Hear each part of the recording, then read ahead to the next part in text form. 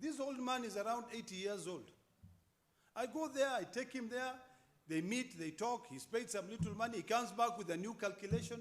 We need to have a solution to this. To a point where I even feel embarrassed. When I see him calling me, I get embarrassed. Because I don't know whether the money which we agreed is being paid, he has been paid or he has not been paid. So, Mr. Speaker, to conclude, let me say this. We must strike a balance in this House. We must anchor equity to the law.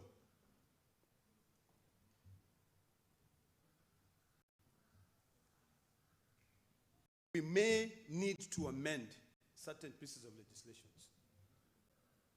Every petition gives us an opportunity to be able to see what has gone wrong and how we can be able to stop it for the next generation.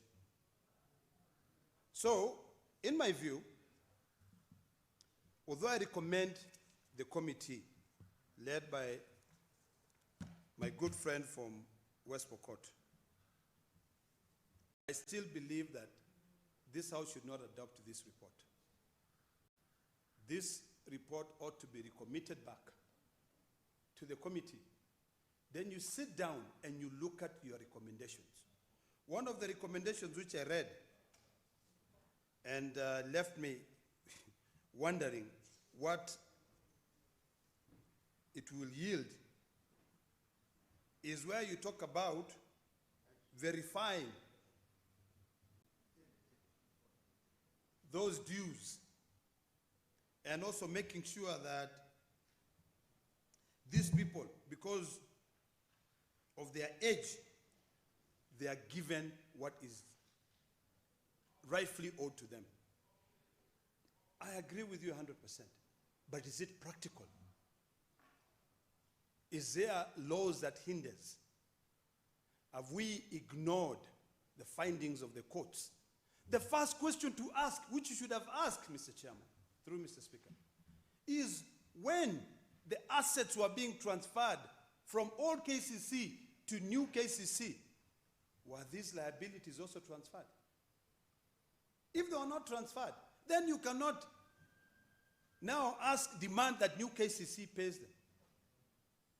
You have to look at the assets. I think it was done in 2003. Were they transferred? Were these liabilities transferred? Was everything transferred? And I think the answer to that is very simple. If you look at the findings of the Court of Appeal, you will understand that there was a lot of negligence. So who do you sue?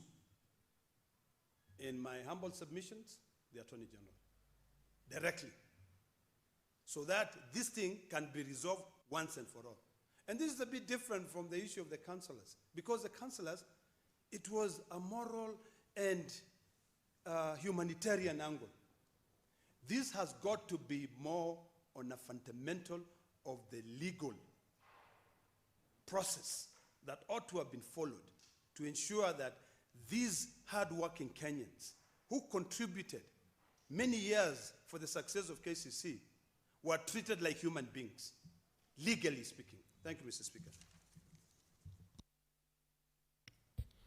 Thank you. Senator Danson Mugatana.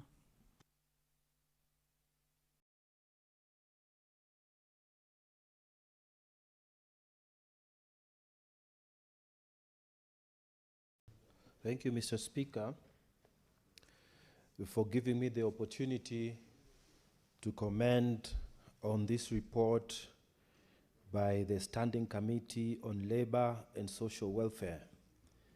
Mr. Speaker, may I start by commending the chair of this committee, the Honorable Murgor, for the good work they have done on this question that was referred to the committee for resolution. Mr. Speaker, I do not want to repeat what my colleagues have said, except to concretize the facts that these KCC workers were not paid their dues. Their contributions were not paid to them. They sued the company And Mr. Speaker, they were awarded their rights. And then, Mr. Speaker, on appeal, they were told that the new KCC cannot bear that responsibility. Mr. Speaker, on legality, I agree with the Court of Appeal judgment that made the final call. They are standing on proper legal principles that you can't sue what is not liable.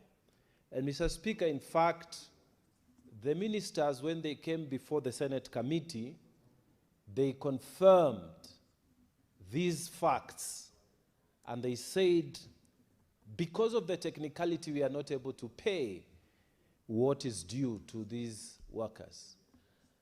But Mr. Speaker, what the committee ought to have done, and this is where I wanted to focus on, the committee has power to note all these facts, but still make a recommendation that ex gratia payment can be made.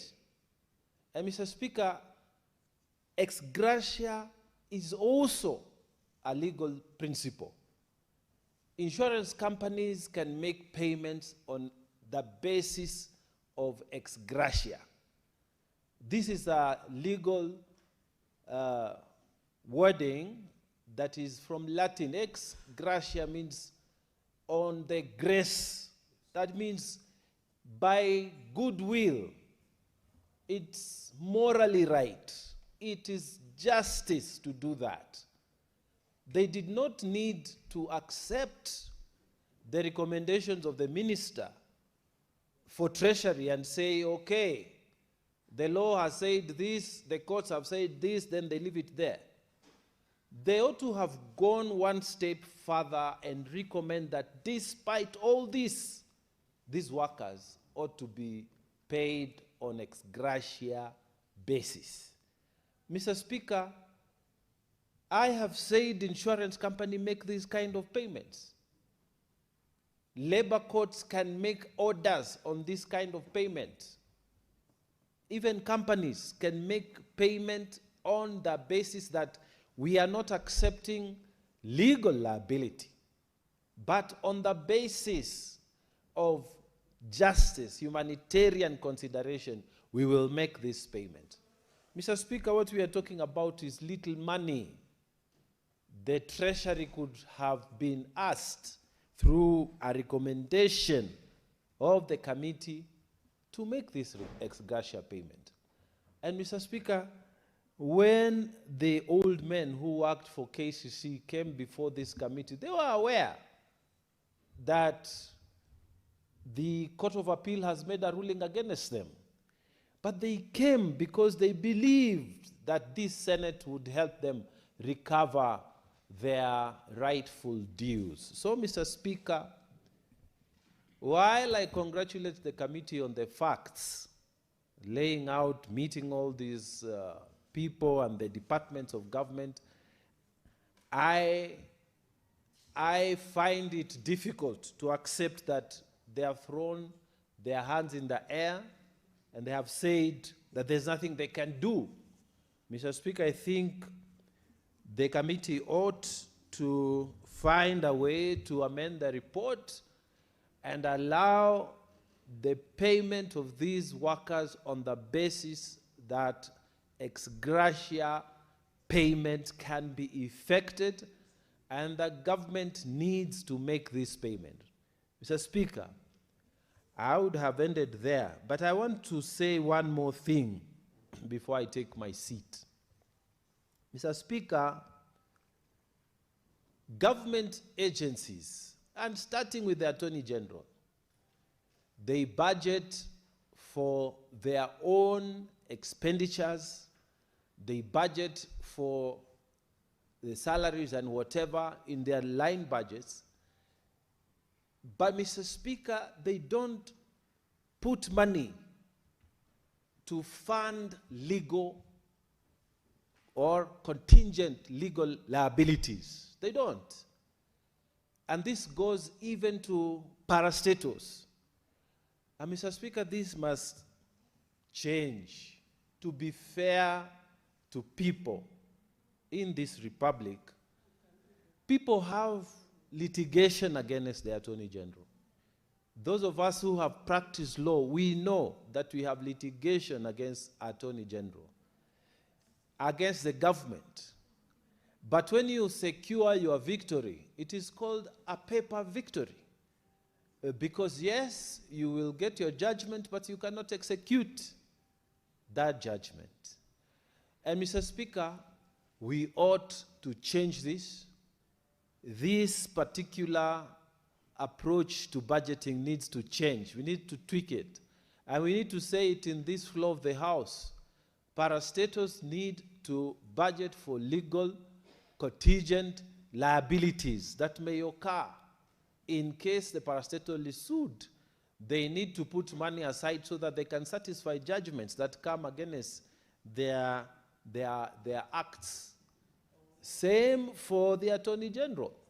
Mr. Speaker, I know that if KCC had put aside some money, I am sure at the time that the judgment was obtained, during that lapse period between the time that the appeal was filed and the appeal was executed, the 5-year period, they would have paid if they had this legal contingent fund that is supposed to satisfy liabilities that can arise. So, Mr. Speaker, without wanting to repeat what my colleagues have said, I want to support this report, but I wish that the chair can find a way to twerk the report so that there is a clear recommendation, binding recommendation that says, despite all this, this report is recommending that the workers be paid on ex gratia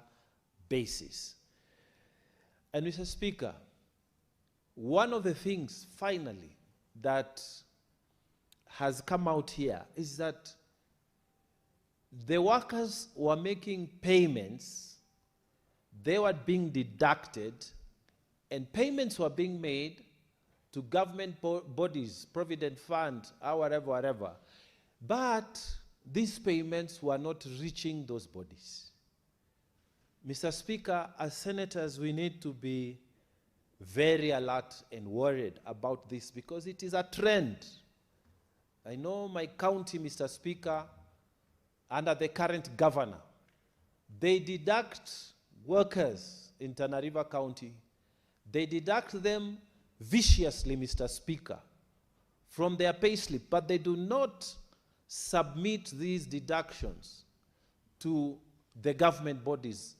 So the workers are denied. It is unjust, Mr. Speaker. It is wrong, but governors are doing it. And I know the governor of Tana River is doing it. And they are so shameful, you know. It's very shameful that what they do is this to our workers in the county. Because, Mr. Speaker, some of these governors, Mr. Speaker, they employ people even to carry their chairs, you know, for functions. So even people who are doing personal service, your drivers, you are not remitting these things and you are deducting them and you laugh with them. You spend all your days with them. It's a shame. Mr. Speaker, I always ask myself how some counties, we end up with characters like this who occupy executive positions. I always wonder what we can do to make sure that although the executive position, we are supposed to have elected people, but we must twerk it in such a way that this is seriously not just a political position. People just play politics here, politics there, and then they are elected. And then they are totally incompetent. They cannot account for monies that come to them. They oppress the workers, threaten them, and then they hold seminars and threaten them. if you don't do this, or workers, you are going to see this. The normal statements that are done after Christmas on the first week of January. Then after that, they disappear because they have to take trips so that they can earn per diem. Shame on these governors, Mr. Speaker. That's what they do to our workers. So, Mr. Speaker, I want to use the floor of this House to ask the Tana River County government and other governors, please remit what you deduct from the workers. It is wrong. It is wrong. And this makes devolution look so bad because you are devolving some of the bad habits that are in the national government, some of the bad habits that are even in parastatals like KCC, who went down with 205 million of poor people who are working for them, who made them profits, who made KCC to be the giant that it was before it collapsed. And so, Mr. Speaker, with those 3 points, I beg to support this report and ask that the chair, the Honorable Chairman Murgor and his team, will find a way of making a compelling recommendation that they can hold on to, not what all the members who have spoken before me have said. The recommendations are not sticking to something that these workers can say, we went to the Senate and came out with something. I thank you, Mr. Speaker, for giving me the opportunity.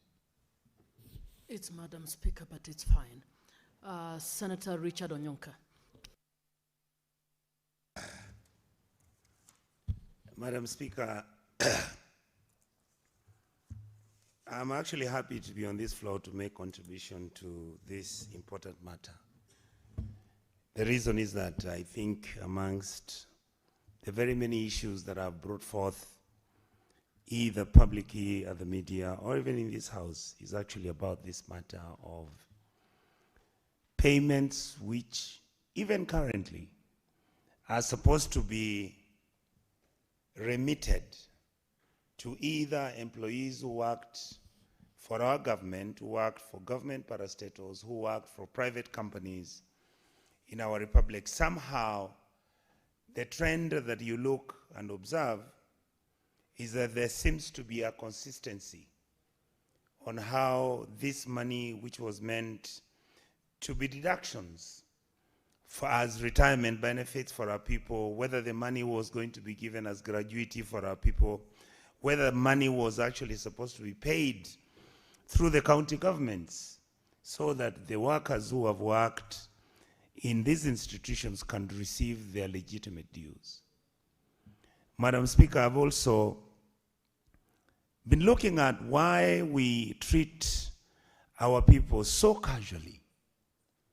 I have always wondered that, and in fact, Madam Speaker, I really want to thank my brother, Honorable Mungatana, and Senator Olekina for their very impassioned plea on this matter.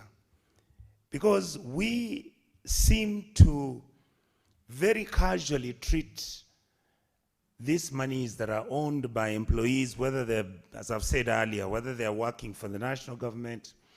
I don't have the evidence whether there were any who have worked for this National Assembly or rather Parliament, but I know Parliament has been behaving reasonably well recently. But previously, these were issues where we had some of our colleagues coming to this National Assembly for more than 6 or 7 years, chasing after their retirement benefits. And Madam Speaker, the point I want to make is that even if you look at this money that we are talking about, which is supposed to be the deductions for our people, you can extrapolate it, and my colleagues, look at the other compensatory issues that have been raised in this House. Number one, the ex-bomb blast people. We allow these people to go to court. They go there, and of course, given one, the statute under which these bomb blasts took place here was not going to be accommodative, because at that time we didn't even have the platform on how we could argue and make these people compensated. Even some of them have done this through the Kenyan Human Rights Commission. But our institutions, and I call these institutions the National Assembly, or rather Parliament, has been unable to come up with what my brother, Honorable Mungatana, is talking about. Can we agree that there are certain compensation that cannot be done within the law? Why? Because some of these things have gone beyond their statute of limitations. Some of them should be based on human right basis, and some of them should just be based on common sense. If somebody was the sole income earner who was selling items outside the bomb blast, and the bomb blew up our people because somebody was trying to attack Kenya for being friendly to the United States of America, and then 50 or 30% of the individuals who were blown in that bomb are compensated, and those ones who lost, who have the post-bomb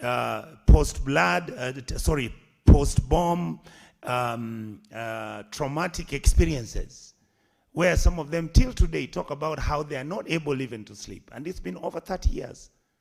Surely we need to come up with a mechanism within the law on how we can compensate our people. Number two, it is true, the deductions which most probably were being done for those employees who are working at KICC and did not get to the statutory body that was supposed to have paid the employees was eaten by certain individuals. The truth is, these individuals were never followed. The truth is, the law was never used so that either we could recover this money or even make sense on what to do with the people who are not receiving their money.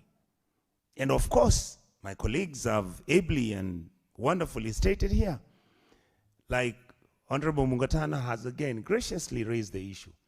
Look at the way how some of our governors behave. They are unable to pay gratuity to people who've worked for them and they've moved. They are completely leave alone the political mismanagement of the workers in their county governments because they believe that some of these individuals were not loyal enough to them. Some of these people who even left some county governments some 3, 4, 5 years ago, Madam Speaker, have never received their payments. And why then, as a house, don't we come up with resolutions on how, one, those individuals who have faced injustice, let them get compensation through a government mechanism which this house can sit and actually draft. Number two, if there are county governments that have been unable to release funds, which most of them are not releasing those funds, I believe that we can actually pass a moratorium in this house or a memorandum of actually asking the controller of budget to make sure that the payments which are supposed to go to these employees become the first charge. Finally, I had my colleague raise a question. How did we get such irresponsible people that are not able to look at Kenyans in terms of their capacity, in terms of their exposure, in terms of their human rights, in terms of their legality, where we actually refuse people to get their money after working for 25, 30, 40 years in an institution, and many of these institutions were actually bankrupted.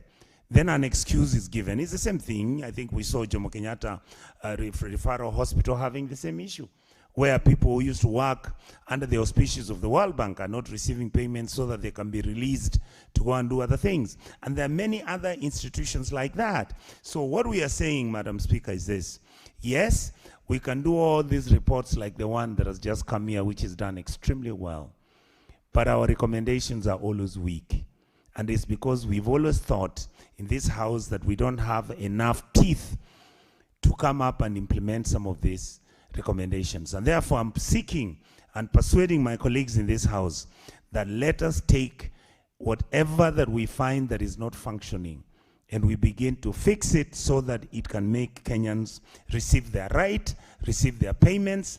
If it is their ex gratia payments, whether it is their family payments, whatever payments they make, we make sure that some of these things are done according to the statutory period so that our people can begin to say that government and even the corporate sector, even all the economy of Kenya is an economy that is friendly to its workforce, because once you work and finish and you finish your years well and you take care of the responsibility you had, then naturally you should receive your compensation as your retirement benefit and your historical benefit. And therefore, Madam Speaker, my opinion is that I think, like my colleagues have said, let us begin through our committees to interrogate those issues that we are failing to implement. Once the recommendations are made in this House, seems like nothing actually is followed up. Even when we get some of the audit reports that have recently come up, where you find individuals, you know, are being informed, Madam Speaker, that as far as Kenya is, our country is okay, doesn't have any challenges. Some of these things are the ones which make Kenyans really angry. And unfortunately, Madam Speaker, they might even blame the current government, and yet the issue is not really with the current government. I think this is an issue that historically and perennially been with the government of the day, that we do not treat our people with dignity, we don't treat Kenyans as real Kenyans, and we don't handle Kenyans the way we should. And Madam Speaker, I want to raise an issue which I saw where a member of Parliament of Kituru Church South, Anthony Kibagendi, is being vilified, and in fact the House has decided that he has not behaved very well by him publicly mentioning that basically as members of Parliament, even the Senate, we are becoming useless.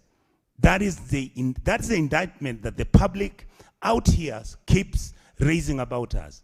And the reason is we need to capture the mood. We need to understand what Kenyans want. Those things that don't need politics, can't we fix them? I don't see how individuals who are complaining why they are not being paid their retirement benefits, how this can be politics. Surely we can sit in this House, set up a subcommittee, which is a given permission or through the statutory powers of the Labour Committee, and make recommendations, and those recommendations are final and binding. And we can seek consultation with the Supreme Court and the Court of Appeal and the High Court, and make sure that any of the laws we pass cannot be contradictory. And yet we operate like everything is normal. And yet our people don't get payments from the statutory bodies that were supposed to pay them. And yet we understand some of this money was actually stolen. The people who stole the money are not held accountable. So, Madam Speaker, I'd like to say that I agree with the report and I appreciate the good work they have done, but we need to look for a way. And I remember there was a time when the Speaker made a ruling and said, stop complaining that you don't have the teeth. Can we now begin to build the teeth in this House which can make Kenya a country that is governed and is respected the way it treats its workforce? With those few remarks, I want to say thank you, Madam Speaker, and I support. Senator Wakili Sigei.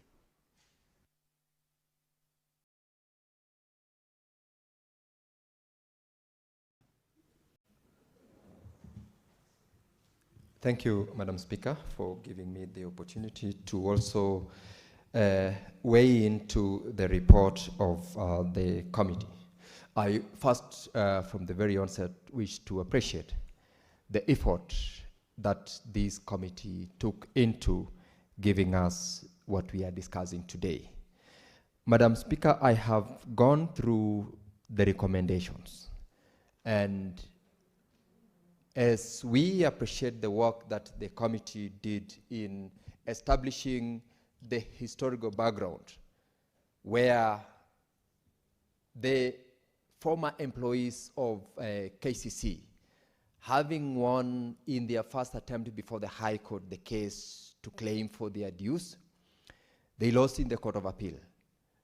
To the extent that then the Court of Appeal, besides overturning the decision that had given them the entitlement, it did state that they were entitled to certain payments and directed the Office of the Attorney General to see the mechanism within which these former employees were to be paid. Madam Speaker, this petition has been filed before this House on the strength of the constitutional provisions of Article 119 that mandates this House to do what is within its powers, either to legislate, to amend, or to repeal any statute or law. And in this case, part of what we as a house have as a mandate is to find a solution to support such vulnerable former employees who felt that coming to this house was giving them a recourse to get the entitlement. The assumption that that petitioner made when they were filing before this court, before this house, the petition, is that they will get to be paid. And having heard them, because from the report you will notice that the committee did engage these petitioners, it engaged the Office of the Attorney General, it engaged so many other stakeholders. The report, in terms of its recommendation, in my view, ought to have done better than it did by recommending certain policy statements. Actually, the recommendation that the interministerial committee that was set up by the cabinet secretary in relevant ministry to report within 6 months does not give the petitioner what they expected when they were filing the petition before this house. Assuming that that interministerial committee recommends that they are not entitled, their coming to this house was that resort of the last, saying we will get our entitlement here. They will not get if the interministerial committee were only to say, unfortunately, the finding of the Court of Appeal was that the new entity that took over from KCC is not liable to pay. Secondly, the policy framework, which they gave out as their second recommendation, is futuristic. Admittedly, yes, that is supposed to be the way to go. What remedy are we giving these petitioners as a house, as Parliament, that the petitioners came in seeking for support? And so, in support of what the rest of the members have said, the committee ought to have gone out of its way to facilitate an ex gratia payment, to facilitate a support to these former employees whose contributions and deductions were remitted or not remitted. I have not been in a position to read the facts in the matter that was before the court, but the bottom line is they were entitled to, as former employees, for whatever benefits that they contributed through the scheme and through the former employer, to be repaid or to be paid upon retirement or upon the dissolution of the former employer. So I really wish that the committee had been very clear and straightforward in its recommendation. But all is not lost, Madam Speaker, because even as we adopt this report, the committee still has given itself a window within which to follow up the recommendations they have made, both with the Office of the Attorney General as well as the Cabinet Secretary of the relevant ministry. I wish that in their follow-up processes, they undertake to highlight the fact that even as the interministerial committee pursues a recommendation on their part in terms of how else can they pay, they should stand firm in ensuring that this over 204 million, which is actually money that was established to have been deducted and remitted from the salaries of these former members of Maziwa Sacco, that money should not be lost, because whether or not a matter went to court, these deductions were from the salaries of those employees, and they must then get it back because it is their entitlement. This conversation relates largely, Madam Speaker, to what we received from the Office of the Auditor General's report to our various county governments, where county governments deduct from salaries of many of their employees, whether it is for purposes of NSSF, NHIF, or even to those established schemes. That deduction is made on their payslip, but then they are not remitted. And therefore, when the Auditor General flags out those things, we have got over I think 104 billion outstanding remittances in almost all the 47 counties. The biggest question which the Auditor General and which this House also asked when they were looking through those statements is that where do this money go and who will pay these former employees if they are not remitted even after deduction, because a number of them have gone into pending bills. And the Office of the Auditor General, though having flagged them, has only raised that these are red flags to mismanagement, to corruption, and to unjust treatment of employees who are working for county governments. Their salaries their deduction have been made, but not remitted. So even as we support this particular recommendation by the committee, the same should be sounded on our county governments where deductions have been made. They should be remitted, because we will, Madam Speaker, be dealing with almost a similar petition in a few years to come, where former employees of county governments are saying our salaries were deducted but not remitted, and therefore cannot benefit from that.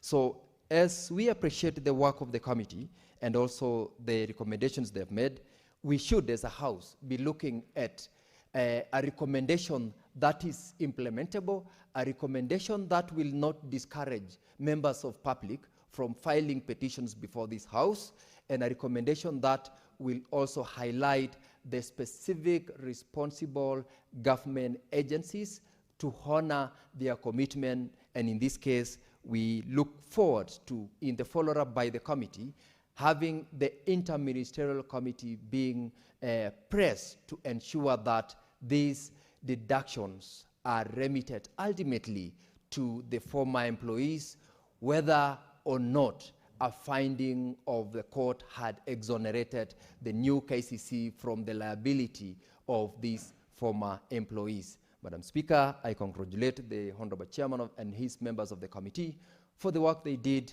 save for those few comments which I wish, in their pursuit to follow up, ensure that they pin down to the inter-ministerial committee's work in their implementation of the committee. I thank you, Madam Speaker. Senator Veronica Maina. Thank you, Honorable Speaker, for the opportunity to reign and speak into this matter. The report that has been presented to this Senate by the Labour Committee. Let me commend the committee for a job well done, having looked at the facts of the matter, held several meetings, and ensured that they have come back to the House with solutions to the employees, former employees of KCC. It is very sad, Honorable Speaker, that we are discussing this matter today in the light that it appears, because I am certain that there are former KCC employees who have cried, mourned over their lost terminal dues. And this should not have been. But I'm also happy to note they have taken the right action. They have petitioned Parliament, having realized that under Article 119 of the Constitution, every person has a right to petition Parliament to consider any matter within its authority, including to enact, amend, or repeal any legislation. So they have exercised their constitutional right.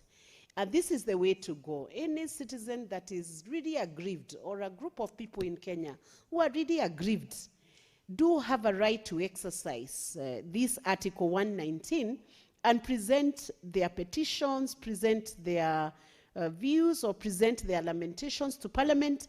And Parliament is also mandated under the Constitution to ensure that they provide, to ensure that we provide solution to the people. And further, under Section 5.2 of the Petition to Parliament, a petition that is tabled in Parliament under this Act shall be considered in accordance with the standing order of the relevant House. So this committee sat, and they've done a good job. They have brought here 4 recommendations, if that is what I have seen, 4 recommendations before the Senate, having considered a matter that was heavily adjudicated in court, and definitely, in spite of judgments being rendered and an opinion being given by the Court of Appeal, the former workers of KCC are still in distress.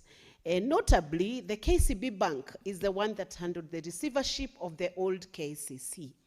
And it is important that the committee has noted in one of the recommendations that the receivership regulations must now be tightened. Why? Because if a receiver is already transferring the assets and the liabilities of a company to a new formation, that is the new KCC, the question we ask ourselves, does the receiver not have a duty to disclose to the new company that is taking up the ownership of the old entity? Do they not have a right to disclose the assets and the liabilities, the full set of liabilities that is due, and that would definitely and naturally transfer to the new entity?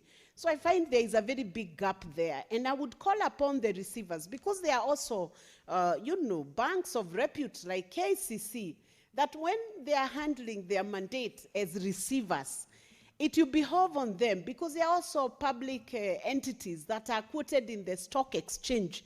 It behoves on them to act in utmost good faith and protect and defend every right that is being claimed from the old entity or the entity under receivership. So it calls us to focus a lot on the role of a receiver.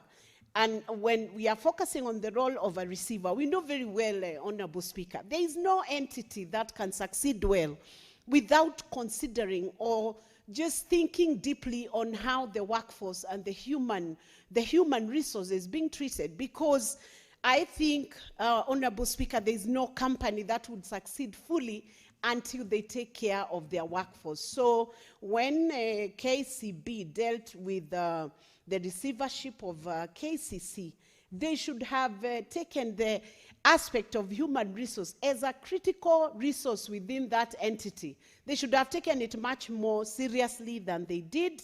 And I think we need to tighten the regulations and the rules just in line with the recommendation that has been given by the committee. Honorable Speaker, I note that the petitioners have not just come straight to Parliament. They didn't just show up in Senate. They went to court. They petitioned in petition number 1299 of 2013, and Justice Wasilwa granted an order that New KCC Limited was liable to pay the former employees. And the new KCC appealed, and at an appeal level, the former employees of KCC lost. And I'm sure those employees are now asking themselves, where is justice in all this? And the question we must ask ourselves, in spite of the changes of the company from the old KCC to the new entity KCC, was the claim due? And who gets to pay this claim? What is the role of the receiver? The committee has made recommendations. In this recommendation, they have recommended that the Cabinet Secretary and the Minister of Cooperatives to fast track an ex gratia payment to these KCC employees, to the former KCC employees. I support this recommendation, Honorable Speaker. I fully support it. Why? Because they must not be held liable, or they must not be the losers in a transaction where assets and liabilities of a company were transferred to a new entity without full disclosure by the receiver, Honorable Speaker.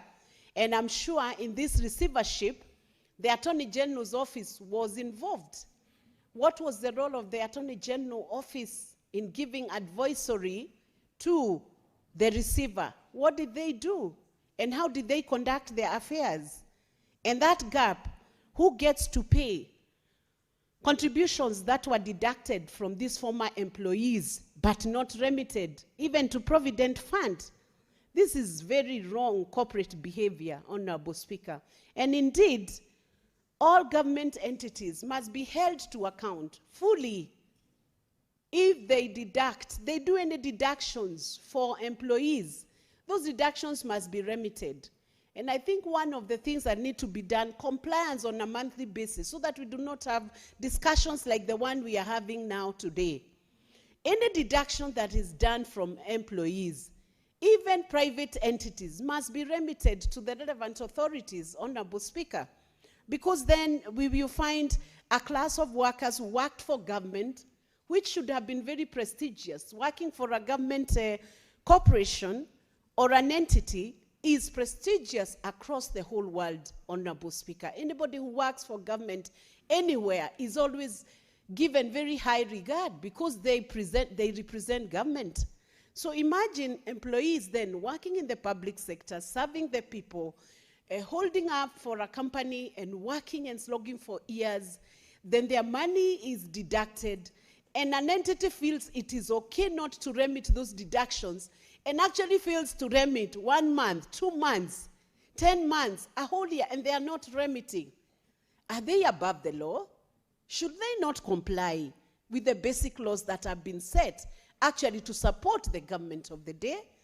I think it should be embarrassing for us to be discussing deductions that have been effected from human capital and not remitted. They should be remitted, Honorable Speaker.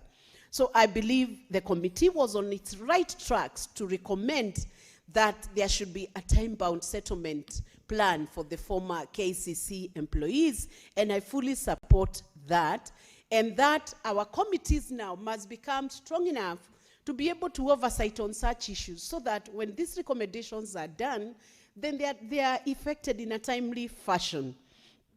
Then there is another recommendation for ensuring that we have mandatory benefit ring fencing during asset transfers. That should be automatic. Even before we do regulations that are more tightened for the receivers, it behoves on the receiver. A credible receiver like KCB must ensure that every interest in the matter that they are dealing with on the table and the receivership issues they are dealing with on the table must be attended to, even for their credibility. Because how do you ignore a whole workforce that has a whole claim, which is in the tune of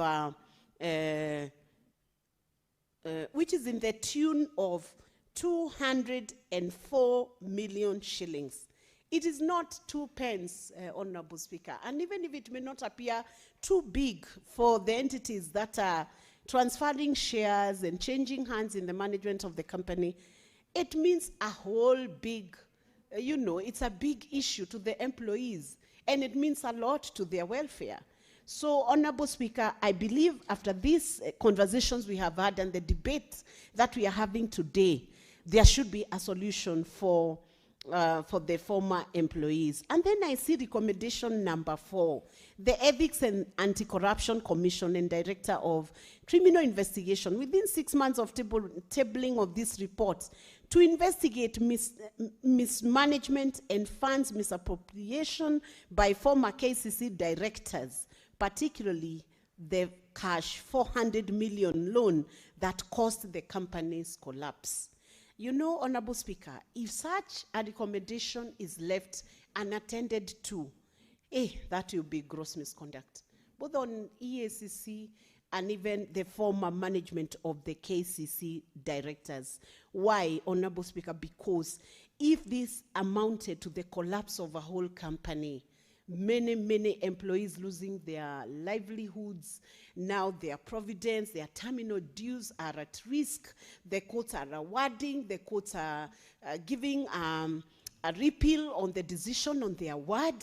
They are busy in a Sacco somewhere, not knowing where their claim will ever land into. And then we have another group of people who have misappropriated 400 million shillings loan that causes the collapse of a whole company. That means, Honorable Speaker, that those KCC, former KCC directors are economic saboteurs, and they should be dealt with.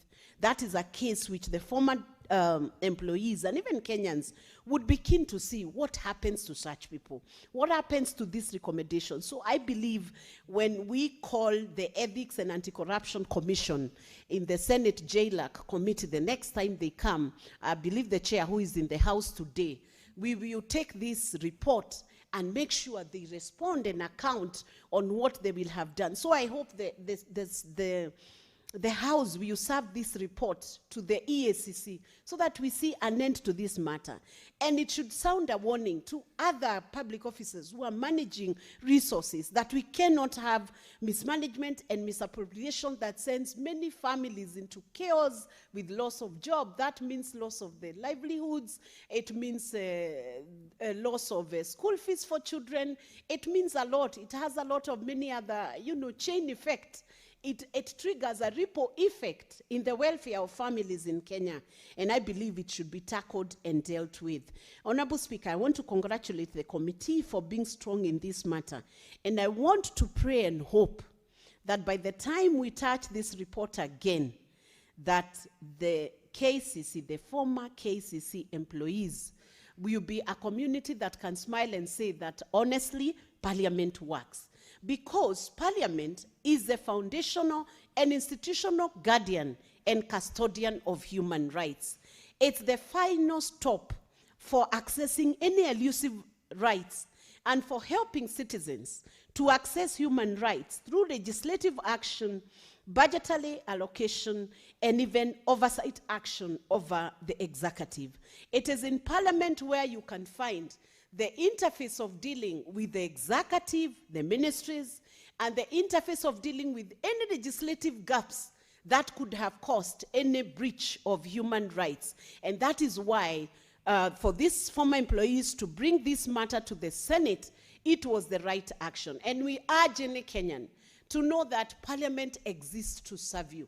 Parliament exists to ensure that your human rights are enforced, they are upheld, they are respected, and that you can enjoy the dignity that you deserve to enjoy as a citizen of the Republic of Kenya. So do not go to the streets, and if you go to the streets, do not be armed or do not cause demonstrations that cause destruction of any lives or destruction of any property. You can actually approach Parliament through a petition, and you will find tangible action that causes the human rights, the redress of the human rights that have been breached in your life. Thank you, Honorable Speaker. And I want to wish former KCC employees all the best as they pursue their right. But from Senate, we will try to do what we can to ensure that the compensation that slipped through your fingers and out of your hands when you went to court and in the Court of Appeal can finally be redressed, and that you can find your compensation coming back to your pockets. Thank you, Honorable Speaker. Senator Beatrice Ogola. Honorable Speaker, I thank you for giving me this opportunity to add my voice to this petition that was done by one Mr. Bernard Kananda. And from the onset, Madam Speaker, I want to congratulate Mr. Bernard for taking courage on behalf of the suffering former employees of KCC that have not gotten their benefits, Madam Speaker, that were due to them at that time. Madam Speaker, as I rise to make this presentation, I want to remind Kenyans that we have just begun the Lenten period, and it is a time of forgiveness, Madam Speaker. It's a time of giving. And Madam Speaker, giving is not limited to giving in kind. Madam Speaker, it is a time that we should reflect in a number of issues in our country and in the world. It is a time of watching what you say, Madam Speaker, to others in the family, in the community, and in the spaces where we are. It is a time of thinking about the less fortunate in the society. And Madam Speaker, we wish everybody well in the country and in the world. Madam Speaker, as I begin also this presentation, I have a broken heart. Madam Speaker, just last week in my ward, in my village, We lost one such retired personality, one Boniface Okeyo, from Kosewe, Kanyamwa Kosewe ward, from my village, Madam Speaker. And Madam Speaker, this gentleman was a retired public officer who had not received dues, who had not received his pension. And Madam Speaker, why my heart is broken is that this gentleman had gone through the suffering that equally, the suffering that the former employees of KCC had gone through. This gentleman didn't even have fare, Madam Speaker, to follow those dues in Nairobi, Madam Speaker. And Madam Speaker, finally he got a lift in a lorry.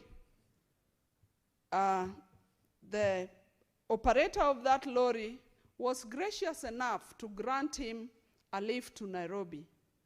One wonders how, when he finally would arrive in Nairobi, if he didn't have fare, how he was going to operate. But Madam Speaker, that is the story of most of the retired public servants, because they have waited for so long for their pension. Boniface left his home with his bag. Madam Speaker, Boniface did not arrive because that lorry got an accident and he lost his life somewhere around Nyansiongo.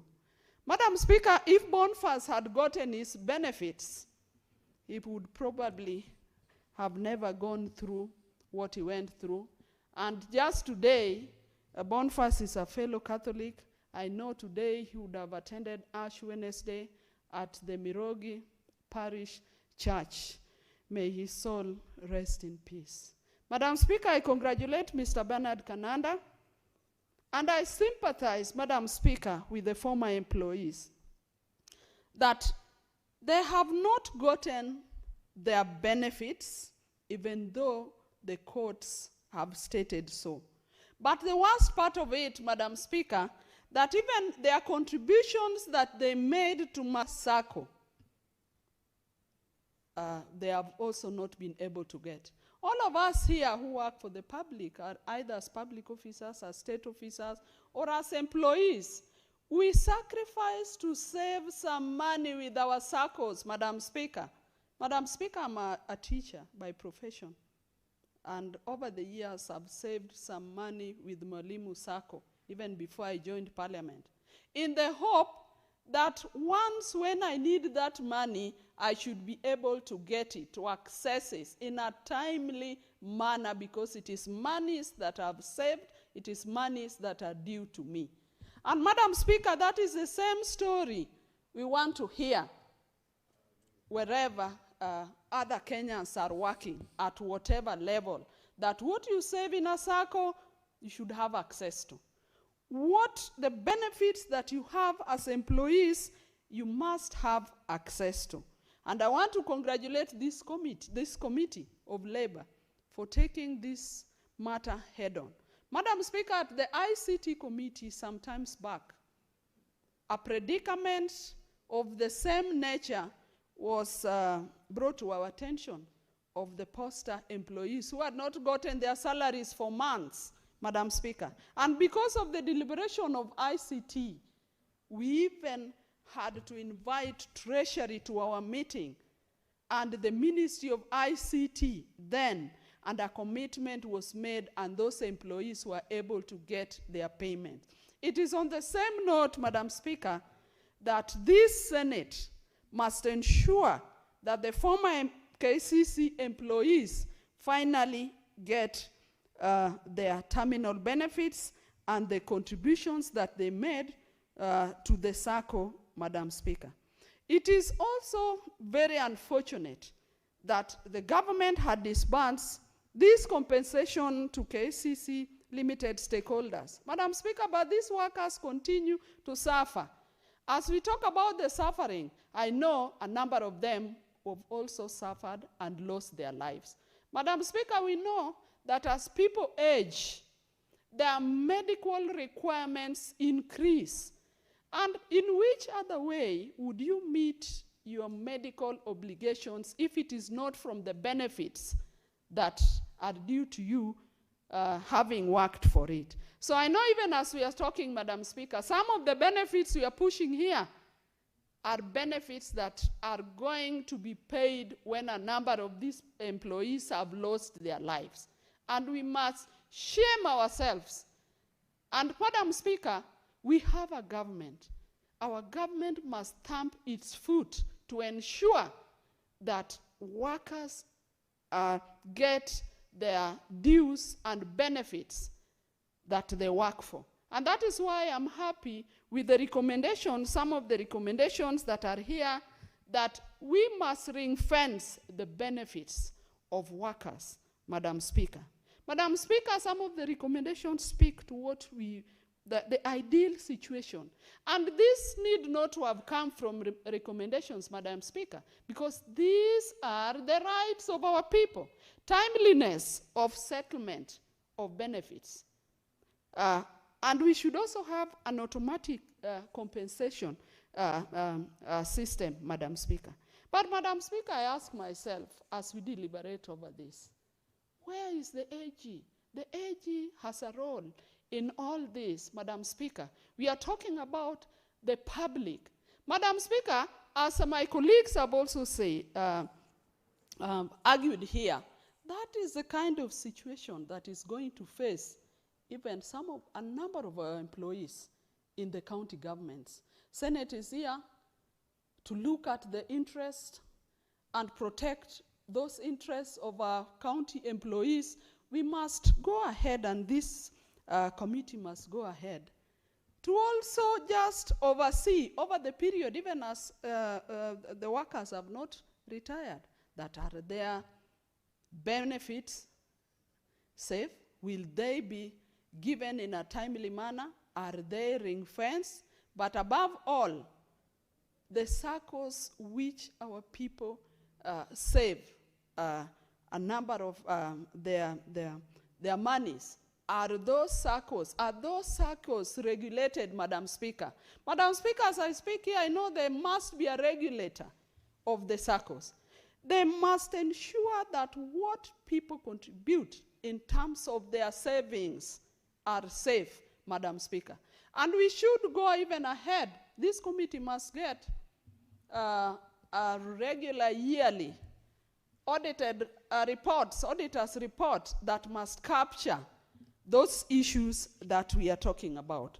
So, Madam Speaker, I support and I feel that the recommendations must be tighter. We must ring fence, as I've said.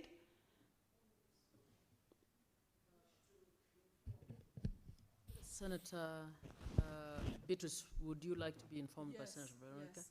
Madam Speaker, I accept to be informed. It's only a fool that refuses to be informed, Madam Speaker. Senator Veronica. Thank you, Honorable Speaker. Just to inform and contribute to add to the richness of the debate, that yes, those Saccos are, it's to inform. Those Saccos are regulated, they have SASRA. So there is no reason for any Sacco not to have the money firmly available for the workers. Thank you.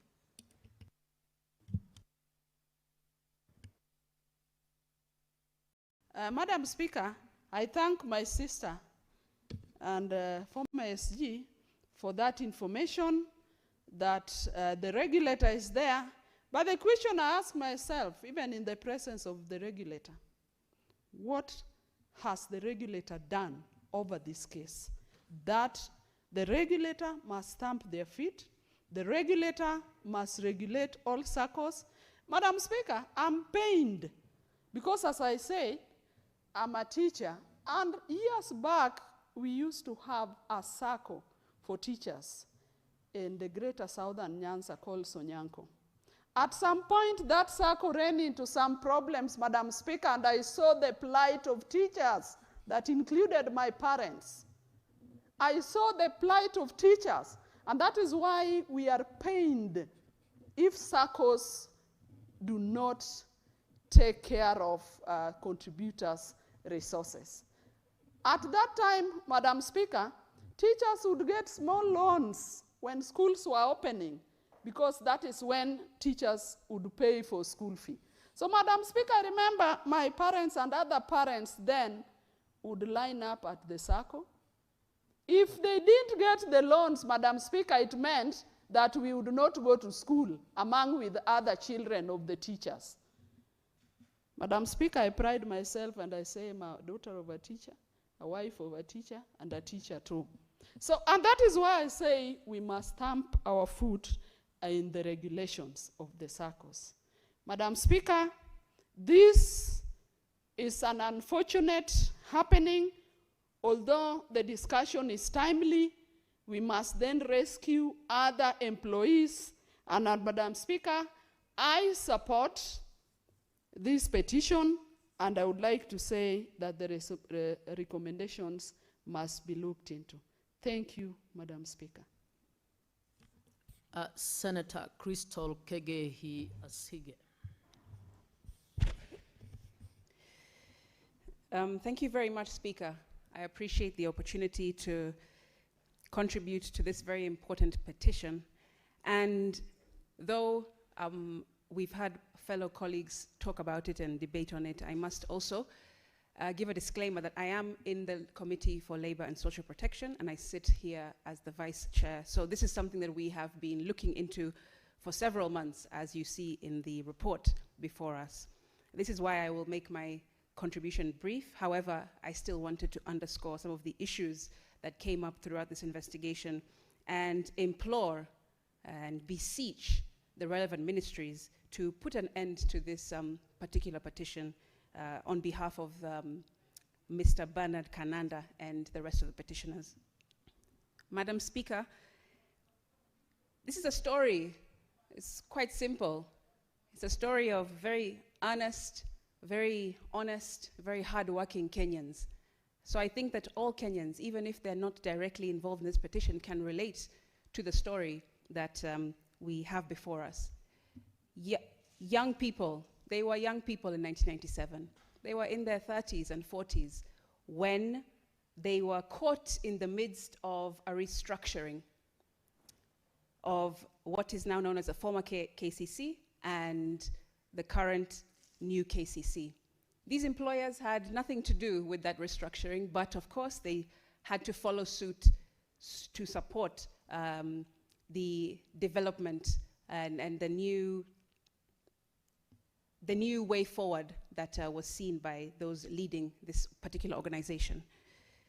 And Speaker, it's unfortunate that between 1997, when they were just maybe 30, 40 years old, and almost 30 years later, we're now in 2026, they are in their 70s and their 80s, still waiting for their human rights and their dues to be given to them.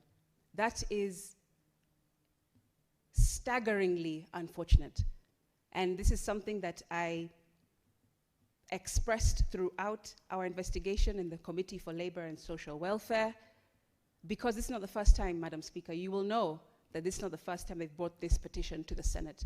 They brought it in this parliament that we are a part of now, but also in previous parliaments to the Committee on Labor in those times. And still, it is painful to have to see people who are my elders, my grandparents, having to come back and forth from their homes, from as far as the county I was born in, Mombasa, to the county that I originally am from, which is Vihiga, and beyond, still coming back, begging, pleading, beseeching us as parliamentarians and the ministries and the regime that is here today to just give them what they are owed. It is quite a simple story, but unfortunately it's one that too many Kenyans experience and can see themselves in. Madam Speaker, you'll see in this report that they are asking for close to 205 million shillings that is due to them, including the interests accrued since 1997 when the restructuring happened. Because their only crime was to be loyal employers and to be patient with the system. They have been patiently waiting for the system to catch up with their human rights, Madam Speaker.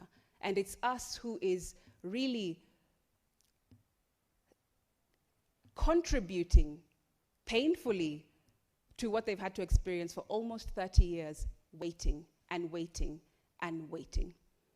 Madam Speaker, this 205 million is not just a number. It shows, or it should demonstrate, the agony that has been felt by them and their families and their extended families for almost 30 years.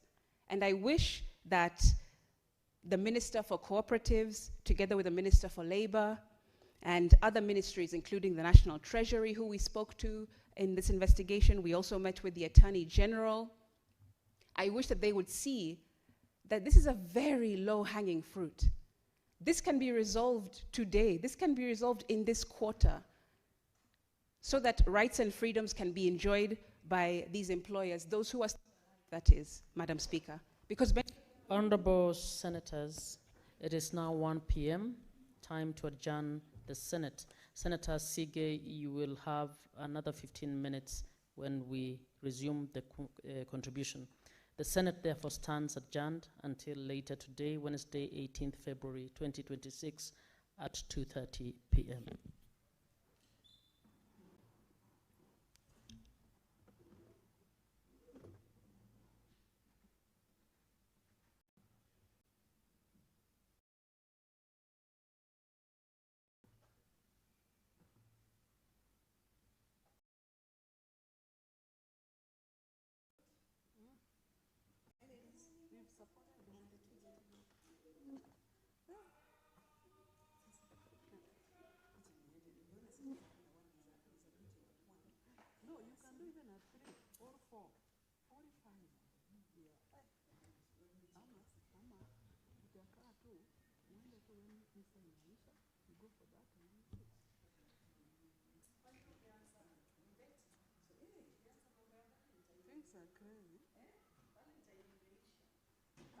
Valentine is period. It's a period. Valentine is a period.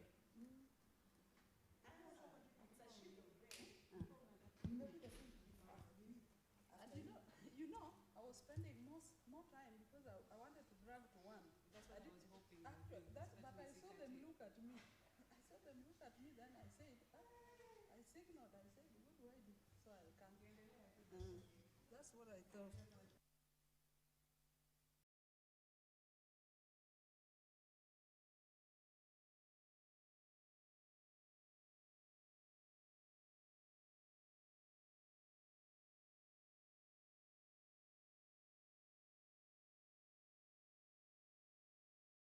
Employees who worked for our government, who worked for government parastatals, who worked for private companies in our republic, somehow the trend that you look and observe is that there seems to be a consistency on how this money, which was meant to be deductions as retirement benefits for our people, whether the money was going to be given as gratuity for our people, whether money was actually supposed to be paid through the county governments so that the workers who have worked in these institutions can receive their legitimate dues. Madam Speaker, I've also been looking at why we treat our people so casually. I have always wondered that. And in fact, Madam Speaker, I really want to thank my brother, Honorable Mungatana, and Senator Olekina for their very impassioned plea on this matter. Because we seem to very casually treat these monies that are owned by employees, whether they're, as I've said earlier, whether they're working for the national government. I don't have the evidence whether there were any who have worked for this National Assembly or rather Parliament, but I know Parliament has been behaving reasonably well recently. But previously, these were issues where we had some of our colleagues coming to this National Assembly for more than 6 or 7 years, chasing after their retirement benefits. And Madam Speaker, the point I want to make is that even if you look at this money that we are talking about, which is supposed to be the deductions for our people. You can extrapolate it, and my colleagues, look at the other compensatory issues that have been raised in this house. Number one, the ex-bomb blast people. We allow these people to go to court. They go there, and of course, given one, the statute under which these bomb blasts took place here was not going to be accommodative, because at that time we didn't even have the platform on how we could argue and make these people compensated. Even some of them have done this through the Kenya Human Rights Commission. But our institutions, and I call these institutions the National Assembly, or rather Parliament, has been unable to come up with what my brother, Honorable Mungatana, is talking about. Can we agree that there are certain compensations that cannot be done within the law? Why? Because some of these things have gone beyond their statute of limitations. Some of them should be based on human right basis, and some of them should just be based on common sense. If somebody was the sole income earner who was selling items outside the bomb blast, and the bomb blew up our people because somebody was trying to attack Kenya for being friendly to the United States of America, and then 50 or 30% of the individuals who were blown in that bomb are compensated, and those ones who lost, who have the post-bomb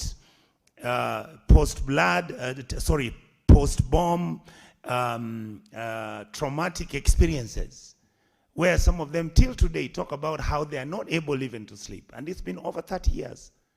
Surely we need to come up with a mechanism within the law on how we can compensate our people. Number two, it is true, the deductions which most probably were being done for those employees who are working at KICC and did not get to the statutory body that was supposed to have paid the employees was eaten by certain individuals.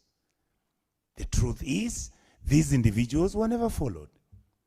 The truth is, the law was never used so that either we could recover this money or even make sense on what to do with the people who are not receiving their money. And of course, my colleagues have ably and wonderfully stated here, like Honorable Mungatana has again graciously raised the issue.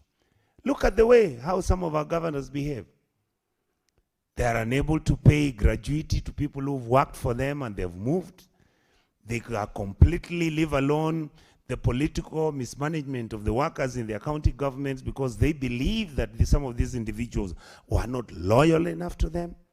Some of these people who even left some county governments some 3, 4, 5 years ago, Madam Speaker, have never received their payments. And why then, as a house, don't we come up with resolutions on how, one, those individuals who have faced injustice, let them get compensation through a government mechanism which this house can sit and actually draft. Number two, if there are county governments that have been unable to release funds, which most of them are not releasing those funds, I believe that we can actually pass a moratorium in this house or a memorandum of actually asking the controller of budget to make sure that the payments which are supposed to go to these employees become the first charge. Finally, I had my colleague raise a question. How did we get such irresponsible people that are not able to look at Kenyans in terms of their capacity, in terms of their exposure, in terms of their human rights, in terms of their legality, where we actually refuse people to get their money after working for 25, 30, 40 years in an institution, and many of these institutions were actually bankrupted. Then an excuse is given. It's the same thing. I think we saw Jomo Kenyatta Referral Hospital having the same issue, where people who used to work under the auspices of the World Bank are not receiving payments so that they can be released to go and do other things. And there are many other institutions like that. So what we are saying, Madam Speaker, is this.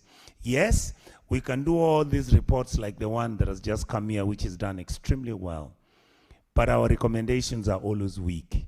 And it's because we've always thought in this house that we don't have enough teeth to come up and implement some of these recommendations. And therefore, I'm seeking and persuading my colleagues in this House that let us take whatever that we find that is not functioning and we begin to fix it so that it can make Kenyans receive their right, receive their payments, if it is their ex gratia payments, whether it is their family payments, whatever payments they make, we make sure that some of these things are done according to the statutory period so that our people can begin to say that government and even the corporate sector, even all the economy of Kenya is an economy that is friendly to its workforce, because once you work and finish and you finish your years well and you take care of the responsibility you had, then naturally you should receive your compensation as your retirement benefit and your historical benefit. And therefore, Madam Speaker, my opinion is that I think, like my colleagues have said, let us begin through our committees to interrogate those issues that we are failing to implement once the recommendations are made in this House. Seems like nothing actually is followed up.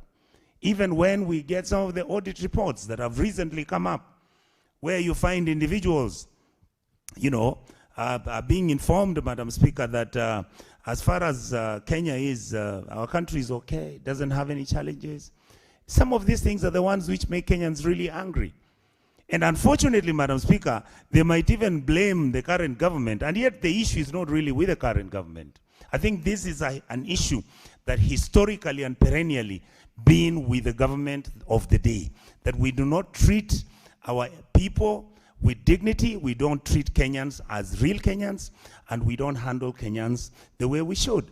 And Madam Speaker, I want to raise an issue which I saw where a member of Parliament of Kituru Church South, Anthony Kibagendi, is being vilified, and in fact the House has decided that he has not behaved very well by him publicly mentioning that basically as members of Parliament, even the Senate, we are becoming useless. That's the indictment that the public out here keeps raising about us. And the reason is we need to capture the mood. We need to understand what Kenyans want. Those things that don't need politics, can't we fix them? I don't see how individuals who are complaining why they are not being paid their retirement benefits, how this can be politics.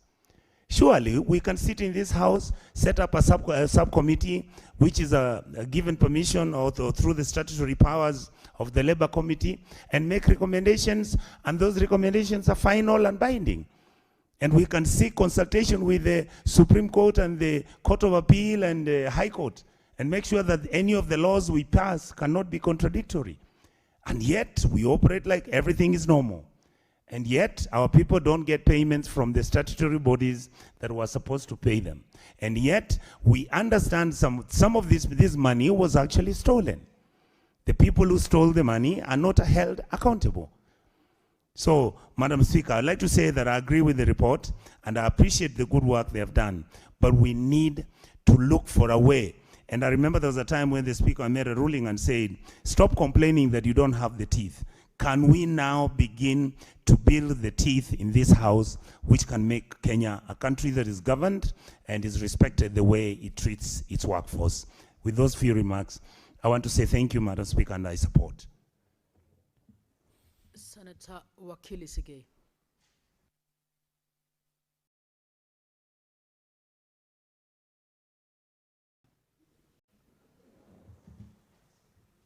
Thank you, Madam Speaker, for giving me the opportunity to also weigh into the report of the committee. I first, from the very onset, wish to appreciate the effort that this committee took into giving us what we are discussing today.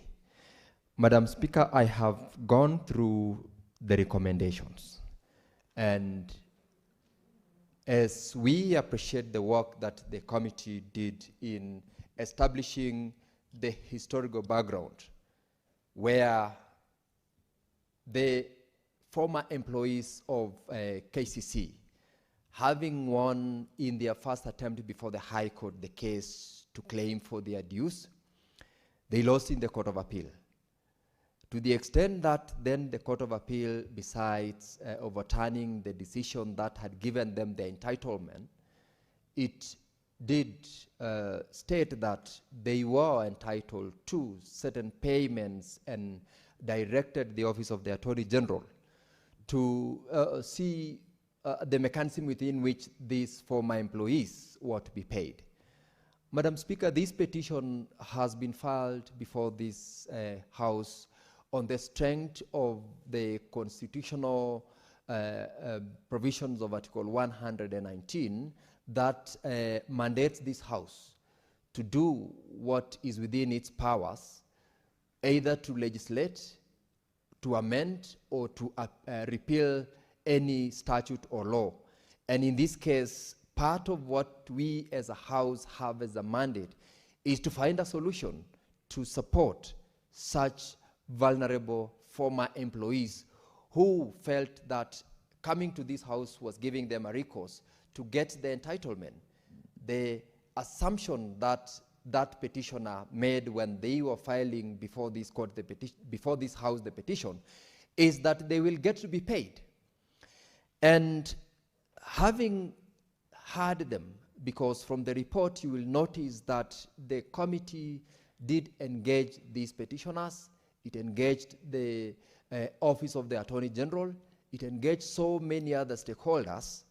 The report, in terms of its recommendation, in my view, ought to have done better than it did by recommending certain policy statements. Actually, the recommendation that the interministerial committee that was set up by the cabinet secretary in relevant ministry to report within 6 months does not give the petitioner what they expected when they were filing the petition before this House.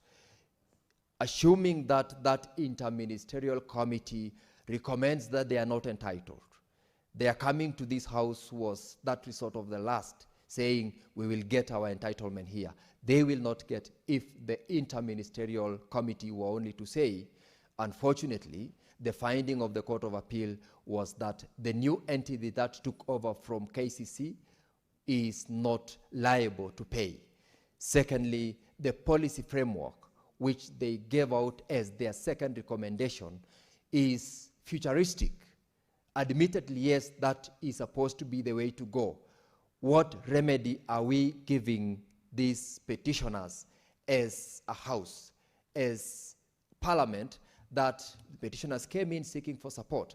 And so, in support of what the rest of the members have said, the committee ought to have gone out of its way to facilitate an ex gratia payment, to facilitate a support to these former employees whose contributions and deductions were remitted or not remitted. I have not been in a position to read the facts in the matter that was before the court, but the bottom line is they were entitled to, as former employees, for whatever benefits that they contributed through the scheme and through the former employer, to be repaid or to be paid upon retirement or upon the dissolution of the former employer. So I really wish that the committee had been very clear and straightforward in its recommendation.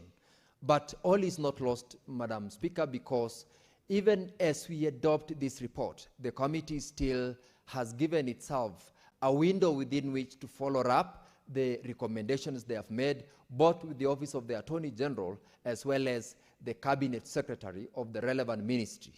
I wish that in their follow-up processes, they undertake to highlight the fact that even as the interministerial committee pursues a recommendation on their part in terms of how else can they pay, they should stand firm in ensuring that this over 204 million, which is actually money that was established to have been deducted and remitted from the salaries of these former members of Maziwa Sacco, that money should not be lost, because whether or not a matter went to court, these deductions were from the salaries of those employees, and they must then get it back because it is their entitlement.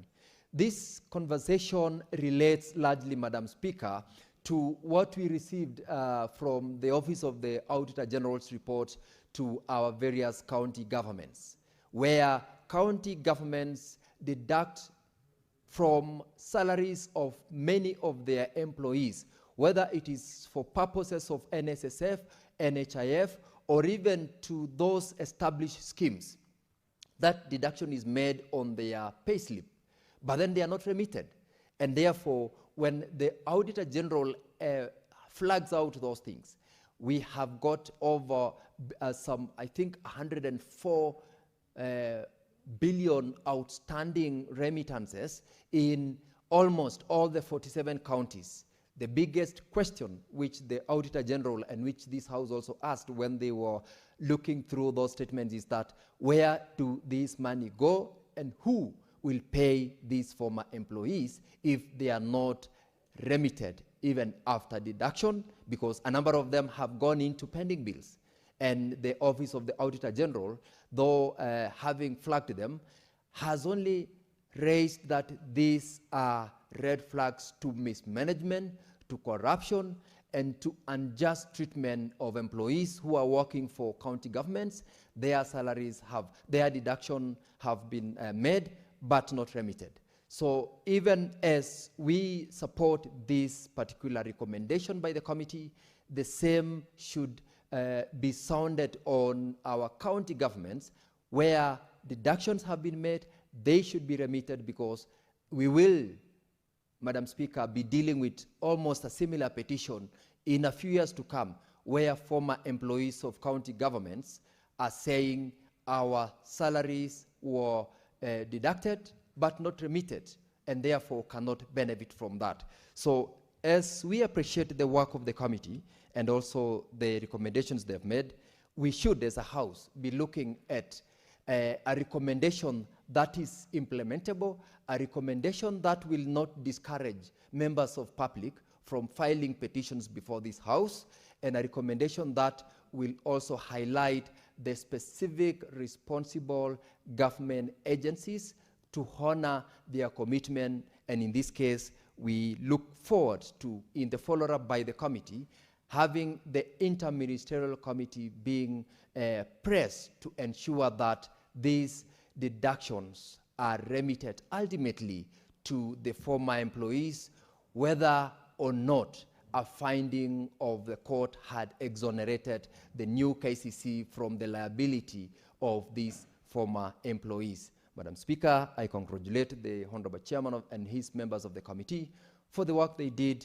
save for those few comments which I wish, in their pursuit to follow up, ensure that they pin down to the inter-ministerial committee's work in their implementation of the committee. I thank you, Madam Speaker. Senator Veronica Maina. Thank you, Honorable Speaker, for the opportunity to reign and speak into this matter. The report that has been presented to this Senate by the Labour Committee.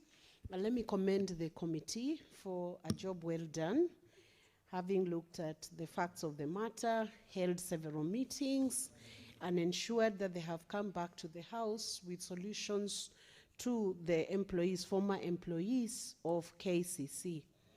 It is very sad, Honorable Speaker, that we are discussing this matter today in the light that it appears, because I am certain that there are former KCC employees who have cried, mourned over their lost terminal dues. And this should not have been. But I'm also happy to note they have taken the right action. They have petitioned Parliament, having realized that under Article 119 of the Constitution, every person has a right to petition Parliament to consider any matter within its authority, including to enact, amend, or repeal any legislation. So they have exercised their constitutional right. And this is the way to go. Any citizen that is really aggrieved, or a group of people in Kenya who are really aggrieved do have a right to exercise this Article 119 and present views or present their lamentations to Parliament, and Parliament is also mandated under the Constitution to ensure that we provide solution to the people. And further, under Section 5.2 of the Petition to Parliament, a petition that is tabled in Parliament under this Act shall be considered in accordance with the standing order of the relevant House. So this committee sat and they've done a good job. They have brought here 4 recommendations, if that is what I have seen, 4 recommendations before the Senate, having considered a matter that was heavily adjudicated in court, and definitely, in spite of judgments being rendered and an opinion being given by the Court of Appeal, the former workers of KCC are still in distress. Notably, the KCB Bank is the one that handled the receivership of the old KCC.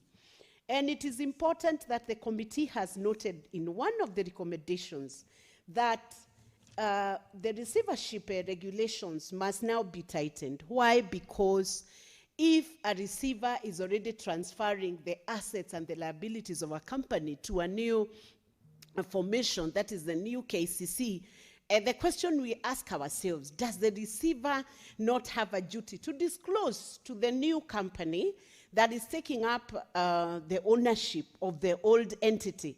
Do they not have a right to disclose the assets and the liabilities, the full set of liabilities that is due, and that would definitely and naturally transfer to the new entity?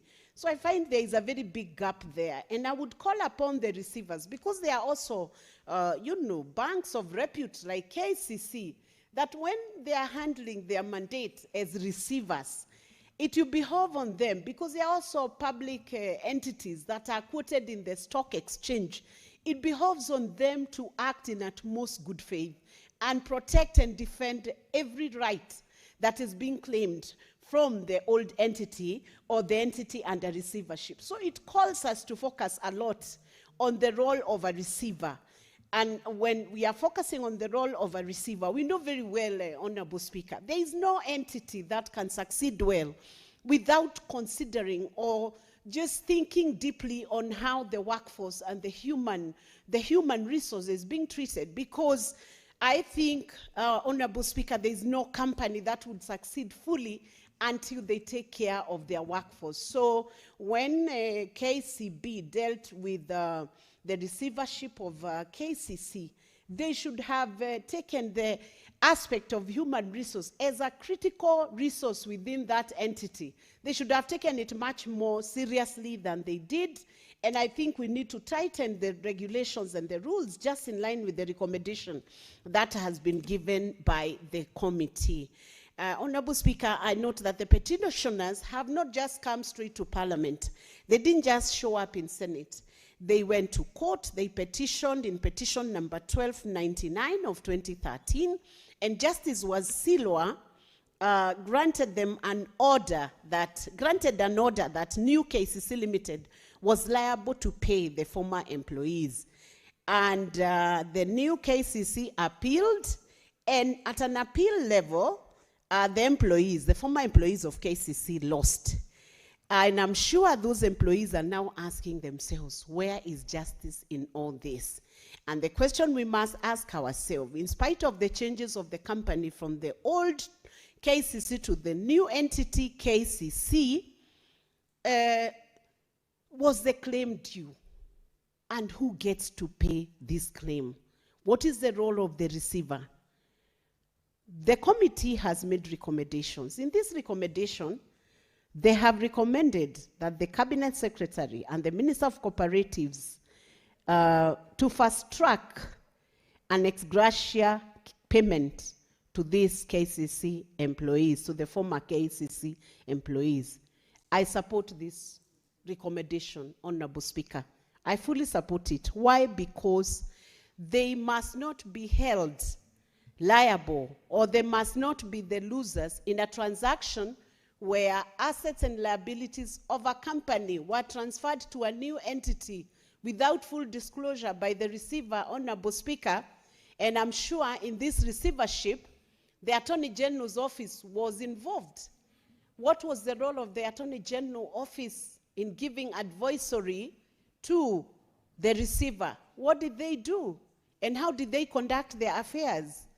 And that gap, who gets to pay contributions that were deducted from these former employees but not remitted even to Provident Fund?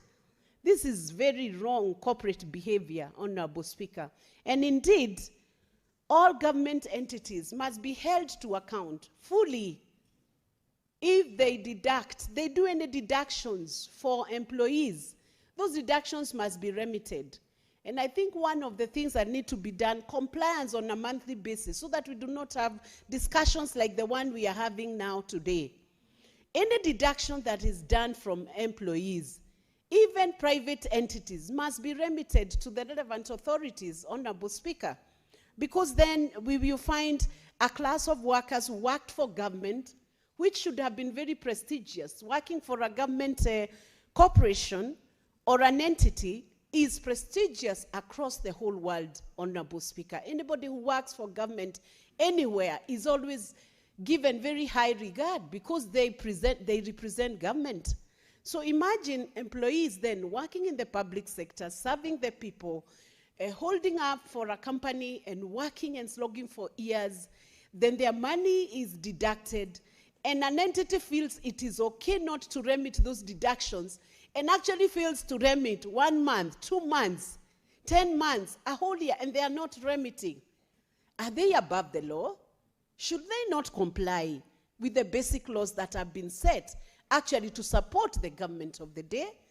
I think it should be embarrassing for us to be discussing deductions that have been effected from human capital and not remitted. They should be remitted, Honorable Speaker.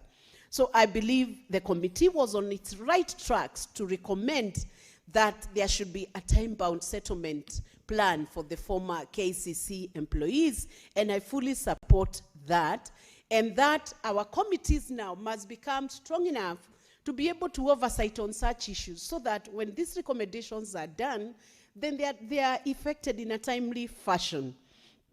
Then there is another recommendation for ensuring that we have mandatory benefit ring fencing during asset transfers. That should be automatic, even before we do regulations that are more tightened for the receivers. It behoves on the receiver. A credible receiver like KCB must ensure that every interest in the matter that they are dealing with on the table and the receivership issues they are dealing with on the table must be attended to, even for their credibility. Because how do you ignore a whole workforce that has a whole claim, which is in the tune of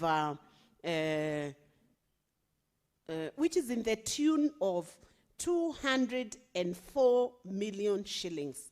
It is not 2 pence, Honorable Speaker. And even if it may not appear too big for the entities that are transferring shares and changing hands in the management of the company, it means a whole big, it's a big issue to the employees, and it means a lot to their welfare.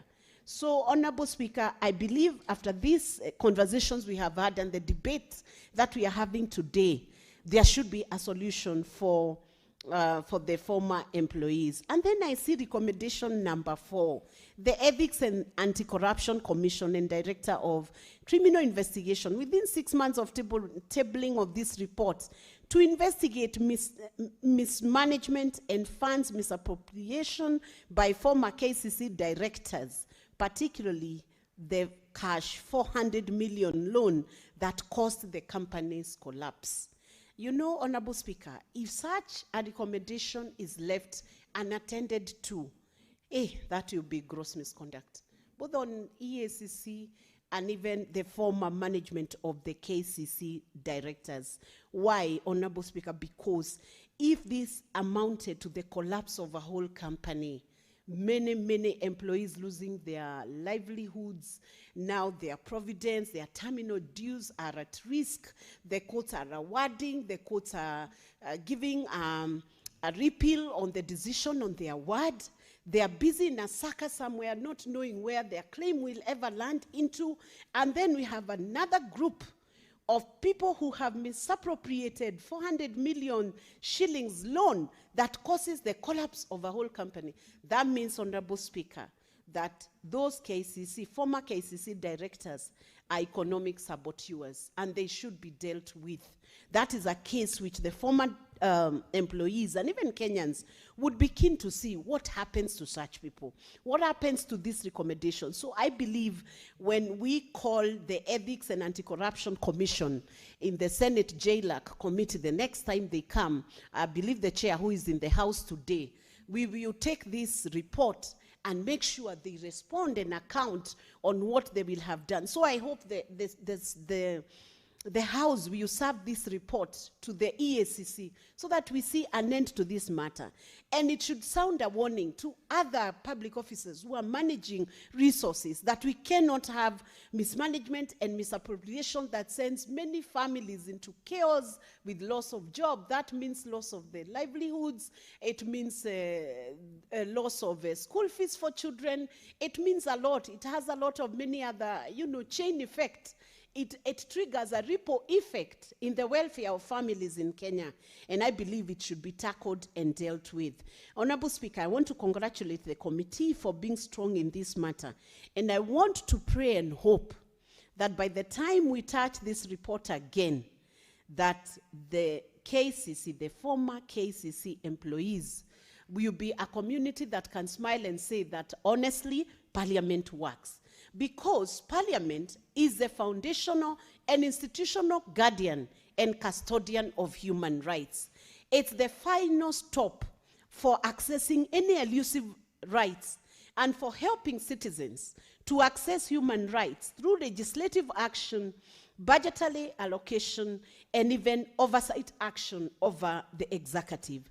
It is in Parliament where you can find the interface of dealing with the executive, the ministries, and the interface of dealing with any legislative gaps that could have caused any breach of human rights. And that is why, for these former employees to bring this matter to the Senate, it was the right action. And we urge any Kenyan to know that Parliament exists to serve you.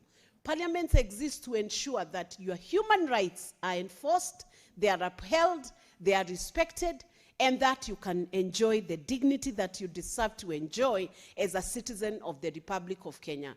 So do not go to the streets, and if you go to the streets, do not be armed or do not cause demonstrations that cause destruction of any lives or destruction of any property. You can actually approach Parliament through a petition, and you will find tangible action that causes the human rights, the redress of the human rights that have been breached in your life. Thank you, Honorable Speaker. And I want to wish former KCC employees all the best as they pursue their rights. But from Senate, we will try to do what we can to ensure that the compensation that slipped through your fingers and out of your hands when you went to court and in the Court of Appeal can finally be redressed, and that you can find your compensation coming back to your pockets. Thank you, Honorable Speaker. Senator Beatrice Ogola. Honorable Speaker, I thank you for giving me this opportunity to add my voice to this petition that was done by one Mr. Bernard Kananda. And from the onset, Madam Speaker, I want to congratulate Mr. Bernard for taking courage on behalf of the suffering former employees of KCC that have not gotten their benefits, Madam Speaker, that were due to them at that time. Madam Speaker, as I rise to make this presentation, I want to remind Kenyans that we have just begun the Lenten period, and it is a time of forgiveness, Madam Speaker. It's a time of giving. And Madam Speaker, giving is not limited to giving in kind. Madam Speaker, it is a time that we should reflect in a number of issues in our country and in the world. It is a time of watching what you say, Madam Speaker, to others in the family, in the community, and in the spaces where we are. It is a time of thinking about the less fortunate in the society. And Madam Speaker, we wish everybody well in the country and in the world. Madam Speaker, as I begin also this presentation, I have a broken heart. Madam Speaker, just last week in my ward, in my village, we lost one such retired personality, one Boniface Okeyo, from Kosewe, Kanyamwa Kosewe ward, from my village, Madam Speaker. And Madam Speaker, this gentleman was a retired public officer who had not received dues, who had not received his pension. And Madam Speaker, why my heart is broken is that this gentleman had gone through the suffering that equally, the suffering that the former employees of KCC had gone through. This gentleman didn't even have fare, Madam Speaker, to follow those dues in Nairobi, Madam Speaker. And Madam Speaker, finally he got a lift in a lorry. The operator of that lorry was gracious enough to grant him a lift to Nairobi. One wonders how, when he finally would arrive in Nairobi, if he didn't have fare, how he was going to operate. But Madam Speaker, that is the story of most of the retired public servants, because they have waited for so long for their pension. Boniface left his home with his bag. Madam Speaker, Boniface did not arrive because that lorry got an accident and he lost his life somewhere around Nyansiongo. Madam Speaker, if Boniface had gotten his benefits, he would probably have never gone through what he went through. At the report, the managing director, chair, the managing director continues to sign all these reports as acting managing director. Governor, maybe you can tell us, is this affecting the confidence of that young man to perform? Why aren't you not confirming him? Until when shall he remain acting? Could it be because you are not confident, executing the duties because you are not sure of your tenure? Through the chair, thank you. No, that one is the governor's question. There were two questions. One was mine, okay, and the other one was directed to the MD. Indeed, I had to start with MD. Okay. Then thank you. He's going to answer in an acting capacity, but go ahead. Thank you, Chair. It's not about confidence. Actually, when I came in as the acting MD, the company had a lot of issues then. I remember back in 2023, that was the first time we came here. We came here when the company was not licensed, had no water tariff, and some other issues. So as time goes by, we are trying to address some of the issues with time, because currently we have the tariff, we have the license, we have an active board as per the WASREP regulations, and through recommendations of the Senate, we are trying to solve most of the issues. And actually, on issues of debt management policy, we acted on recommendations of the Senate. That's why it's dated November 2025. So when we left here, we went back and tried to solve most of the issues that were recommended by the Senate. Thank you. Chair, we have full confidence of the acting MD. If you can go back, you realize and you look at where Tawasco was then, before we came in and before he came in, you would see a very big difference. The progress that we've made so far, to the extent now we are getting positive ratings, is out of the effort that we've made as a government, and the support that we've given to Tawasco under the leadership of the acting MD. Even as we sit here, you have seen the confidence with which he is responding to the queries. Much as there can be delay about something, everything is in his fingertips, that this is there, and I'm going to avail. How long has he acted? The question is, why aren't you confirming him? How long has he acted? How long has he acted, Chair? Mr. Chairman, the process of his confirmation. How long has he acted? Because I remember when he appeared before me and the committee here in 2022.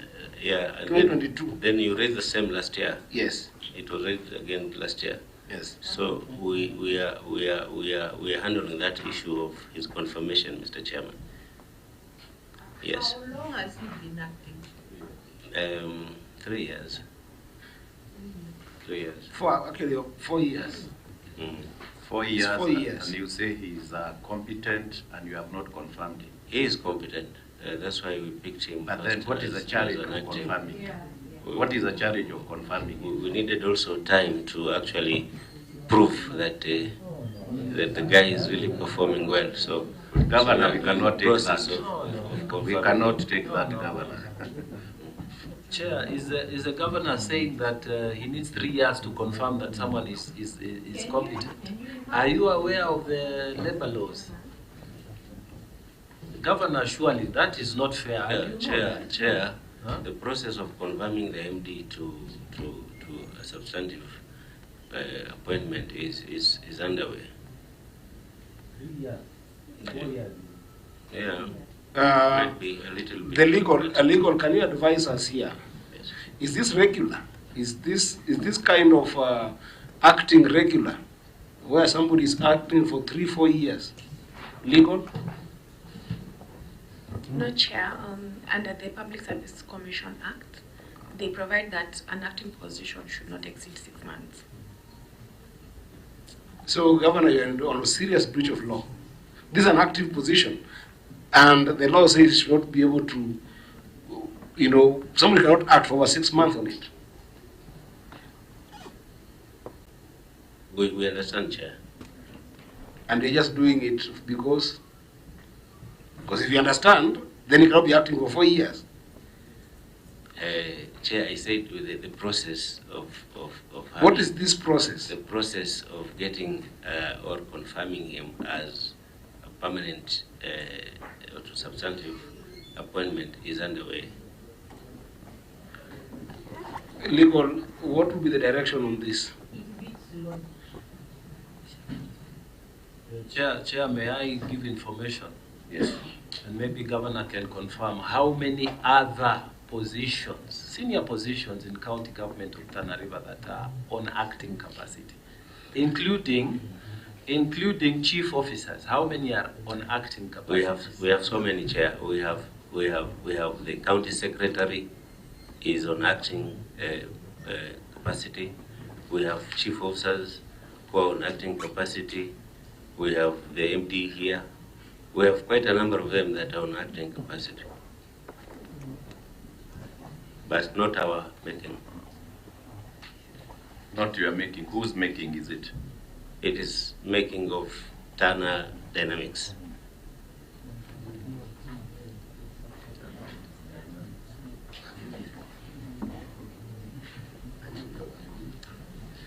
I think so. Because of time, we have got a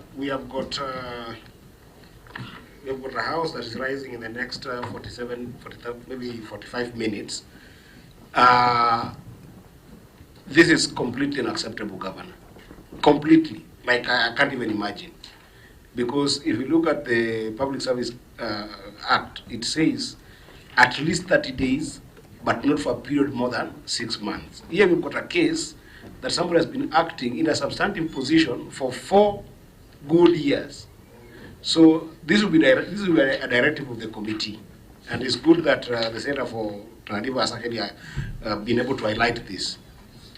It's either you confirm the gentleman in the next 30 days. I think that if the attorney is here of the county should take this note very seriously, because I'm now even worried about the attorney. Or re-advertise that position in the next 30 days. That's the direction. It's either you confirm the gentleman in the next 30 days or re-advertise that position in the next 30 days and then make sure that the due process is followed to fill that position in the next 6 months. That's the maximum you are given. Because otherwise, this is now this is actually a serious breach of the law. As directed, Chair. Okay. Let's take that as directed, but we were still on long outstanding receivables. So this, again, to the CEC, you had said that your clearing of the payables is dependent on the strategy you have put on long outstanding receivables. I've interacted with these documents. I am not seeing any demand notices on these long outstanding receivables. What you have shared as, which is the key document here you have shared, is the debt movement schedule. If you turn to that Annex 1C, and this is to the CEC through the governor, yeah? Turn to that page and look at that debt movement schedule. CEC, are we there? I've also turned to it, I'm looking at it. It is Annex 1C.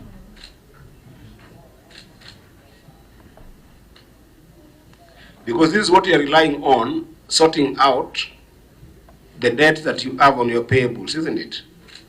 Are you convinced that debt management, debt movement schedule can actually be able to help you clear your debts? Is it even a movement schedule, CEC?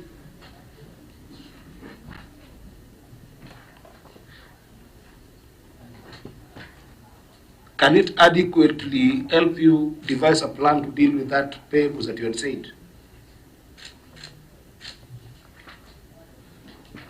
Thank you, Chair. This one can, the movement schedule that we were saying is in the instructions are clearly stated in the debt management policy that we have on what we are supposed to do and how we are supposed to clear.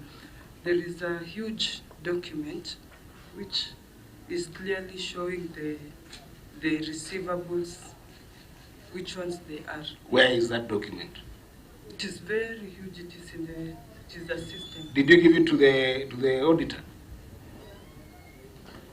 Through you, Chair, actually we shared a soft copy. It's a 100+ page document of every customer and the amounts that they're supposed to pay. So it's a soft Did copy. you give it to the auditor? Yes, a soft copy. Auditor, you have that document? Yes, Chair, I can confirm that we received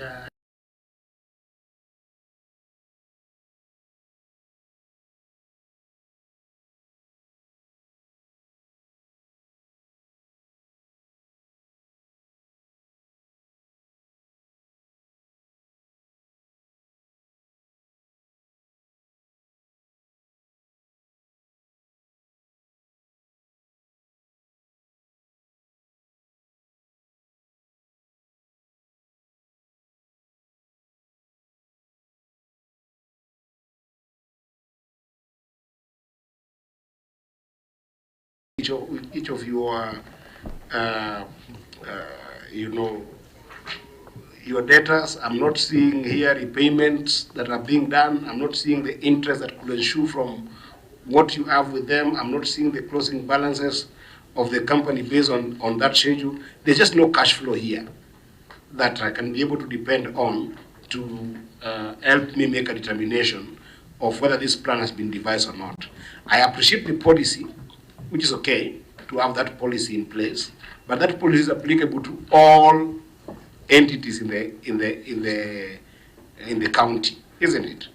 But for this specific debt of 68 million, I want to see a movement schedule that encapsulates the entire aging analysis and even potential for bad debts on your side that you might not be able to see from these people, so that we see whether you can be able to devise how you go after those people, including maybe sending auctioneers where it's needed, disconnecting people where it's needed. We need to see that schedule. So can we say you will also, auditor, can you get the aging analysis to the auditors in 14 days? Chair, actually we can, but then we are experiencing one challenge. We installed a billing system in 2023. So it's easy getting the aging analysis after 2023. Before 2023, it was purely manual, and we relied on ledgers. So how are you relying on the receivables to clear that cash flow? We picked the figures, but then developing the aging analysis could be tricky before 2023. So what are you suggesting? You want it to be the next financial year? I request for more time, Chair. How much time? When they come for the next audit cycle. Yes. Senators, do you agree? Chair, what the MD needs also to do, what we are telling you is not, something from heaven. It's been done before. You need to separate the big debts. Have meetings with them, because even Kenya Power, when they are collecting, you don't disconnect big credit, big defaulters. You go and talk to them. You go to county governments, you engage them. Like here in Nairobi, they have a very big power bill. Kenya Power doesn't go to disconnect them, and it was only once when there was drama. You need to show that you've been able to discuss with the big data. So in your report, you should isolate so the small ones and the big ones, and how you can enter into some arrangements with the big ones to pay in installments. Actually, your senator is very right, because you're breaching your own policy, because the policy you've given me here, in your debt recovery process, you have indicated here that part of it is issuance of a demand letter. The process begins with sending a formal demand letter to the debtor, requesting payment of the outstanding amount within a specified period. And then negotiation and mediations is part of your policy. If the debtor responds, negotiations may occur to discuss suitable repayment options. This is not us, this is your policy. And it is not showing in that entire framework. So let's say, because I want to check on two more queries before we rise. Let's say that we are going to give you 2 months. Is that fair? That is fair, Chair. Yes. I can also confirm that we have started issuing demand letters. Actually, some few months ago, we had a meeting with Kenya prisons, and one of the deliberations is at least they increased their vote book, because they had a challenge of vote book. They were consuming more water than what was allocated to them by the national government. Okay. So we have started the... So do that in the next 2 months, give it to the auditor, then the auditor will get back to us with those. Is that okay? Let's check on NRW. Auditor. Chair, my humble request, can we combine maybe issues that are almost similar, so that or cross-cutting within the water sector? Because actually we have taken a bit. I know. So I think we're just going to check on that, and then a general comment on unsupported documentations, because I think most of the other issues are about unsupported documents. Unsupported documents, which basically means late submission of documents, which I think will make a general or rather a global comment on. So we just want to check on NRW and the issue of customer deposits that were utilized, and then we will close it at that. Is that okay, Senators? Yes. So NRW. Non-revenue, water. Thank you, Chair. Non-revenue water above allowable limits. Statement of profit or loss and other comprehensive income reflects operating income of 32,792,083 as disclosed in Note 6 to the financial statements, out of which 31,950,103 was in respect of water sales. The company produced 700,933 cubic meters of water, out of which 272,703 cubic meters, which is equals to 39%, was billed to customers for 31 million shillings, 950,103. and the balance of 428,230 cubic meters, or 61%, was not billed. The unbilled water represents non-revenue water. The percentage of unbilled water is higher than the allowable loss limit of 25% by the Water Service Regulatory Board guidelines. The 428,230 cubic meters of non-revenue water resulted to a loss of revenue estimated at 50 million shillings, 171,427, at average sale per cubic meter of 117 shillings. Thank you, Chair.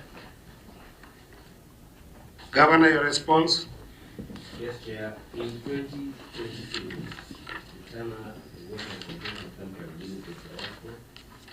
the Water Services Regulatory Board, WASREP, and the County Government of Tana River jointly agreed and gazetted a set of performance and service delivery targets for Tawasco.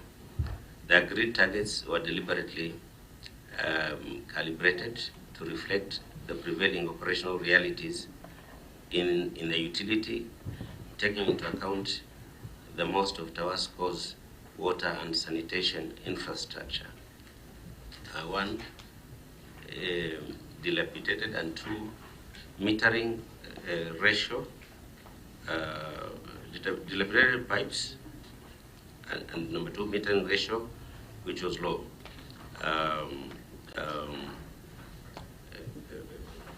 And was largely developed in the 1970s and 1980s, thereby constraining the rapid improvements in coverage, reliability, and efficiency. The tariff targets are as below. One, the target for water coverage 2023-2024 was 24%. Sorry, Governor, I can't see where you are reading. Chair, I'm also lost. Which item? Which issue number? Non-revenue water, eh? Non-revenue water.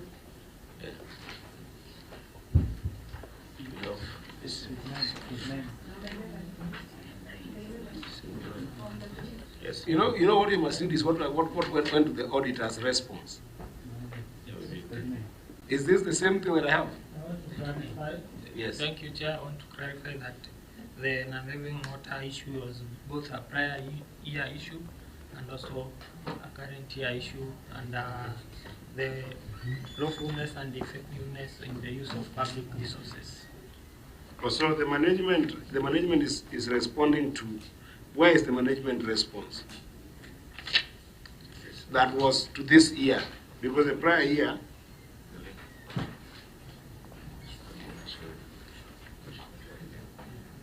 because the management response that I have here is on page 9. Governor, are you? But even page 7, that's not the what Governor is reading. Number 10. Number 10? Yes. Which is in active customer accounts. That's where you are. No, non-revenue water above allowable limit. Chair, it's page 9. Yeah, so page 9, the response I have in page 9 is not what you're reading. That's what I'm saying. Because for the purpose of answered, we have to read your responses as written.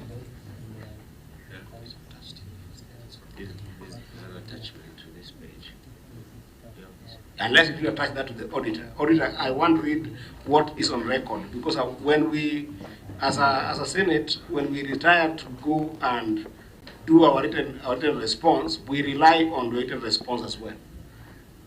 Our report will not be based on something that is not with us. I can confirm that that is not under the responses that we submitted as audit briefs to the chair, and maybe they are reading from what I can see, they are reading from the response they did to the committee. Clerk, is that the response that the committee has? Even if you take this one, it's not what the governor is reading. Even if you take number 8, it's not what the governor is reading. Number 9. Here's number 9, Chair. Sorry? Page number 9, isn't it? Page number 9. Okay, page number 9, go to page number 9. on what was submitted. This is your document, Governor. Yes, it's the same document. Now look at page number 9 of the document that we have. The same. This attachment here. This attachment is what you have. Maybe you're not looking at it. This attachment. So the query is on page number 9 that as was read by the auditor, isn't it? Yes, this one. Now the management response starts with in the Tawasco water tariff. Senator, Chair, what I have on Yes, both the booklet and the chairman's brief, the response starts with Tawasco's water tariff yes. set the target for the years at 65%. Governor, that is what you are supposed to be reading.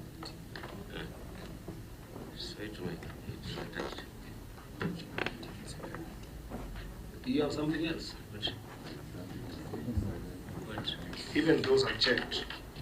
They're touched. Yes. On the front of the bulletin is what we have here. This one. Chair, under issue 10, non-revenue water above allowable limit. Yes. The response both on the booklet and on the chair's brief. The response starts with Tawasco's water tariff set the target.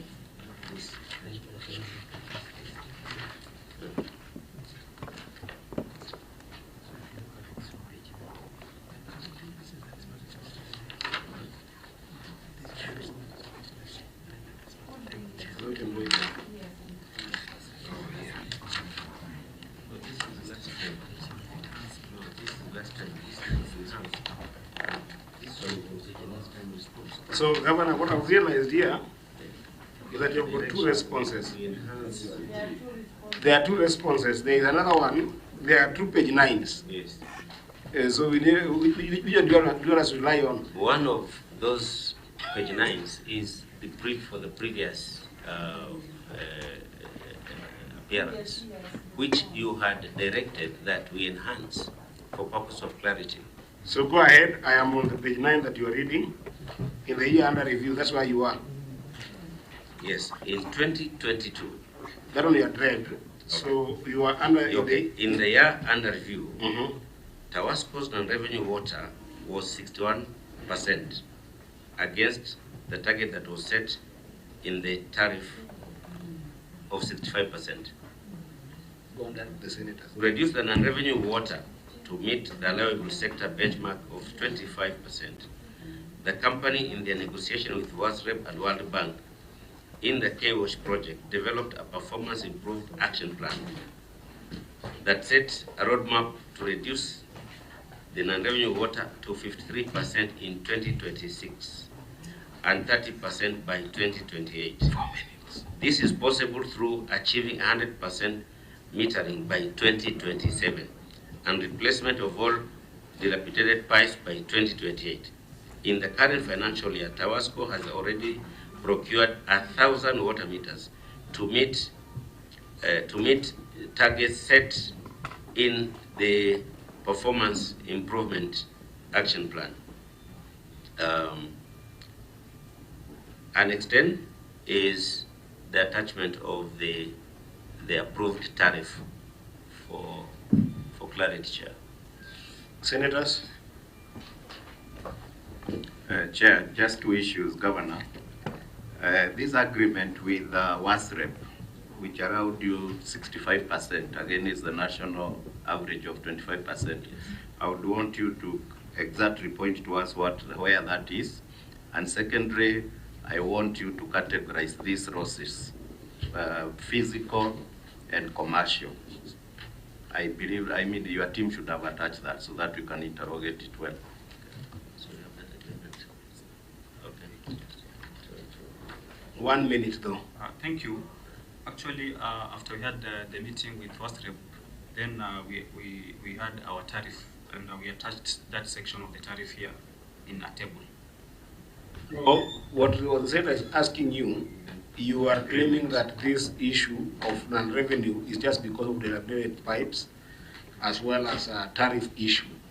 but there are commercial losses usually that you must be able to indicate, and physical losses. And even sometimes donations. The governor might want to donate water to people. So there's no categorization of where is this dent coming from. Because you remember, there's 50 million a year in stake, and you are starting with a cash flow of 6 million in terms of your payables. So you are losing revenue of what, 50 million, yet your payables are only 6 million. Even before you collect your money on receivables, this could be able to solve it out if you're to stabilize the cash flow from this. So can you be able to give us the category? For instance, how much are you losing because of commercial losses?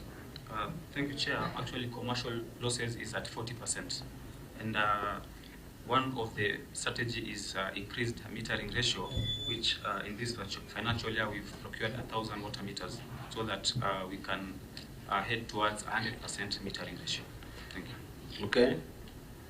Senators?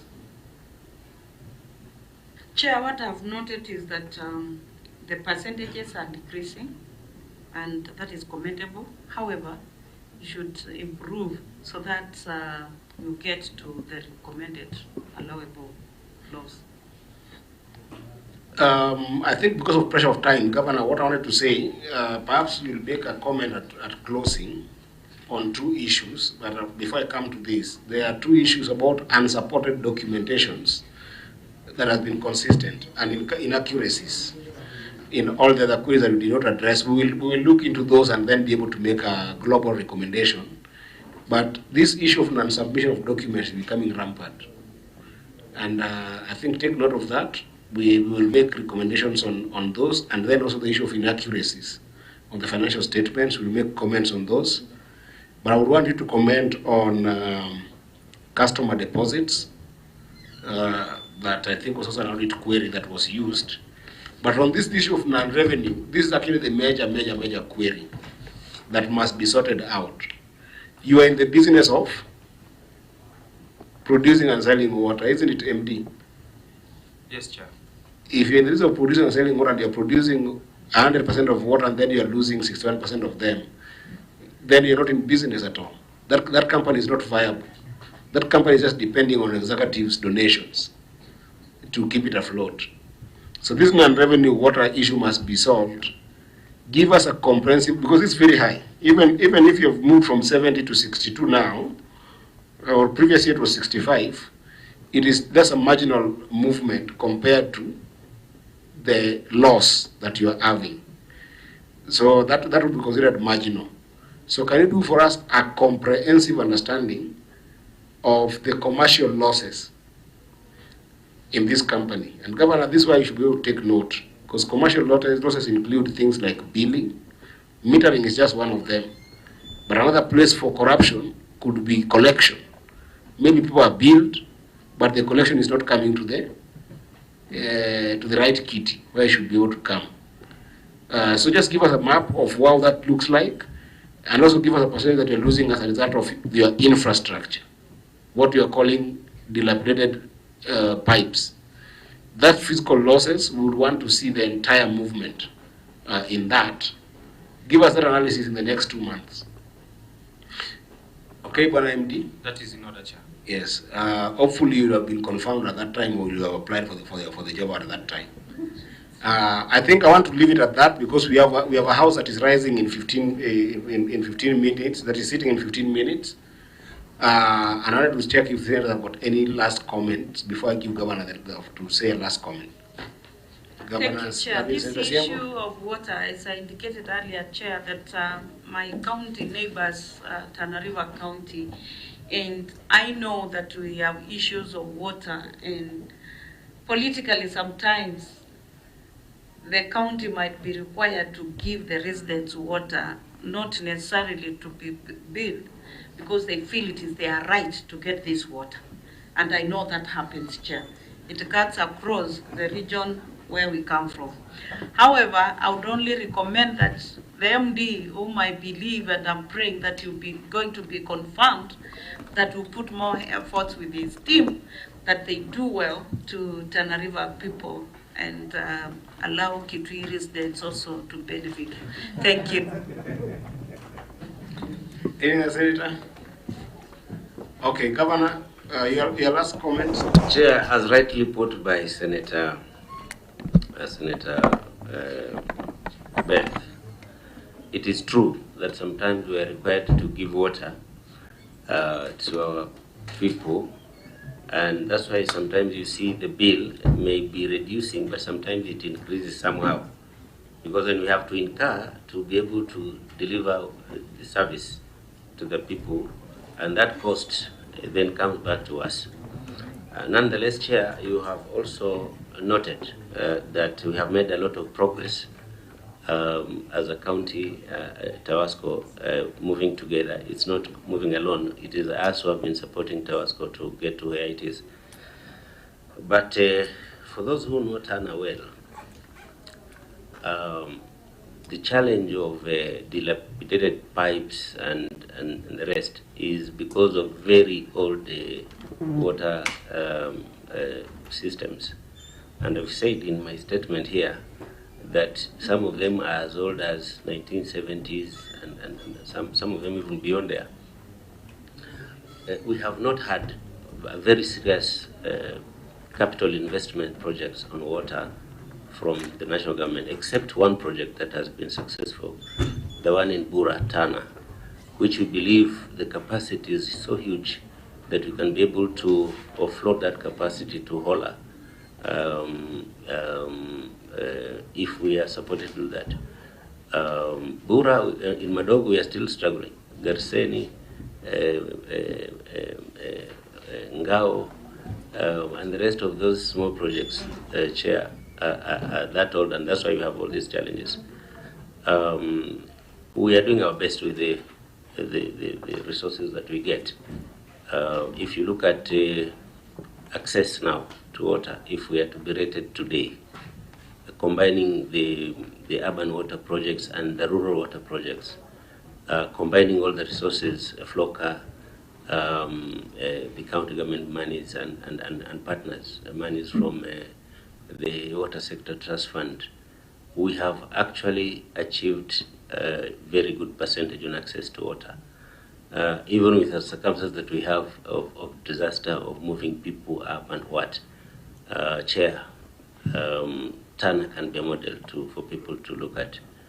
We are working with the ministry. In fact, on Friday, I have a meeting with the CS.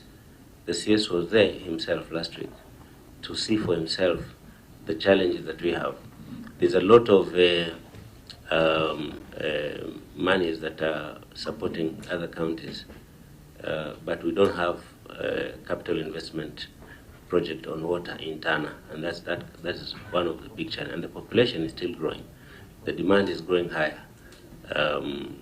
So we are trying to also align ourselves to the growing population and the demand. On the issue of unsupported responses on the documents, Chair, I think we have moved a little bit from there, although there is still a lot that needs to be done. But we have moved from that culture of the heavy culture of non-supported responses. But we're still working on it. We are still hiring more staff. There's already interviews going on there. The idea is to add more staff so that we can be able to address some of these challenges.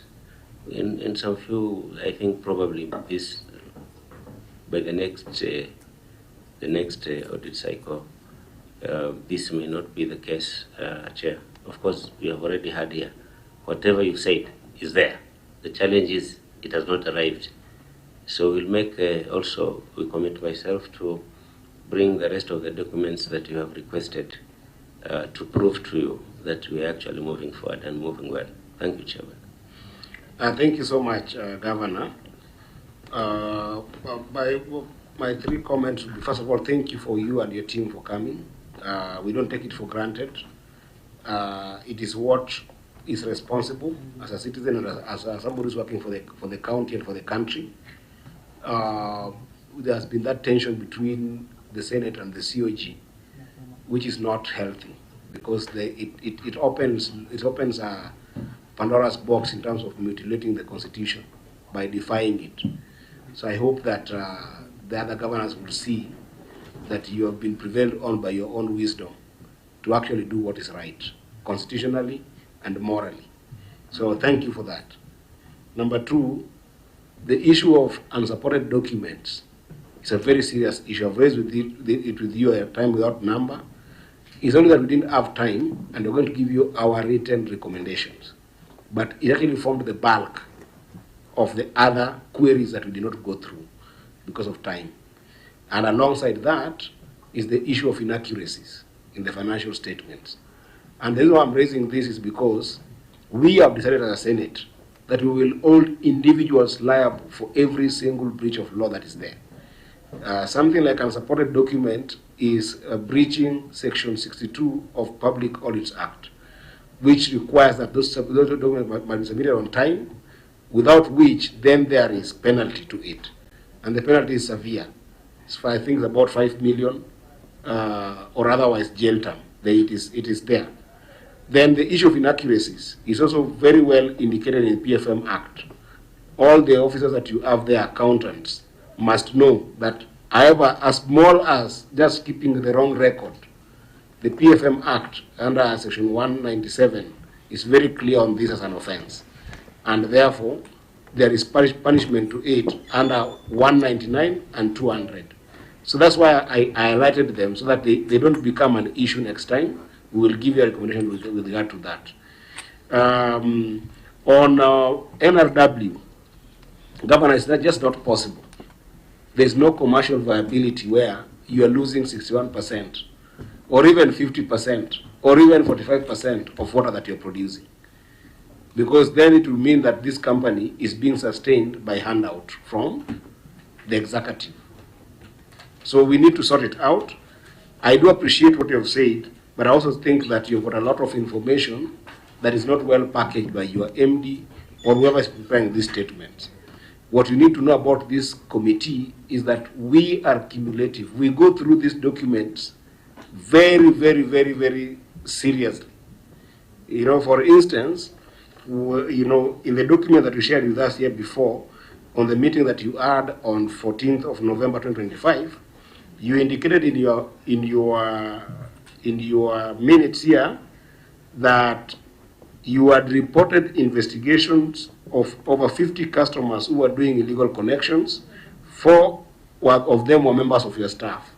Remember, MD, you did that, and the matters are in court. So what we're expecting is for you to actually be able to capture those in your responses. Hence, do better responses so that I can be able to go over this issue and finish. Otherwise, because of pressure of time, I don't want to go much. I want to wish you well as you travel back home, and I hope that the directives we have given you to give the auditors within the timelines will be given, and we'll get back to you with proper recommendations. I think with that, Senators, this meeting stands adjourned, so that you can be able to see if you can get lunch within the 10 minutes and then go to the house at 2:30. This is how hard we work here, Governor. And sometimes the people don't understand on the ground the level of work senators do here. But we wish you well and all the best. With the minister adjourn, I think until Thursday, tomorrow. Or we will announce that until the clerk communicates. Thank you so much.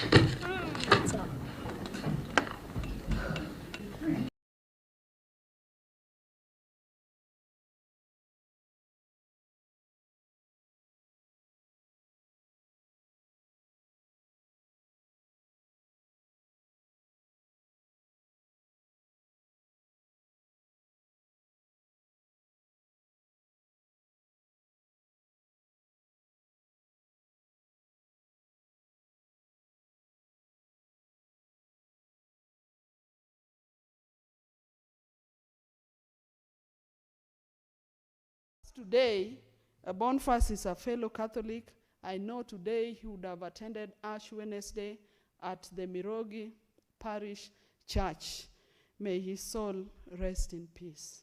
Madam Speaker, I congratulate Mr. Bernard Kananda, and I sympathize, Madam Speaker, with the former employees that they have not gotten their benefits, even though the courts have stated so. But the worst part of it, Madam Speaker, that even their contributions that they made to Maziwa Sacco, they have also not been able to get. All of us here who work for the public are either as public officers, as state officers, or as... Senators? Chair, what I've noted is that the percentages are decreasing, and that is commendable. However, you should improve so that you get to the recommended allowable loss. I think because of pressure of time, Governor, what I wanted to say, perhaps you'll make a comment at closing on two issues, but before I come to this, there are two issues about unsupported documentations that has been consistent and inaccuracies in all the other queries that we did not address. We will look into those and then be able to make a global recommendation.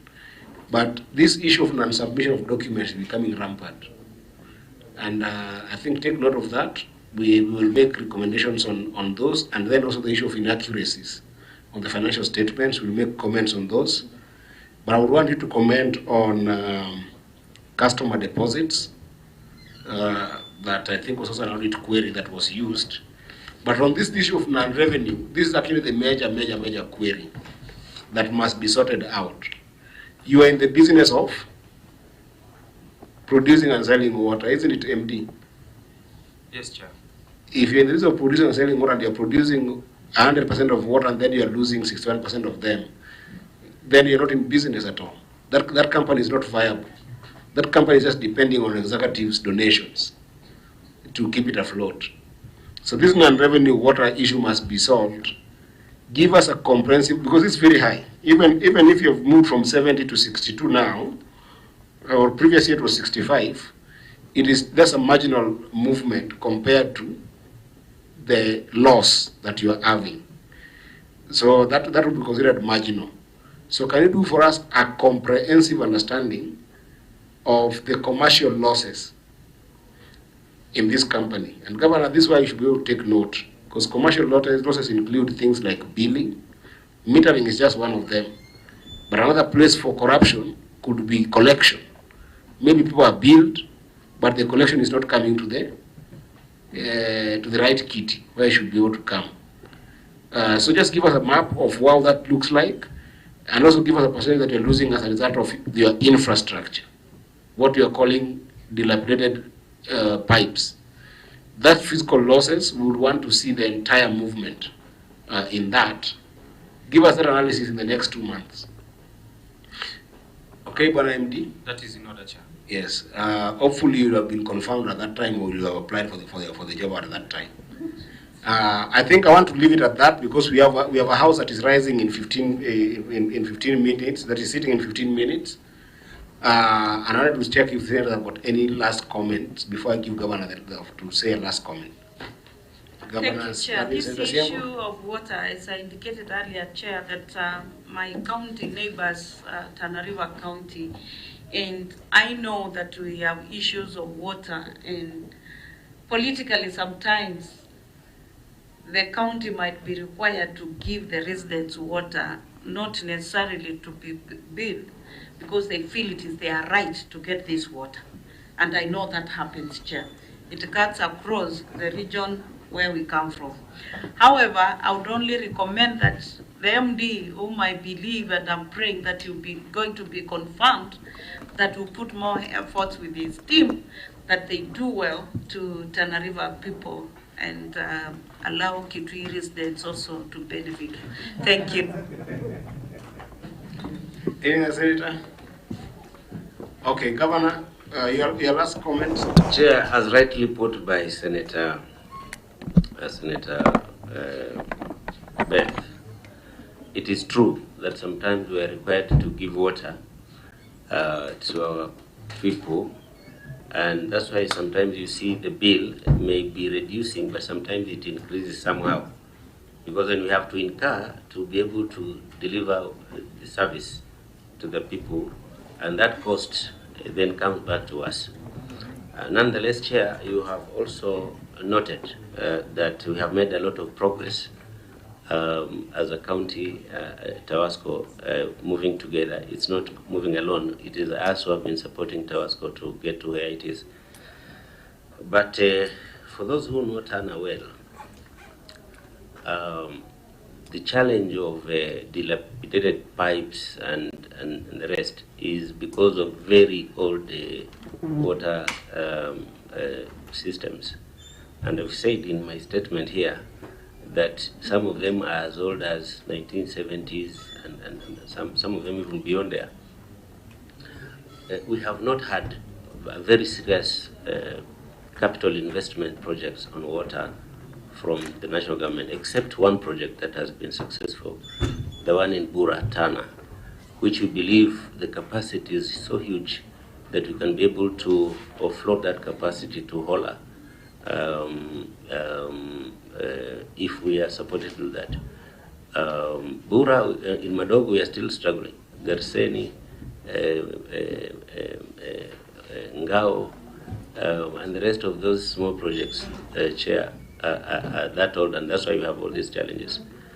We are doing our best with the resources that we get.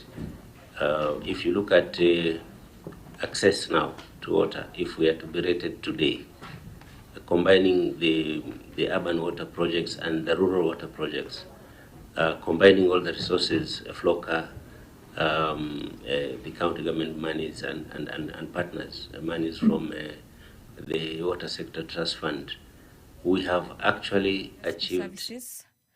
The National Assembly will then be debating the motion on the consideration of a petition regarding the pollution of River Athi. This is the second day that the National Assembly will be debating this motion.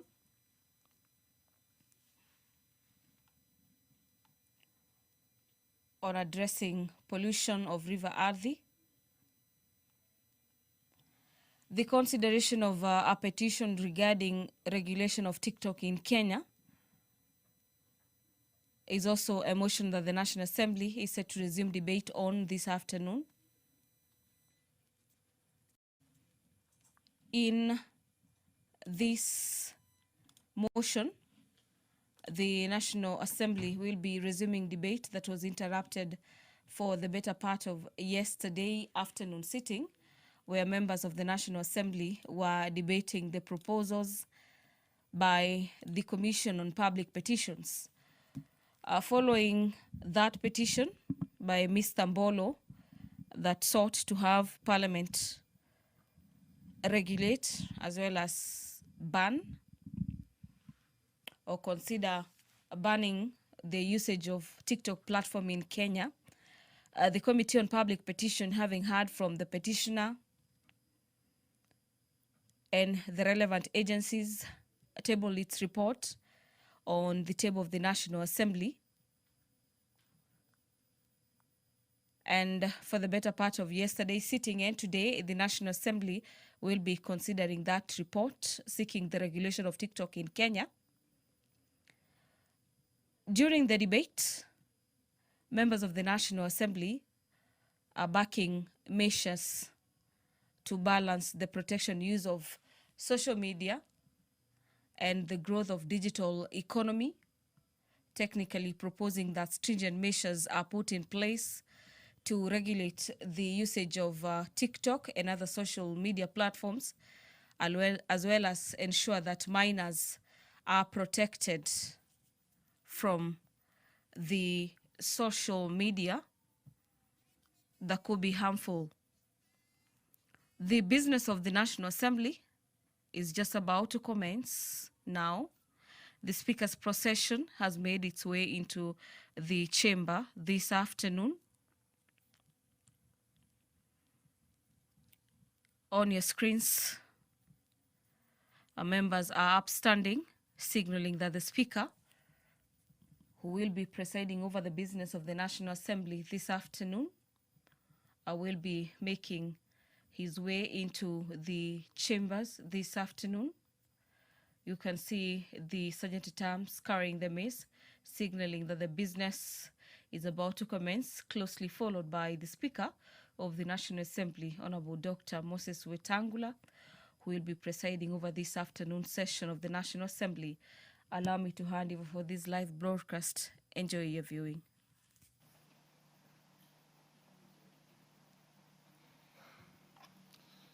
Waheshimiwa, tuombe. Ewe Mwenyezi Mungu ambaye kwa hekima na wema wako umetoa nyadhifa za viongozi na mabunge kwa ustawi wa jamii na utawala wa haki wanadamu, tukusihi utazame kwa neema nyingi sisi watumishi wako ambao wameridhika kutuita ili tutekeleze shughuli muhimu za jamhuri yetu. Tukuomba uteremshie baraka zako sisi tuliokutanika hapa na utujalie tuyatende na kufikiria mambo yote yatakayofikishwa mbele yetu kwa njia ya haki na uaminifu, ili utukufu na sifa zako ziendelezwe na ili kustawisha amani, ufanisi na heri ya nchi yetu na wale ambao haja zao umezikabidhi mikononi mwetu. Amen.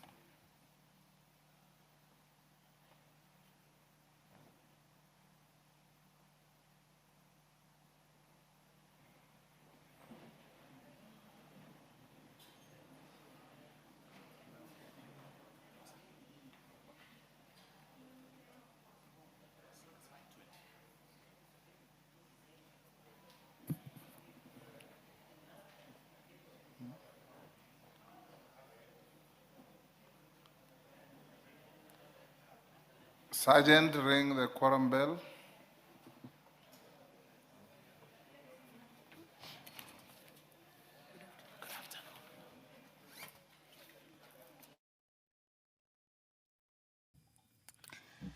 And the House has kicked off this afternoon, and that is a directive from the Speaker for the sergeants to ring the quorum bell for some few minutes to allow the House quorate to commence business this afternoon. Before I handed you over to this live broadcast, I was just taking you through the petition or the report by the Committee on Public Petitions following a petition to the National Assembly for members of Parliament or for the National Assembly to consider regulating or either banning the usage of a TikTok platform in Kenya.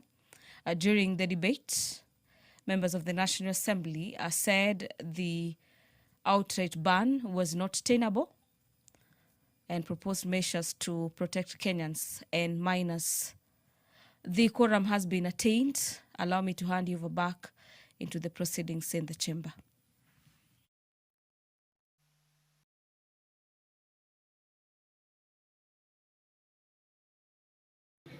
Honorable members, we now have a quorum to transact business. Clerk.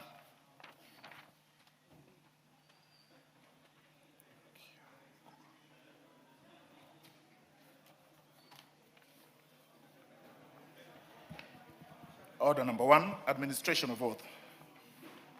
Order number 2, communication from the chair. Members on their feet, take your seats.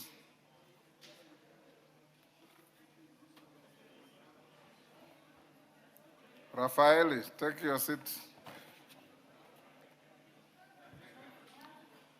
Order members, take your seats. Honorable members, I have a communication on the withdrawal of the National Transport and Safety Authority Amendment Bill, National Assembly Bill number 24 of 2024. Order. Honorable members, as you may recall, the National Transport and Safety Authority Amendment Bill, National Assembly Bill number 24 of 2024 was published by Gazette Notice, Supplement number 87 of 12th April 2024. The bill seeks to, among other things, amend the National Transport and Safety Authority Act Cap 404 to assign the function of overall responsibility for safety of land transport, including transport by road, rail, pipeline, and any other form of land transport to the National Transport and Safety Authority, NTSA. Honorable members, the bill, which is sponsored by the member for Limuru constituency, the Honorable Engineer John Kiraku Chege MP, was read a first time on 24th July 2024 and committed to the Departmental Committee on Transport and Infrastructure for consideration.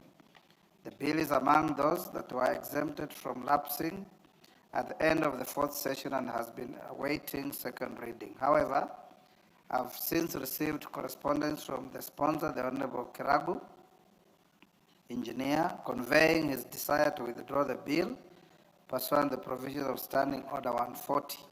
For clarity, Honorable Members, Standing Order 140 on withdrawal of bills provides in part either before the commencement of business or on the order paper of the day for any stage of the bill is being read, the member in charge of a bill may, without notice, claim to withdraw a bill.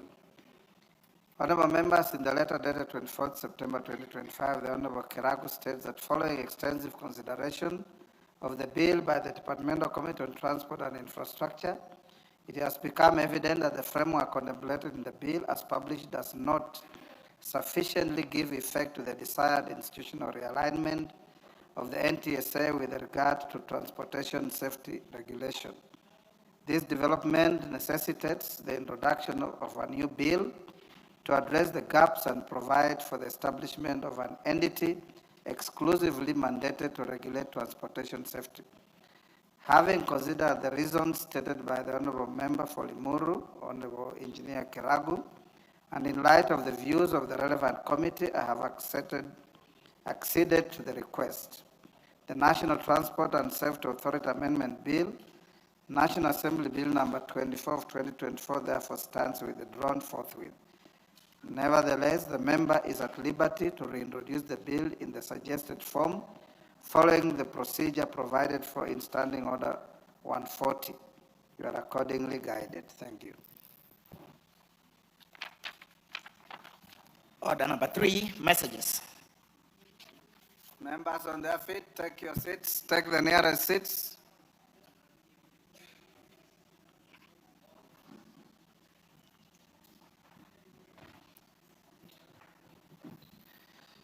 Honorable members, I have a message from His Excellency the President on nomination of a person for appointment to a state office. Honorable members, pursuant to the provision of Standing Order 42.1, I wish to report to the House that I have received a message from His Excellency the President seeking approval of a person nominated for appointment to the nation's foreign service. In the message, His Excellency the President conveys that in exercise of the powers conferred on him by the provisions of Article 132(2)(e) of the Constitution as read together with Section 22 and 22(2)(a) of the Foreign Service Act Cap 185(e), he has nominated Mr. Kosiom Frank Olekibele Kenya for appointment as Ambassador to Copenhagen, the Kingdom of Denmark.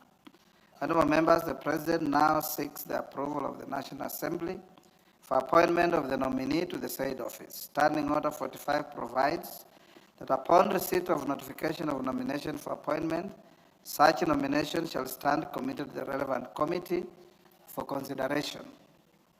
In this regard, the name of the nominee, together with his CV and other testimonials, is hereby referred to the Departmental Committee on Defense, Intelligence and Foreign Relations for consideration.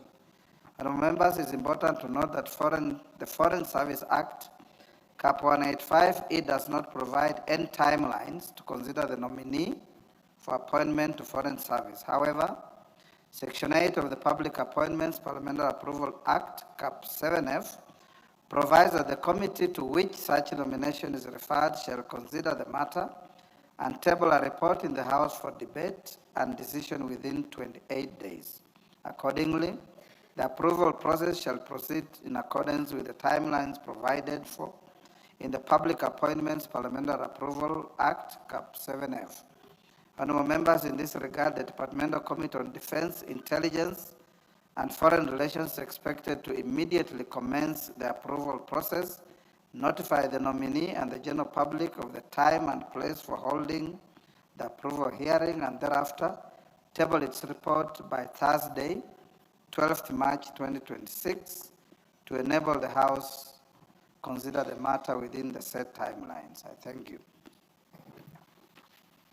Order number 4, petitions.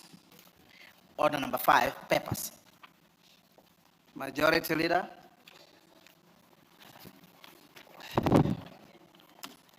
Honorable Speaker, I beg to lay the following papers on the table of the House today, Wednesday, 18 February 2026, in the afternoon sitting.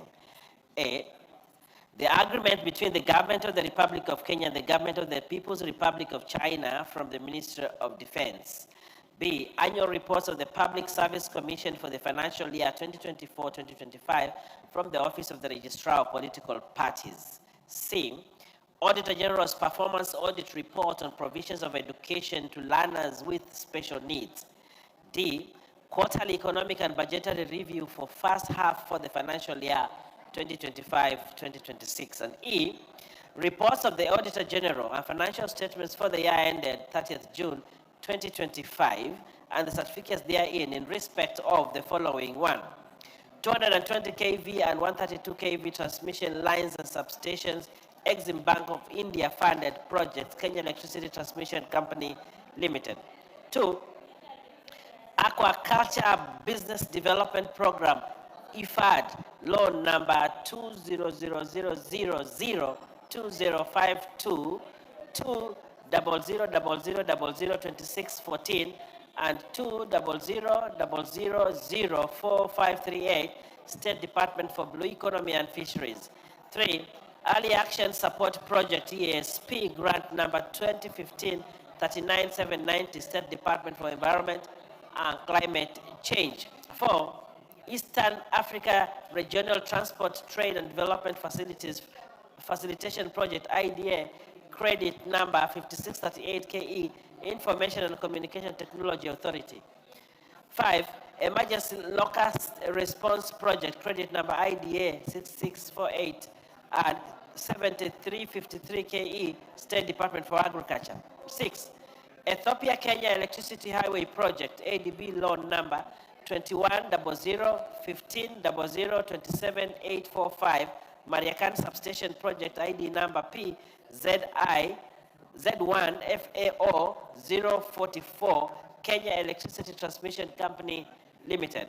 7, Financial Locally Led Climate Change Program Project, loan number BMZ number 2016-65 108/2018-65 the National Treasury. 8, Financing Locally Led Climate Action Program Project number grant number TF0 B6810 KE, the National Treasury.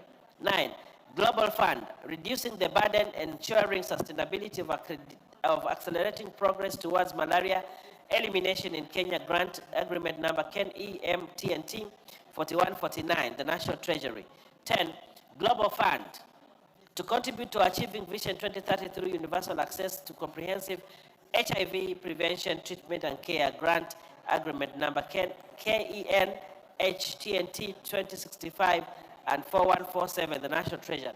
11, Global Fund, to ensure provision of quality care and prevention services for all people in Kenya with TB, leprosy and lung diseases, grant agreement number KENTTNT 2067 and 4148, the National Treasury. Number 12, Honorable Speaker, Global Fund, to reduce malaria incidences and deaths by at least 75% of the 2016 level by 2023, working towards a malaria-free Kenya, grant agreement number KNTTNT 2064, the National Treasury. 13, GOK, UNFPA, 10th Country Program Grant Credit number 1000702818, State Department for Gender Affirmative Action. 14, Green Climate Fund Readiness Project, grant number KNRS004, the National Treasury.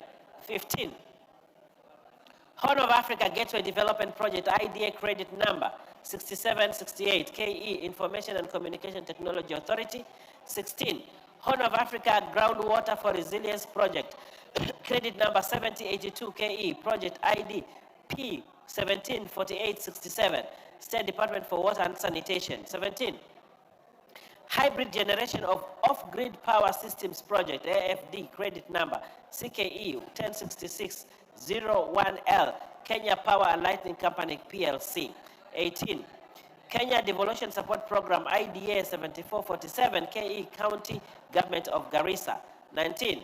Kenya Electricity Modernization Program, IDA grant number TF059 and credit number 55870, Rural Electrification Renewable Energy Corporation.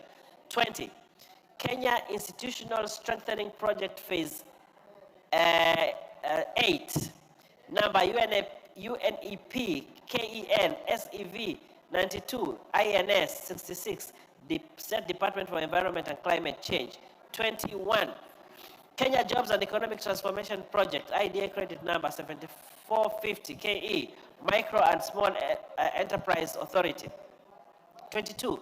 Kenya Jobs and Economic Transformation Project, IDA credit number 7450 KE, State Department for Investment Promotion. 23. Kenya Jobs and Economic Transformation Project, IDA credit number 7450 KE, State Department for Micro, Small and Medium Enterprise Development. 24. Kenya National Commission on Human Rights Car Loan and Mortgage Scheme. 25. Kenya Off-Grid Solar Access Project, COSAP. MOE, IDA, credit number 6135, KE State Department for Energy. 26. Kenya South Sudan Link Road Project, Kenya National Highways Authority. 27. Last Mile Connectivity Project 1, IDF loan number 21001500329192, Kenya Power and Lighting Company, PLC. And lastly, Honorable Speaker, 28. Mombasa Gate Bridge Construction Project, JICA loan number KE P34, Kenya National Highways Authority. Honorable Speaker, I beg to lay. Thank you, Deputy Majority Leader. Chairperson, Departmental Committee on Education, Meli. Thank you, Honorable Speaker. Honorable Speaker, I beg to lay the following papers on the table of the House today, Wednesday, 18th February 2026. Report of the Departmental Committee on Education on its consideration of 1. The Teacher Service Commission Amendment, National Assembly Bill number 27 of 2024, and 2. The Basic Education Amendment, National Assembly Bill number 3 of 2025. I thank you, Honorable Speaker. Thank you. Leader of the delegation to women meeting in New York, Wamshomba. Wamshomba is not in, stay that to tomorrow. Next order.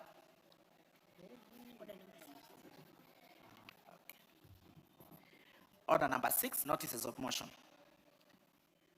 Farah Yusuf, Wajir West. Majority Leader, can you approach the chair? Thank you, Mr. Speaker, for giving me this opportunity. Mr. Speaker, I rise to request for adjournment motion on drought matters of matter of urgent national importance to discuss the drought situation in northern Kenya. Honorable Speaker, pursuant to provisions of Standing Order 33-1, I seek leave for the adjournment of the House for purposes of discussing a definite matter of urgent national importance regarding the drought situation in northern Kenya. Honorable Speaker, the arid and semi-arid counties of Turkana, Marsabit, Mandera, Wajir, Garissa, Isiolo, Laikipia, and Samburu continue to experience a prolonged and severe drought occasioned by successive failed rainy seasons. This has resulted in acute food insecurity, rising levels of malnutrition, depletion of water resources, and loss of livestock, which remains the primary source of livelihood for pastoralist communities in this region. Honorable Speaker, there has been limited government intervention, particularly on distribution of relief food and cash transfer programs to the affected population.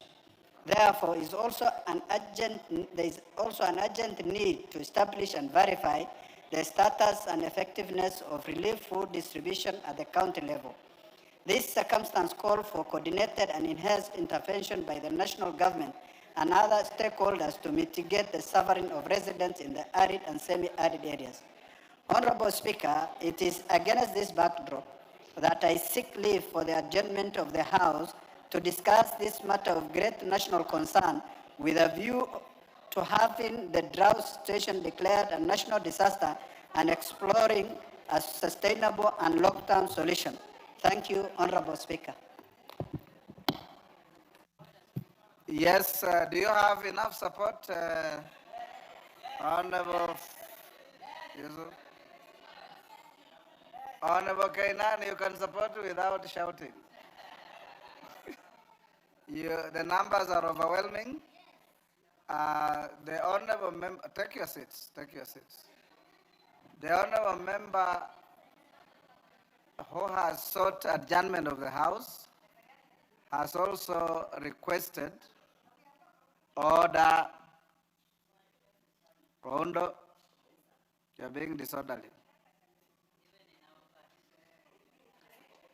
The honorable member has requested that because of Ramadan, he has to go to Futuru at just after 6. We give him a time before that. So in consultation with the majority leader, I don't see the minority leader here, we have agreed that we will allocate you 1 hour. You move your motion at 5 and it will end at 6. So whatever business we shall have ongoing at 5, we'll put the stopwatch, allow you to move your motion, and then we debate it. Majority leader will be here to hear your views and convey to the executive on the plight of our compatriots in drought hit areas. And then we close at 5 and go on with the business that we shall have halted at 5. Is that okay, Honorable Farah?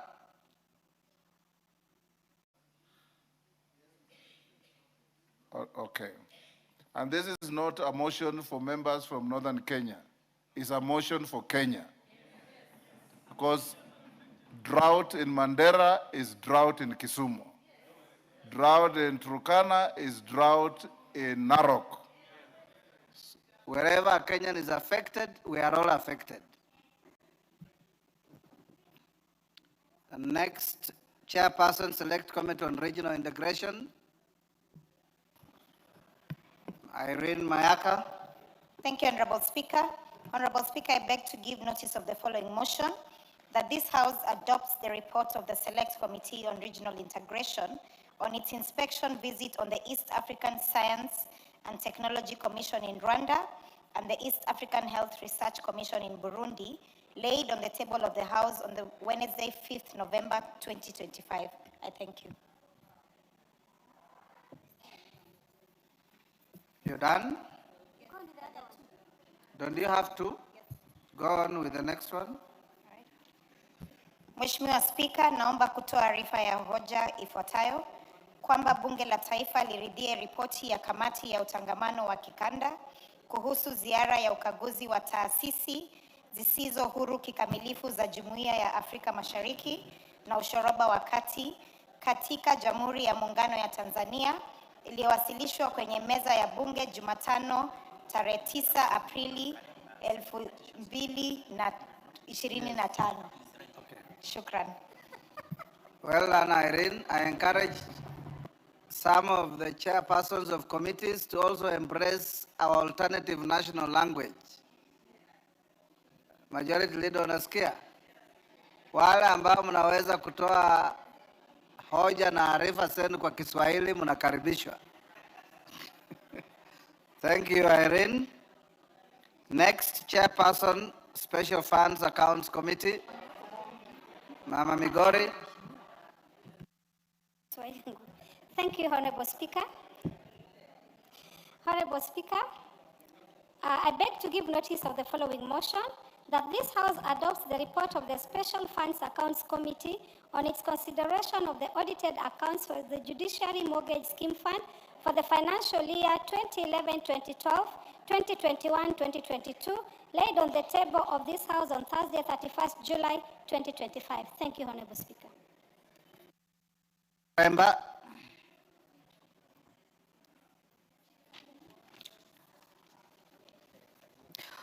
Thank you, Honorable Speaker. Honorable Speaker, I beg to give notice of the following motion, that this House adopt the reports of the Public Petitions Committee on its consideration of Public Petition number 71 of 2023 regarding a gazettement of Japalungu Sub-County as a hardship area, laid on the table of the House on Tuesday, 11th June 2024. Secondly, Honorable Speaker, I beg to give notice of the following motion, that this House adopts the reports of the Public Petitions Committee on its consideration of Public Petition number 7 of 2023 regarding gazettement of Rachonyo North Sub-County as a hardship area, laid on the table of the House on Tuesday, 11th June 2024. 3. Honorable Speaker, I beg to give notice of the following motion, that this House adopts the reports of the Public Petitions Committee on its consideration of Public Petition number 57 of 2023 regarding gazettement of Nyatike West, Nyatike North, Nyatike sub-counties as hardship areas, laid on the table of the House on Tuesday, 11th June 2024.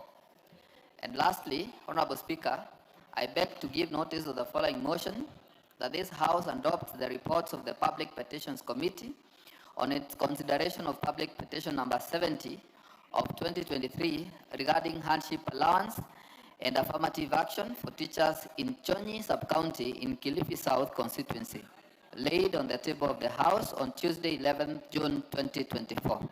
Thank you, Honorable Speaker. Thank you, Karemba. Honorable members, before we go to the next order, allow me to acknowledge in the Speaker's Gallery this afternoon, Kiangua High School from Imendi South, Meru. On my behalf and on behalf of the House, we welcome the students, their teachers, and those accompanying them to the House of Parliament. I thank you. Next order. Yes. Yes, Jared. Yeah. I thank you very much, Honorable Speaker. I'm taking a cue from the report as presented by Honorable Karemba, Honorable Speaker. As you are aware, this has been my pet project on recategorization of areas as hardship areas, Honorable Speaker. And I'm happy that Kilifi, together with Nyatike, have been mentioned in the report, Honorable Speaker. Honorable Speaker, allow me to bring to your attention that even though you asked the PCS, the Prime Cabinet Secretary, to appear before us here and gave the classification of areas and the formula upon which they depended on, Honorable Speaker, up to now, nothing has been actualized. You remember, Honorable Speaker, that certain new areas were to be gazetted as hardship areas. In the report, which was commissioned by this same government, Honorable Speaker, up to now, that has not happened. We have been waiting in limbo for way too long, Honorable Speaker, and those who were to be beneficiaries of this, including teachers, Honorable Speaker, from the areas that were earmarked, have been pestering us. They are questioning what happened to the report and why it has not been actualized to this very day, Honorable Speaker. Whereas there was a proposal, Honorable Speaker, for other areas to be removed in that category, which is now the work of the government, Honorable Speaker, but there are those who are to be considered anew in that report, Honorable Speaker. So I personally do not advocate for people's removal because they have been benefiting out of this forever. But what then happens to those who are newly brought into the fray, Honorable Speaker? So I suggest, through your indulgence, Honorable Speaker, that the new areas ought not to be disenfranchised just because of other extraneous matters that would be beyond our comprehension, Honorable Speaker. Thank you. Are you sure that bracket is afraid? It can't be afraid. Majority Leader, you did promise when the PCS came here that he was going to furnish the House with a report or a statement in the categorization, recategorization, and removal of certain areas from the hardship bracket. In fact, Honorable Speaker, it's true. The Prime Cabinet Secretary had promised to do a comprehensive policy on the hardship areas, so that there are some that used to be hardship areas that are no longer hardship areas, and to recategorize some that were never classified as hardship areas, because there are also areas, for instance, Budalangi. You remember with the perennial flooding, that flooding comes and makes the place almost become a hardship area in terms of transportation. People can't grow crops because every time you grow crops, they are washed away by floods. So allow me, probably I follow up with the Prime Cabinet Secretary to find out how far they are. You can give us a report back in 2 weeks? Yes. Thank you. Next order. Order number 7, questions and statements. Member for Ijara. Thank you, Honorable Speaker. Honorable Speaker, pursuant to the provision of Standing Order 44.2c, I rise to request for a statement from the chairperson of the Departmental Committee on Education regarding the status of secondary education quality improvement projects, SEQIP projects in Ijara constituency. Honorable Speaker, the Secondary Education Quality Improvement Project, SEQIP, was launched in 2017 by the Ministry of Education with support from the World Bank to expand access to quality secondary education in undeserved regions. The program deliberately targeted arid and semi-arid lands, ASALs, pockets of poverty, and urban informal settlements, covering 110 sub-counties across 30 counties. So far, SEQIP has recorded notable progress in the construction of classrooms and science laboratories, installation of sanitation facilities, partial rollout of water system, among others. However, despite being a designated SEQIP beneficiary area, Ijara constituency continues to experience widespread stagnation of approved projects. Several critical facilities remain incomplete or entirely uninitiated, including classrooms and science laboratory at Hulugo Girls Secondary School, Hulugo Boys Secondary School, County Mix Secondary School, as well as sanitation facilities across schools in Hulugo, Bodai, and Ijara sub-counties. Honorable Speaker, it is against this background that I seek a statement from the chairperson of the Departmental Committee on indication on the following. The current, number one, the current status of all SEQIP approved projects in Ijara constituency, including funds dispersed, contractors engaged, and a definitive implementation timelines. Number two, the reason for the exclusion of schools in Ijara from the 2025 SEQIP beneficiary list, despite prior approval under the 2023 implementation plan. Number three, the concrete and time-bound measures being taken to complete identified projects under SEQIP in Hulugo, Pudai, and Ijara sub-counties. Number four, the broader policy and administrative interventions being undertaken to address systematic implementation failures that continue to disadvantage marginalized and ASAL regions. Thank you, Honorable Speaker. Thank you, Meli. Is Honorable Meli in the house? Somebody from Education? Maclap, you are in the Education Committee. When can you bring a response? Yeah, in 2 weeks' time, Mr. Speaker, we shall be able to bring the report. Thank you. And it affects the whole country, not only Ijara. Yes, Nicholas, what is it? Speaker, I just wanted to add on that before you want gave to to... joyride? Yeah. Go ahead. Thank you, Mr. Speaker. Mr. Speaker, as the way the honorable member Jaras just put it, my constituency Turkana East, which has 2 sub-counties, Turkana East and Sokoto sub-counties. None of my schools, secondary schools, has been included in this program since it started, it was initiated. So I just want to add a question on what he has asked, just asked to the committee, that what criteria is being used to give classrooms, labs, and all those structures to these other areas, not including the areas in the North Rift, which it is also affecting the Turkana County for that matter. So let the committee give a reason why Turkana is not included in that list since the start of this program. Thank you, Nicholas.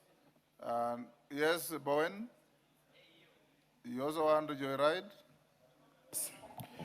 Thank you, Mr. Speaker. Mr. Speaker, the issue of hardship across the country, Mr. Speaker, I think there is need to be looked at across, so that we don't have, individual petitions.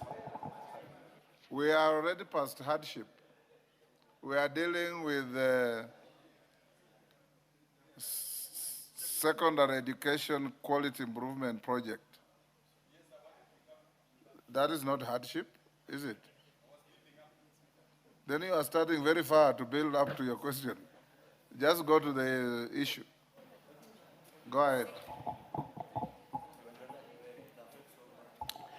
Okay, Honorable Speaker, though I was building up on that one, but Mr. Speaker, the issue raised by the 2 members of Parliament of Turkana, Mr. Speaker, cuts across many, cuts across many hardship counties, including, Mr. Speaker, the Kerio Valley, where I come from in Elgeyo Marakwet, West Pokot, cutting all the way to northern Kenya. So I would want to ask the committee, Honorable Speaker, when they are looking at this petition, they look not only to the areas which the petition has raised, but to look across the country, Mr. Speaker, so that we can have a one harmonized document cutting across the country.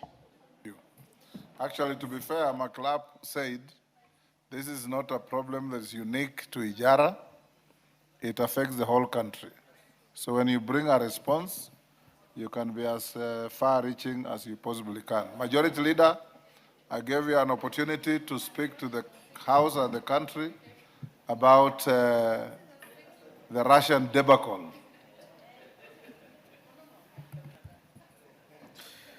Thank you, Honorable Speaker. It is indeed true that you directed that I give an update from the National Intelligence Service and the Office of Directorate of Criminal Investigations, or the Director of Criminal Investigations, and they have since given an update, Honorable Speaker. Honorable Speaker, let me say first, you directed that we give this today. If you can protect me from the noise behind me. Order, members. Order. Member for Aldai. You know, Honorable Speaker, when we went for the retreat, we were reminding our committees of chairs, committee chairs, that every time a member rises in his place to ask for a statement or a question, the traditional answer is that that answer will be given in 2 weeks. Yes. But that 2 weeks never comes. In fact, by the time the 2 weeks end, the chairs of the committees are not here. If only the chair for agriculture would be listening and not on his phone. And I'm saying that, Honorable Speaker, because if you look at the order paper, Honorable Speaker, we have prioritized a lot of committee business. Yes. And we are only doing that in the House Business Committee because from next week and the other week, we begin the budget making process, and budget related and other priority government business will take priority over any committee business. So if a chair of a committee is not in the House to process or prosecute the business of their committee, then you lose that opportunity and that business is likely to lapse at the end of the year. And Honorable Speaker, I want to beg that this year you don't be very generous in allowing chairs to rescue their business if they will not be here to prosecute business on the floor of the House. And I have written to them in the liaison committee group to make sure that they are all in place. Honorable Speaker, I was taking the liberty to say that because you directed that I give this within a week by today, and I have my report ready. So I hope the chairs will learn from me that when you say it is a week, or when the Speaker directs it's within a week, it must be within a week. And tell them that failing to emulate the leader has consequences. Dire consequences. Thank you, Honorable Speaker, and I have the reports. Honorable Speaker, indulge me not to go through the entire script of especially what I have gotten from the National Intelligence Service, but the summary of their statement is that so far they can confirm that their rogue agencies, and they say the ongoing Russia-Ukraine war continues to trigger the recruitment of foreign fighters by Russia military through rogue recruitment agencies and individuals in Kenya. The rogue agencies are targeting ex-military, ex-police officers, as well as civilians aged between the mid-20s to 50 years who are desperate for job opportunities abroad. The agencies have been enticing Kenyans, promising them lucrative terms of service, such as salaries of about 350,000 shillings per month and hefty bonuses between 900,000 shillings and 1.2 million Kenya shillings, as well as eventually being issued with Russian citizenship. So far, over 1,000 Kenyans have been recruited and departed to fight in the Russia-Ukraine war. The Kenyans leave the country on tourist visas to join the Russian army through Istanbul, Turkey, as well as Abu Dhabi, United Arab Emirates. However, due to increased interception of these travelers at Jomo Kenyatta International Airport, the recruits have changed tact and are traveling through Uganda, DRC, and South Africa to avoid detection. Additionally, the agencies have been colluding with rogue airport staff from the Directorate of Immigration Services, the Directorate of Criminal Investigations, Anti-Narcotics Unit, and National Employment Authority to facilitate the recruits without interception at the Jomo Kenyatta International Airport. They have also been colluding with staff at the Russian Embassy in Nairobi and the Kenyan Embassy in Moscow, who have been issuing the recruits with Russian visit visas. Equally, some civilians who are working in Qatar, Afghanistan, Saudi Arabia, Dubai, Jordan, and Asian countries took the lucrative deal and traveled to Russia. That is to say, Honorable Speaker, that all the close to 1,000 Kenyans who are estimated to have to be in Russia have not all traveled from Kenya. Some are those who are already in the diaspora in the countries aforementioned who have since moved to go and fight in Russia. Notably, as of February 2026, the following is the status of some of the Kenyans who went to Russia. 39 are hospitalized, 30 have been repatriated, 28 are missing in action, 35 deployed in camps or bases, 89 are on the front line, 1 is detained, and 1 has completed the contract. Global Face Human Resources Limited, a private recruitment agency located along Koinange Street in Nairobi, owned by one Festus Arasa Omwamba, and his number is given here.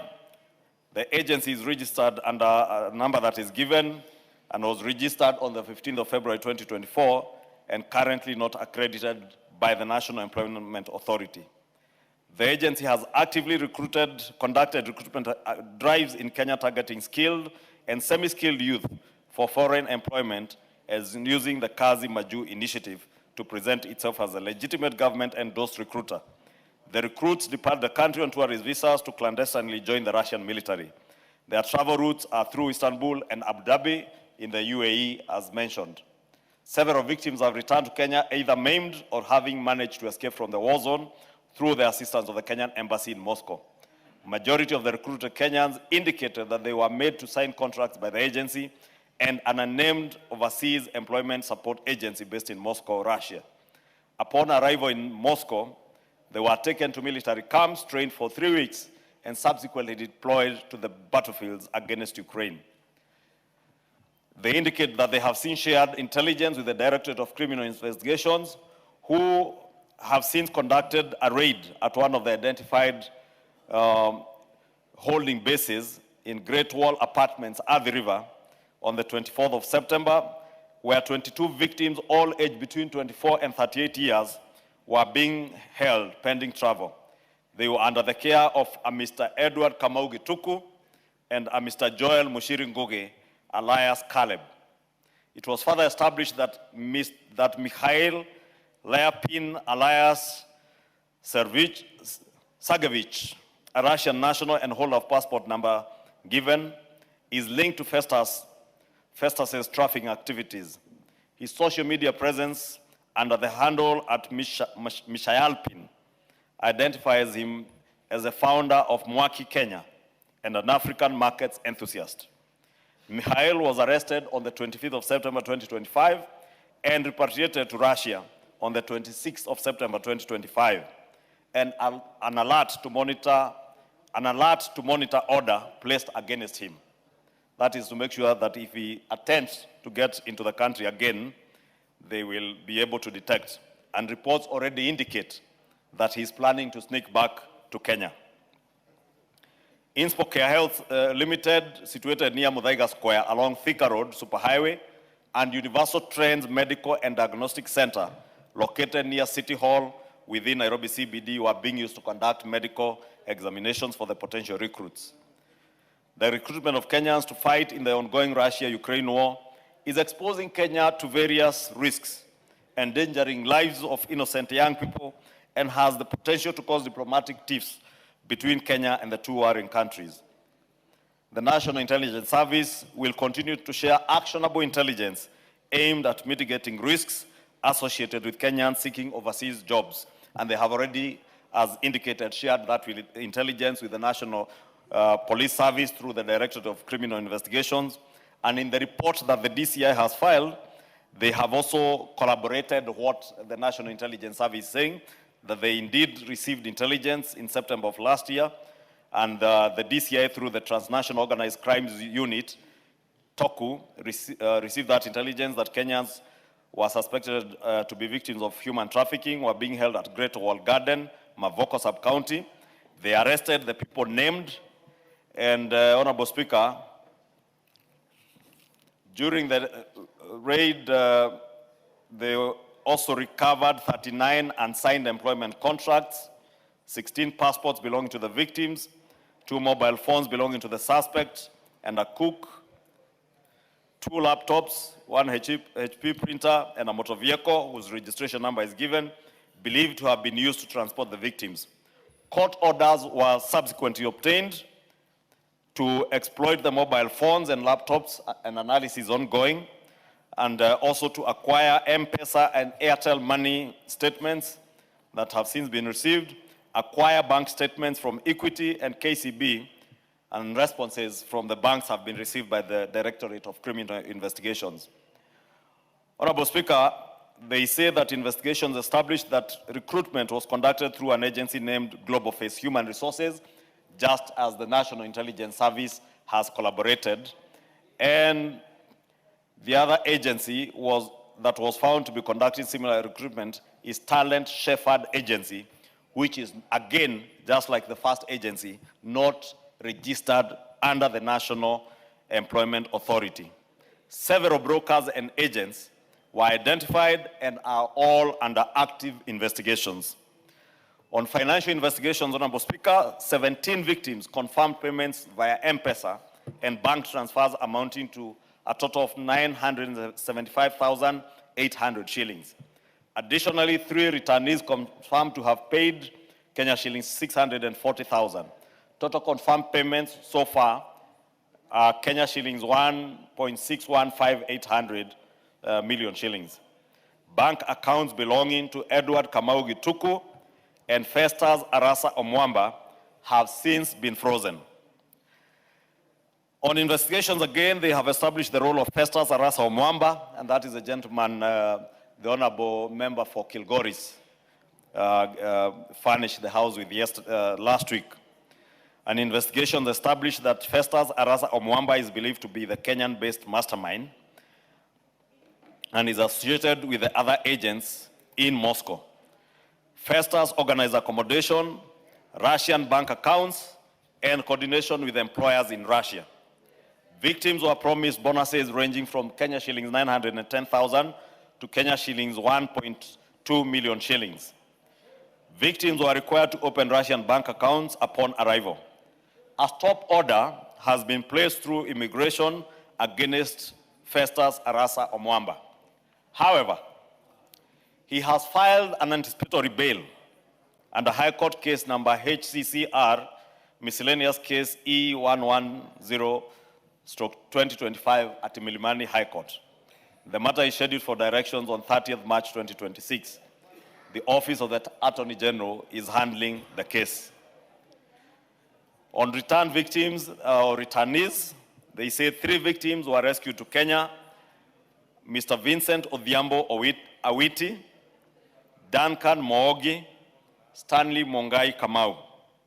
From their statements, Russian bank accounts were opened in Moscow. They underwent 9 days of weapons and explosives training. Only 9 days. They were deployed to active war front areas. One Kenyan, Eric Korinko, was shot and unfortunately lost his life. Others remain injured or missing in Russia. The pending actions is 1, arrest of additional brokers and agents.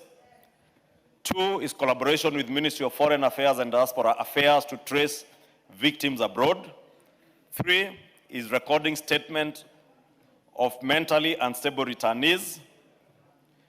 4 is completion of forensic analysis of the electronic devices that they have obtained court orders as indicated in the report by DCI. And 5 is receipt of the pending bank reports. The name of Simon Diema Kitereswa has not featured in their investigations, but analysis of documents and intelligence continues. I think this Mr. Ndiema is the one the member for Kilgoris had asked about.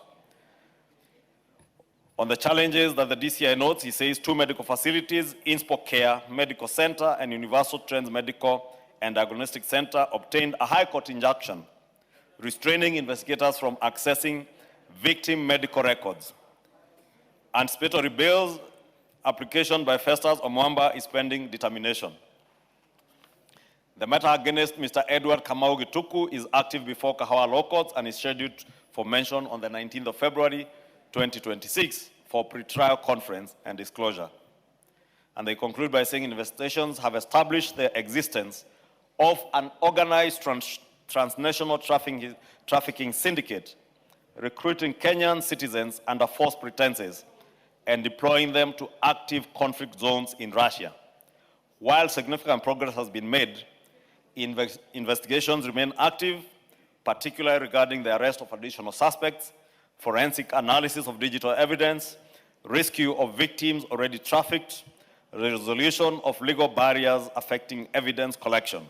Your continued support and interagency cooperation in this matter is highly encouraged and recommended. Honorable Speaker, if you listen to those 2 reports, both by the National Intelligence Service and the Directorate of Criminal Investigations, clearly they seem to be on top of the game and have been able to track the agencies that are recruiting Kenyans. But notably, Honorable Speaker, is what they mentioned, that there has been collusion between officers from the Directorate of Criminal Investigation, the Directorate of Immigration Services, and the National Employment Authority. And I think, Honorable Speaker, what I would urge that you direct is, 1, that the ministry is concerned, the Ministry of Interior, State Department for Immigration Services, must be able to pinpoint who are these particular officers and hold them to account. The same with DCI. They must be able to hold to account those officers who are colluding with criminals. Same with the National Employment Authority. And also, more telling is a collusion by officers at the Russian embassy and the Kenyan embassy in Moscow. Our ambassador in Moscow must be able to identify the officers within the embassy that may have colluded with these criminals to facilitate the travel of innocent Kenyans to be able to go and work in the front line in a battle area. And Honorable Speaker, you know, government offices are not to be used for criminal activities. And therefore, our embassy must be beyond reproach. It must be the place where Kenyans in that country or anywhere in the vicinity can seek refuge. But it can't be a place that a few officers within the ministry facilitate criminals to lie to innocent Kenyans who may not know the circumstances that are there in Russia. Therefore, I would urge, Honorable Speaker, that we direct the Directorate of Criminal Investigations and the National Intelligence Service, as they have indicated, to identify the particular officers, whether it is at the Russian embassy, our embassy in Moscow, or at JKIA, or within the ministries of immigration, the State Department of Immigration and the Ministry of Foreign Affairs, and hold those particular officers to account. Because they have made other Kenyans lose lives, others suffer in a battlefront. And of course, the emotional turmoil that the families of these young men, and I presume they're all young men, young men who have gone to Russia are going through. And we watch them every day, Honorable Speaker, on national TV, families crying out. To Honorable Speaker, is to ask the State Department for Immigration to be more vigilant. Because you see, when JKIA is closely monitored, you hear now they have moving through South Africa, Uganda, and other neighboring countries. And that explains, Honorable Speaker, why you see a number of the victims, many of them are from the western part of Kenya, because of the proximity of the border to Uganda and the other countries on the west of our country, where they can now get through, even those who are going to South Africa, to be able to leave the country. Lastly, Honorable Speaker, let me take this opportunity to urge Kenyans. Please, the National Employment Authority portal or website details which agencies are licensed. Whenever anybody seeks to recruit you for kazi maju, confirm with the National Employment Authority website on their portal, or just place a call to them and confirm whether that is a legitimately licensed agency. Because if you are recruited by an agency that is licensed, then the NEA is able to follow up with that agency. But if you go to rogue agencies, then they will call you, they will take your money, as you've heard, Kenyans have lost their money, and they will take you to those battlefronts. But those that are legitimate under NEA will never take you to battlefronts. They will take you for legit jobs or legitimate jobs abroad, or what is called kazi maju. And I have seen the Cabinet Secretary for Labor, the Honorable Mutua, in many occasions explain to Kenyans how to go about getting kazi maju. And it is never through these rogue agencies. So please just go through the NEA portal and use those legitimate agencies as you look for jobs outside the country. Otherwise, many people will take advantage of you, and you may end up in those battlefronts, end up getting maimed, hospitalized, like those 39 who are said to be hospitalized in Russia, or even lose your life. And that will leave your family and many of us in this country with a lot of emotional turmoil. Honorable Speaker, with that, I submit, and I hope Kenyans have heard that it is only them that can assist these investigative agencies by also collaborating with them and adhering to the set rules and standards on recruitment under kazi maju. Don't go to rogue agencies. Don't confirm with the ministry, either of Foreign Affairs or the Ministry of Labor, whether the person recruiting you is licensed and whether the jobs that they are promising you are actual jobs. Because many of these young people have been promised security jobs. They are told you are going to work as a guard. They don't tell you you are going to work in the military. And you assume as a guard, those ones of carrying a rungu. Or just manning an entrance of a building. That's what they are promised. Only to get to those countries and you are taken to military camps. You've had, you only trained for 3 weeks. The military, nobody in the military, no military in the world trains people for 3 weeks. You've had some have been trained for only 9 days. Yes. They are basically just giving you a gun to go and die. Thank you, Honorable Speaker. Thank you, Majority Leader Haika.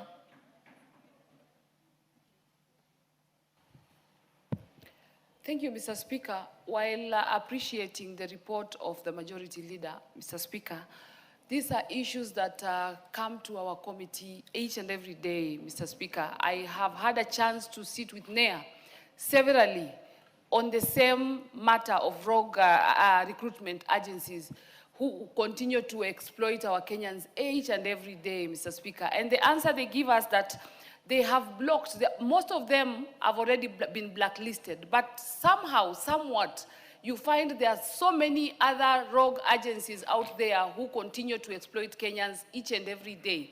So I think, Mr. Speaker, NEA are a bit overwhelmed, and this one needs a collective government approach from different state departments just to come and assist, because this is one of the most serious cases that also we have it in the committee. We have received many complaints, but there are many more that Kenyans who are suffering out there because they have been given an opportunity to travel by these rogue agencies, and then they are not able to get the services that they went to do. Some of them have been taken to go and work, and only to realize that there are no jobs. They get there and they get stranded. Some of them pay and they never get there. Some of them get to many countries and they get to get mistreated and they never get help. So I'm happy that we are discussing this. All of us are taking keen interest on this because Kenyans really need to get hope. And I know, Mr. Speaker, it is the Kazi Maju program. There are many Kenyans who have been assisted, the ones that have traveled through the right channels. We are not saying it is a bad program, but the Kenyans who are traveling using the rogue recruitment agencies are the ones who are suffering, and that is the issue that we really need to look at. Thank you, Mr. Speaker, for this opportunity. Thank you, Mr. Speaker. I am extremely shocked in the manner in which Kenyans can be actually taken all the way to Moscow to fight another sovereign country called Ukraine.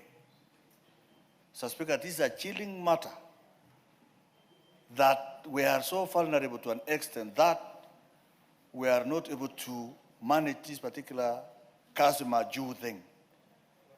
The DCI now and the NIS need to go with swift to interrogate all these agencies that pretend to take labor outside this country.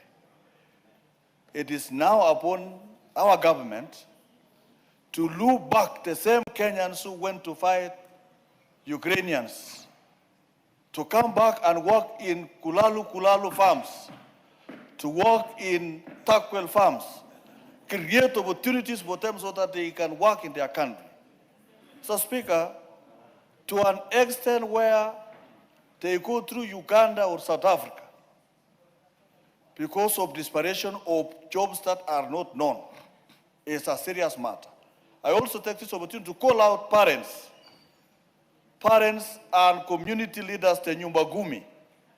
If a parent does not see his son for 2-3 weeks, does not come home, or says he wants to go to Kasima Jew, ask yourself, where is your son going?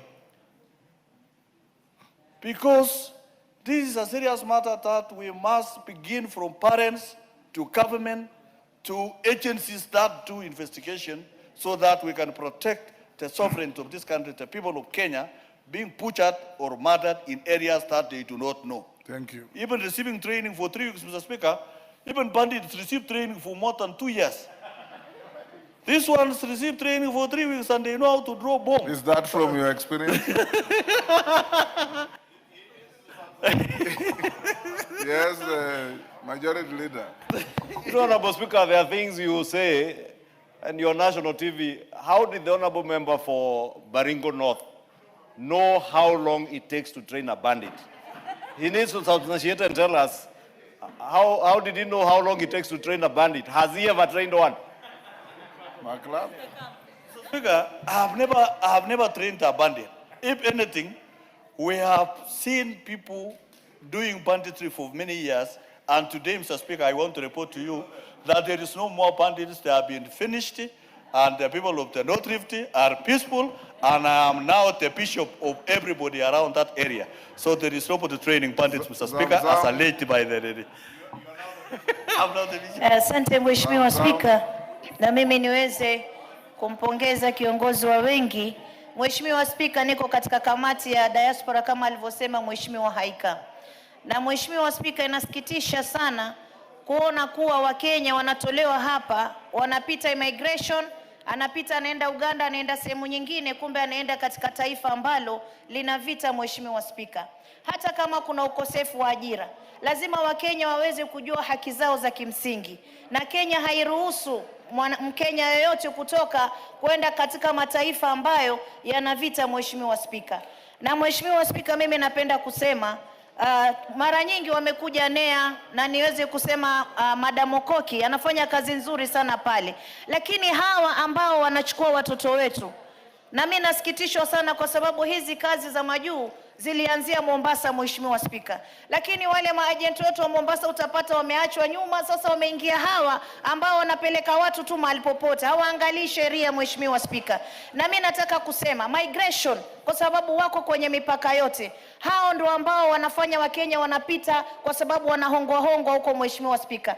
lazima migration waangalie kama NIS, hao ndio wanakuja kuvet hawa agencies, wanawaveti vizuri, siwezi kuwalaumu, lakini yule ambayo yuko kwenye mipaka, yuko airport, anaruhusu vipi Mkenya atoke Kenya kwenda Russia kwenda kupigana? Na kisha niulize, serikali ya Russia inawezaje kuchukua Wakenya bila kufuatia serikali? Masuala ya vita, masuala ya wanajeshi, lazima wapite kwa serikali, wajue kuna maelewano ama hatukubali tuachane na wao. Kwa hiyo Mheshimiwa Spika, mimi napinga hii sana, na nataka nimwambie na nizungumze na NEA, niseme waangalie wale maagent walikuwa zamani, walikuwa very focused, sasa hivi wameachwa hivyo, hao wameingia wakora wote wanyang'anywa vibali vao. Maana kuna mpaka wale ambao wana certificate wako registered. Mheshimiwa Spika, bado wanafanya mambo haya. Wakenya ndio hawana kazi, lakini tuangalie kazi ambazo zinakuja, kazi za maana, kazi nzuri ambazo ziko katika mataifa ambayo hayana vita, watoto wetu waweze kwenda. Asante sana Mheshimiwa Spika.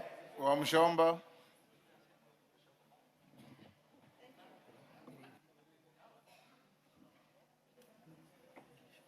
Give Wamshomba the mic. Thank you, Mr. Speaker. I want to take this opportunity to congratulate the majority leader for the report he has tabled. Indeed, it is very clear, Mr. Speaker, that our people are really vulnerable, and we understand the need and the desire for them to improve their livelihoods through looking for jobs. But Mr. Speaker, a week ago we saw the same kind of exploitation. Today, the majority leader is telling us about labor exploitation. A week ago, Mr. Speaker, we witnessed sexual exploitation of women by a Russian character. And it is very, very embarrassing that, Mr. Speaker, as we speak right now, those women can hardly walk with pride and dignity as women in Kenya because their images are all over social media in Kenya. Mothers, our sisters, our daughters, being exposed by a character who is purportedly coming to exploit women sexually. Mr. Speaker, this thing is becoming very serious. We request that just like the CID and the NIS have done an extensive research, we need them to uncover this character, this Russian character, who claims to have a serious sexual prowess than the men of Kenya, who came here to exploit our women, recording himself with the women, trapping them and luring them into nice dances and whatever else he's offering. Mr. Speaker, the government must protect the women of Kenya from such characters, and we must make sure that we protect the dignity of our women because that is our duty. Thank you, Mr. Speaker. Oundo. Thank you, Honorable Speaker. Let me also join my colleagues in lauding the majority leader for expeditiously bringing a report to this House to expound on this vexatious issue of our young men and women going to fight wars of they have no interest in and getting killed. Honorable Speaker, labor mobility is an acceptable form of economic empowerment that should not be discouraged upon. Whichever way, when somebody chooses to go and do for labor outside the country, he is duty bound to go and do a job that is safe and enhances the dignity of his family and himself. Honorable Speaker, Many people who go out to do these manual jobs do so out of desperation. If you listen to the Conference of Catholics, when the Catholic bishops on the Lenten campaign program, they have detailed very desperate situations that are literally driving families into depression and to do anything that can save them life. Honorable Speaker, as a country, the only way we can save ourselves from this situation is to continuously build this economy so that each and every Kenyan can have a job to do, so that those who go out of this country do so out of luxury or to improve their skills and get better skills. I just want to urge the government executive to get to the root of it and clearly stop this mess, because it's going to be costly, embarrassing. As I conclude, Honorable Speaker, and let me pick up what Honorable Mchomba has said, and the Honorable Jared has told me as he was leaving, it's double tragedy for Kenyans. Kenyans are dying in Russia, and there's somebody here who is embarrassing Kenyans here in this country. It's double tragedy. We appreciate and we apologize to the people of Kenya. Thank you, Honorable Speaker. Bersimba. Asante sana Mheshimiwa Spika kunipa fursa na mimi nipenyeze sauti yangu kwenye hili swala la Wakenya kwenda kuuawa katika nchi ya ugeni. Kwanza Mheshimiwa Spika, mimi nitatoa lawama langu kwa idara mbili, idara ya uhamiaji na idara ya ujasusi, kwa sababu wangekuwa wamepeleleza kujua kwamba hawa Wakenya wanaopelekwa Russia na sasa Russia iko katika mzozo wanaenda kufanya nini, na hata uhamiaji wao ndio wanaowakubalia wakipita, wangekuwa wanataka kujua hasa ni karatasi ama ana agreement gani, makubaliano gani na kazi gani. Na hatari yake ni kwamba hapa kweli kuna shida ya kazi, na si Kenya peke yake, ni ulimwengu mzima.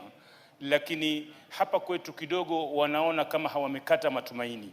Ni sisi tuweke matumaini kwamba wao wawe wanajua kwamba hata hapa watapata ajira ili waweze kujiendeleza maisha yao. Hatari yake Mheshimiwa Spika, naosema kwamba ninalaumu ujasusi na uhamiaji.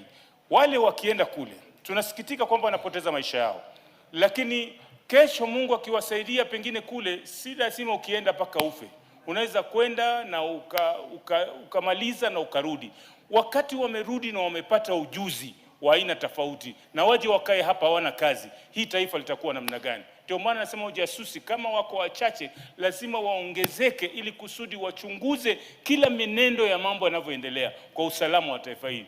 Kwa hivyo Mheshimiwa Spika, ni kwamba tuwe makini ili kusudi watoto wetu wasende kupoteza maisha yao nchi za ugeni. Asante sana. We'll stop there on this. Majority Leader, those were all positive comments. They don't require your rejoinder. Elachi. Thank you, Mr. Speaker. Mr. Speaker, I rise to request for a statement regarding delay in provision of emergency treatment under the Social Health Authority.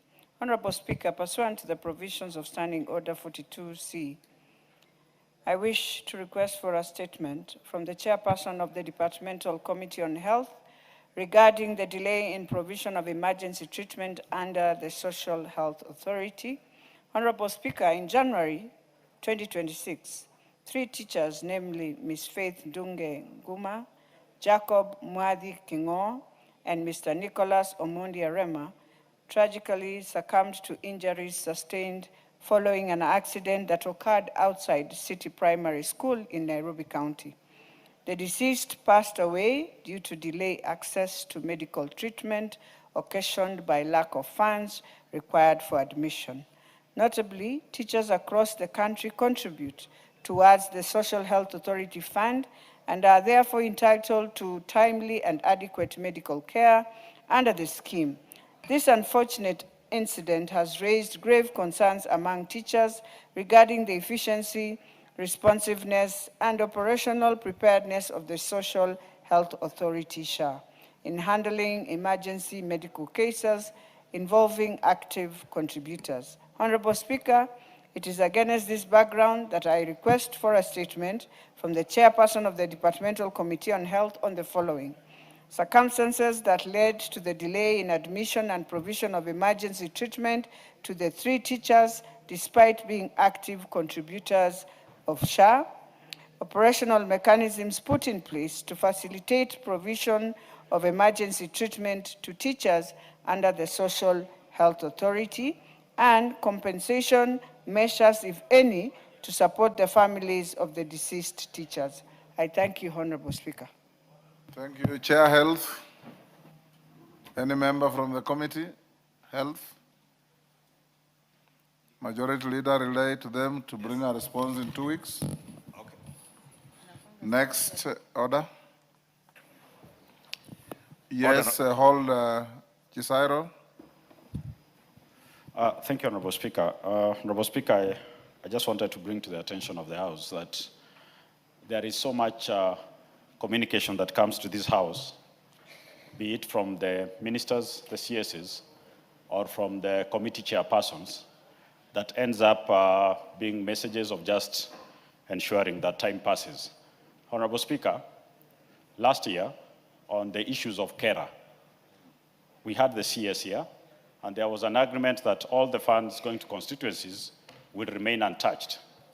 But, Honorable Speaker, I would like to notify the House that the regional engineers have gotten communication of a deduction of up to 13 million per constituencies. That is being, for the 22%, reduced from 42 million to 35 million, and for 10%, reduced from 21 million to 5 million.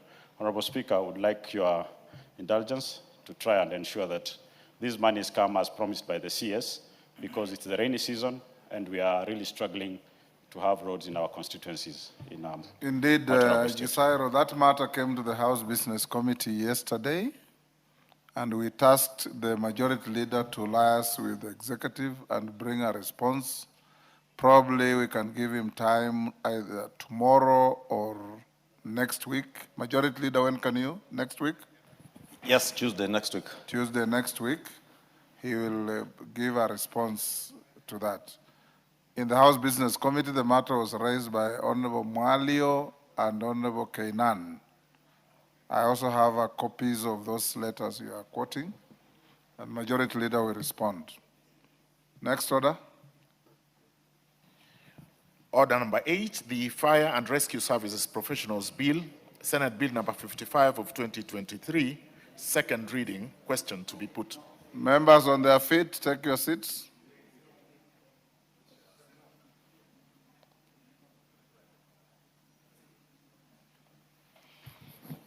Honorable members, will now put the question at order number 8, which is that the Fire and Rescue Services Professionals Bill, Senate Bill number 55 of 2023, be now read a second time. As members of that opinion say aye. Will those of the contrary opinion say nay? Nay. The nays have it. Next. Order number 9. Order number 9, motion, consideration of a petition regarding pollution of River Athi. Question to be put. Honorable members, I'll now put the question at order number 9, which is that this House adopts the report of the Public Petitions Committee on its consideration of Public Petition number 11 of 2022 regarding pollution of River Athi, laid on the table of the House on Thursday, 11th April 2024. As members of that opinion say aye. Will those of the contrary opinion say nay? The ayes have it. Next order. Order number 10, motion, consideration of a petition regarding regulation of Tik Tok in Kenya. Resumption of debate. Who was on the floor? Okay. On the screen, if I go by the screen, I have Gitonga Murugara. Are you queuing for this? No. Wilbur Fozoundo, are you queuing for this? Adan Haji Mandera West, are you queuing for this? Mangale Chiforomondo. Rindikiri Mugambi. Beatrice Elachi, go ahead. Thank you, Mr. Speaker. Mr. Speaker, I also want to rise and support the report. Mr. Speaker, I know many of our young people might think that this House wants to gag them on TikTok. But I want to also tell many of our young people today that even when you look at the report of the bishops, of the Catholic bishops, they are requesting, how can we ensure we have TikTok, yes, but TikTok should not be used for pornography, should not be used to misuse the country, should not be used for sexual offenses. And so, Mr. Speaker, it's a matter of where we just need to come on the table and agree that we have laws in this country, and these laws are laws that protect our young people. Honorable Elachi, just before you proceed, Majority Leader, if you recall, in the House Business Committee, we did observe very clearly that the motion before the House is not for banning TikTok. It's for regulation of TikTok. And we observed very clearly that the issue is content.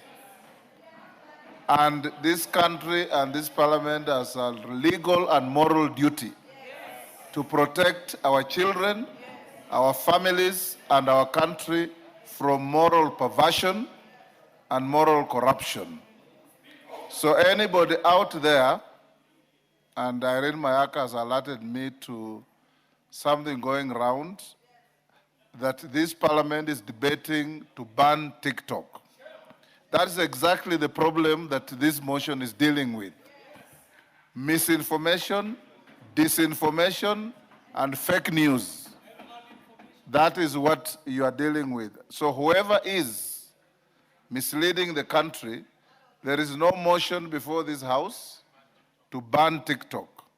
But there's a motion before this House to deal with the recklessness that come along the otherwise very good intentions on TikTok. Elachi, you can proceed now. Thank you, Mr. Speaker. And Mr. Speaker, all of us will agree, and every Kenyan will agree, that it is important for us to look at our national security and our public safety. And I think what we are saying as Parliament is, how do we strengthen the legal framework, the regulatory framework, to ensure that indeed there is data protection. Because, Mr. Speaker, you'll find every manner of TikTok in this country. While we are embracing and accepting and fighting left and right, in Europe they are regulating and they are making sure children who are minor, who are below 18 years, are able to be safeguarded. And so therefore, for us to stand firm, Mr. Speaker, it is important for us to ensure that we look at every, and the Kenya Authority, the Communications Authority, must also look at it. And it is required very well to also register major social media operators so that we agree, because it is a country. We are not just in a world where we do our things. If we don't have order, we will find ourselves with many challenges. So I want to plead to the young people, what is safe for your sibling who is in the house, who is young?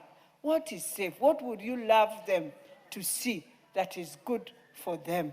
Because you might be an adult, you are able to see. Mr. Speaker, when you look at all the TikToks we've allowed, it has become it's an advertisement platform, yes. Can be used very well to do very many good things for the country.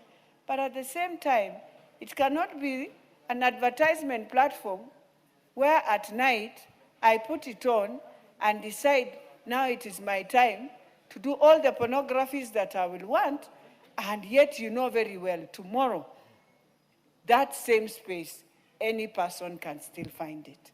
So we are just saying, let us regulate. Let us make it workable for our young people, but also for the minors. And let us protect our country. That is why this Russian man decided to land on us, because he found a place where Kenya, we have democracy beyond democracy, where you can do anything and you can also decide. That's why he's using the same TikTok to spread all the women. And I don't know what we are still doing with this Russian man, Mr. Speaker, because this is one example where now we say, if our law in Kenya is strict on pornography, how did it end up on our TikToks? How? Those are things we need to deal with. The other thing that you realize, it is also a space where someone just does a crime and feels it's okay to just share this crime. And he will just use TikTok to share the same crime. And we need also the owners of TikTok to start telling us, because they are also responsible.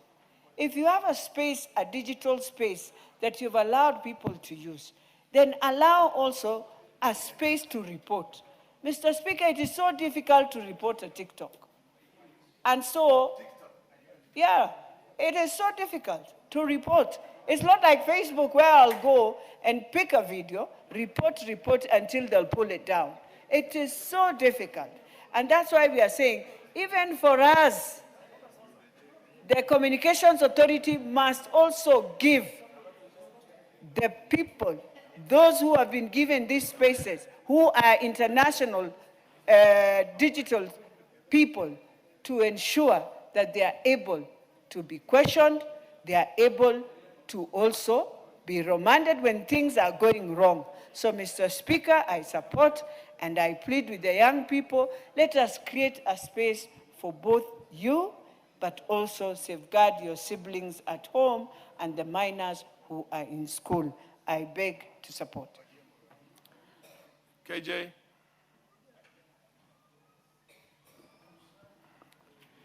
Mr. Speaker, I thank you. And I do stand here well cognizant of what direction the chair has given on this debate. That, Mr. Speaker, this debate does not hinge on a banning. We are talking as a country about the regulation of a platform that is in the hands not only of adults in this country, but also very vulnerable young children, Mr. Speaker. And the conversation ought to start with the understanding that regulations and laws can only do so much. That even families, parents, teachers, older brothers and sisters also have a place in this debate, Mr. Speaker. And so the debate that comes to the floor of this House today, Mr. Speaker, must be seen as a policy debate, not a moral panic. Kenya is not in any moral panic, but we must have a conversation around the policies that speak to this technology that is taking us into the fourth industrial revolution and beyond, Mr. Speaker. We also all must remind ourselves that some of these applications are not engineered. They're not made in this country, Mr. Speaker. And so when you get onto a platform and start working with algorithms that are set by somebody out there, the algorithms could be set for pushing marketing, Mr. Speaker, for pushing business, and in the same time, not conscious to the African traditional values that we answer to, Mr. Speaker.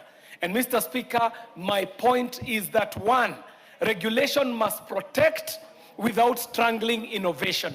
That these innovations are useful for a time such as this, Mr. Speaker. That when we talk about this fourth industrial revolution, we are cognizant that it is driven by innovation, Mr. Speaker. So that even as we debate about these emerging technologies, we ought to remind ourselves that they are here to support enterprise, to support human development, to support education, but at the same time, Mr. Speaker, they must be sensitive to the human component, Mr. Speaker. Mr. Speaker, it is important that even as we move towards regulation, we understand what the river banks are for this regulation in this new space in what we are calling the fourth industrial revolution.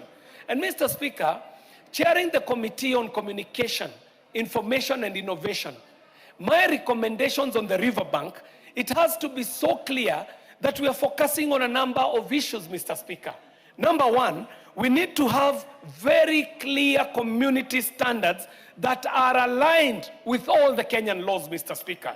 Secondly, Mr. Speaker, we must have transparent content moderation processes. Mr. Speaker, the parameters that have been set are set in capitals far away from Nairobi.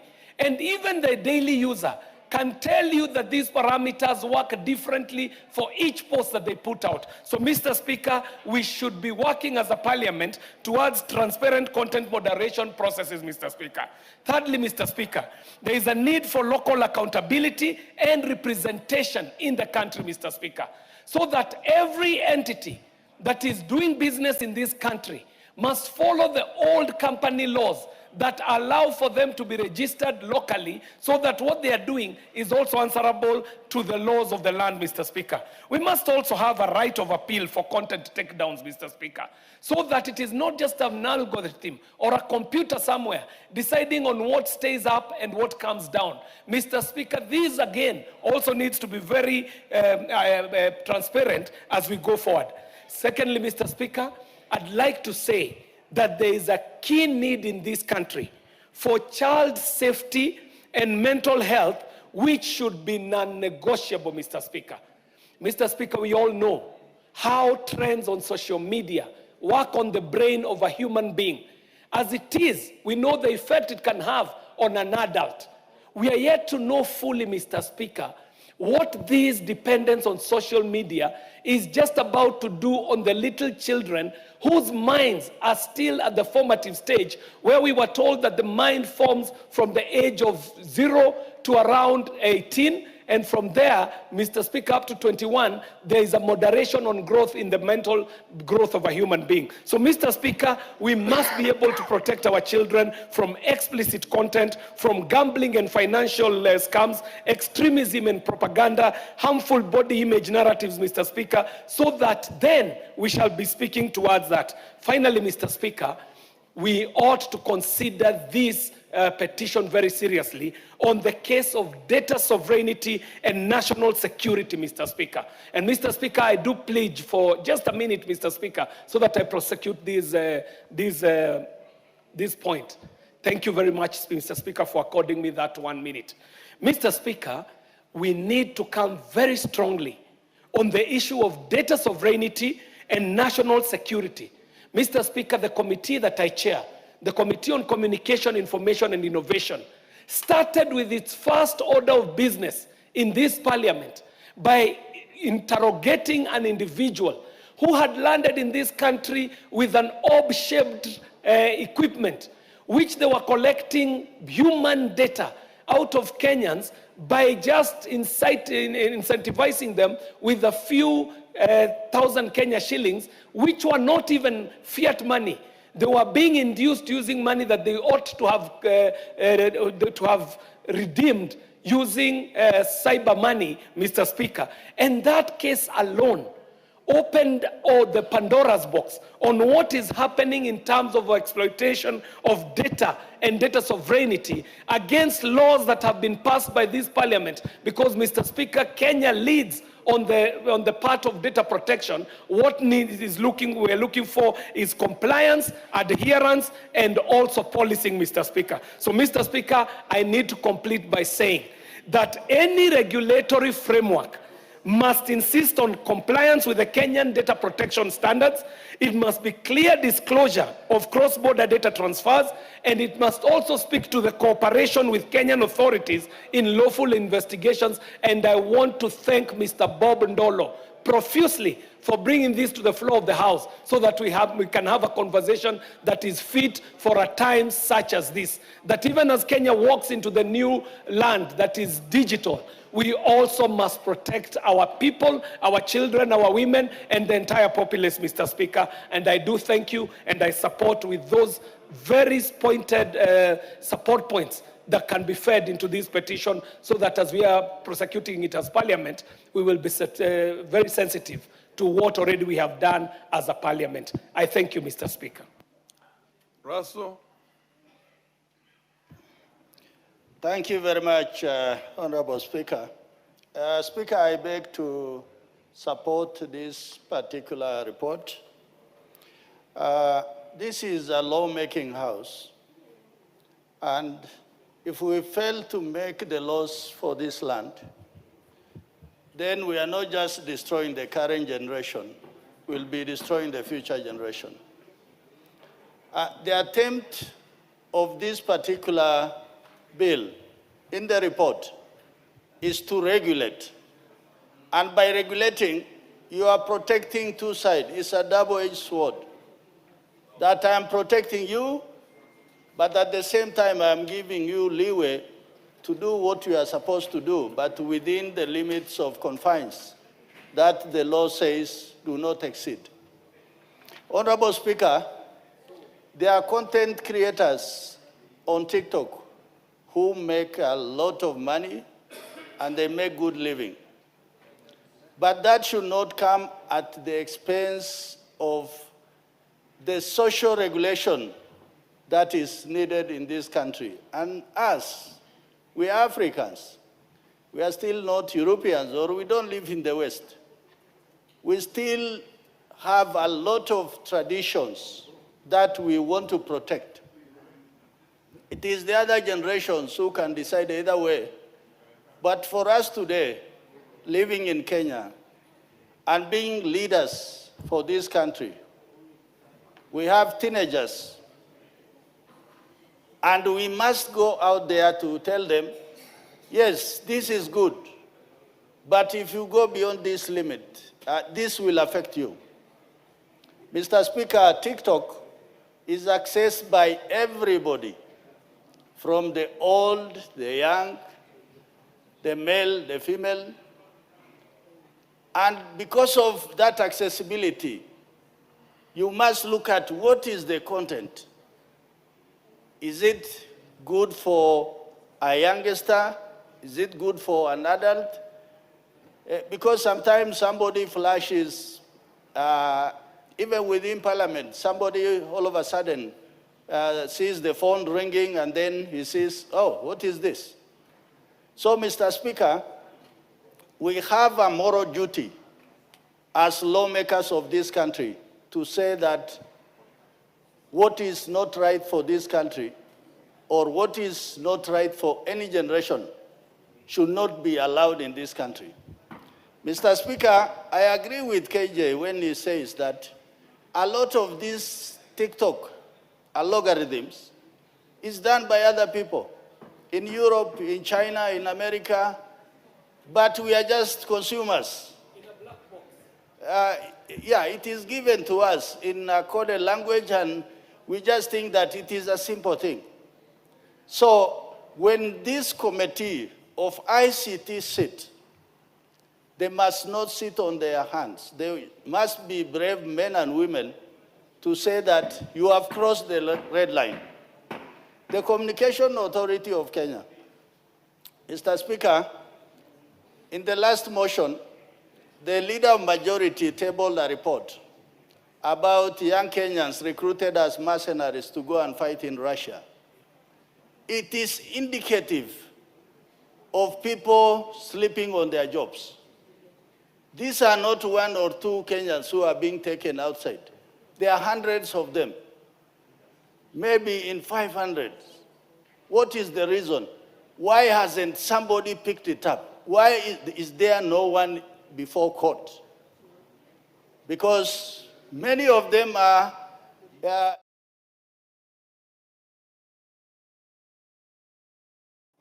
greener pastures, but somebody else is spying on them, sending them to a foreign war so that they just become fodder for those wars. So for that reason, Mr. Speaker, even this TikTok, those organizations that are watchdog for the country must not sit on their hands, must put their hands on the button to say, no, you have crossed a red line. With those remarks, thank you, Mr. Speaker. Asante sana Mheshimiwa Spika, na mimi niweze kuchangia masala ya TikTok, Mheshimiwa Spika. Vijana wengi hata naona kwenye mtandao wamepeleka habari ambazo sizo, kuwa bunge hili linataka kuban kabisa TikTok, Mheshimiwa Spika. Nataka ifahamike kuwa huo ni uongo, na jumba hili linataka kuweza kuweka mikakati ya kuweza kuhakikisha kuwa TikTok inatumika vizuri. Mheshimiwa Spika, Mheshimiwa Spika, ni vijana wengi tu ambao wanapata ajira pale, wanapata senti zao pale, na wanaweka content ambao ni nzuri sana za kuweza kuwasaidia na kuingiza kitu kidogo. Mheshimiwa Spika, tumeona vijana wengi wanafanya biashara, bidhaa zao, na hata sisi kama wabunge tumekuwa tukinunua kutoka kwao bidhaa zao, Mheshimiwa Spika, ambayo ni kitu kizuri sana Mheshimiwa Spika. Lakini pia kuna wengine ambao wanaitumia TikTok vibaya Mheshimiwa Spika. Utapata mama ya mtu pengine amewekwa uchi kwenye TikTok, anachekwa, mtu ampigwa picha bila kujua, bila idhini yake, imetumika kutumia content ambao si nzuri Mheshimiwa Spika, na watoto wadogo wakifika pale wanakutana na picha na video ambazo ni za kutamausha sana, ambazo zinawaharibu pia akili zao Mheshimiwa Spika. Kwa hiyo mimi nataka niwaambie vijana wa Kenya, sio kuwa nyinyi mnanyimwa kutumia TikTok la, lakini nataka iweko mikakati ambayo kwamba mtatumia TikTok vizuri ili muweze kujifaidi na kuendeleza maisha yenu Mheshimiwa Spika. Lakini Mheshimiwa Spika, ikumbukwe kuwa China mpaka wa leo wameban kwao TikTok kwa sababu walijua ina madhara gani. Mimi ningependa niseme taifa hili kabla tungekuwa tumeanza kutumia TikTok ingekuwa tumeweka mikakati. Umeona sasa, ndio kwa hivyo unaona sasa hivi vijana wanaanza kubabaika, wanaona kama ajira zao zitapotea, lakini sivyo hivyo. Ni mikakati ya kuweka sheria ya kutumia TikTok vizuri. Tumeona watu wanawekwa kwenye masanduku majeneza kwa wamekufa, mtu mwingine ambaye hana ufahamu anaanza naye kupeleka hiyo information kuwa fulani amekufa wakati ambapo ni urongo Mheshimiwa Spika. Kwa hiyo mimi kama mama nimeona mengi sana kwenye TikTok. Nimeona watu wanatukana na matusi, wengine wanaweka live wanatukana na matusi mabaya, hata watoto wakipatikana na simu akiangalia anaona vitu ambavyo sivyo Mheshimiwa Spika. Lakini pia nimeona wengi ambao wanafunza masala ya herbals, masala ya mambo mazuri sana katika jamii Mheshimiwa Spika. Kwa hiyo sisi wale ambao sisi tunaangalia kuweza kutoa zile content ambazo ni mbovu ni wale ambao wanatumia TikTok vibaya. Na Mheshimiwa Spika, hii taifa inaongozwa na sheria, ambao sheria ilipigiwa kura na Wakenya wote Mheshimiwa Spika, na lazima sheria ifuatwe hata kwenye mitandao. Kwa hiyo mimi nataka niseme TikTok imetoa ajira, ndio TikTok imesaidia wengi, na kama alivyosema ndugu yangu Kiare, imekuwa na msisimko mkubwa kwenye jamii ambao imesaidia vijana wengi na hata watu wazima, hata sisi kina mama, hata sisi wabunge hapa tunatumia TikTok kuweza kupeleka information kwa watu wote ama kwa jamii ambayo inatuangalia kutokana na social media. Lakini ni lazima tujue message gani ambayo inatoka kwa TikTok kuingia kwa wananchi. Ni lazima tujue who is behind this TikTok ambaye anaitumia vibaya. Wengine hata hizi kazi mnasikia za wanajeshi ambao wanaenda Russia Mheshimiwa Spika, wengine wamepata tu pale ndani ya TikTok. Mtu anatumiwa message, anakimbia mbio, anavushwa na Uganda nini, mara akianza kulia kuwa anateseka kule, hayo masala yanaregeshwa kwenye jumba hili, sisi kama wabunge na serikali inaanza kulaumiwa. Ndio maana sasa kama serikali lazima tuweke mikakati ya kuweka sheria ambayo heshima itadumu ndani ya TikTok, nidhamu itatumika vizuri, na vijana wetu waweze kufaulu katika mambo yao mazuri ambayo wanayotumia ndani ya TikTok. Kwa hiyo nataka nimwambie kijana wangu mmoja kutoka Jomvu, ameniuliza mama, mbona bunge hili lenu linataka kufunga TikTok? Nataka nikwambie TikTok iko sawa utas, wewe utumie kwa vizuri, wala msilete matatizo kwa wengine. Ni regulations tu ambazo tunaweka kuweza kuweka mikakati ya sawa. Asante sana Mheshimiwa Spika. Majority Leader.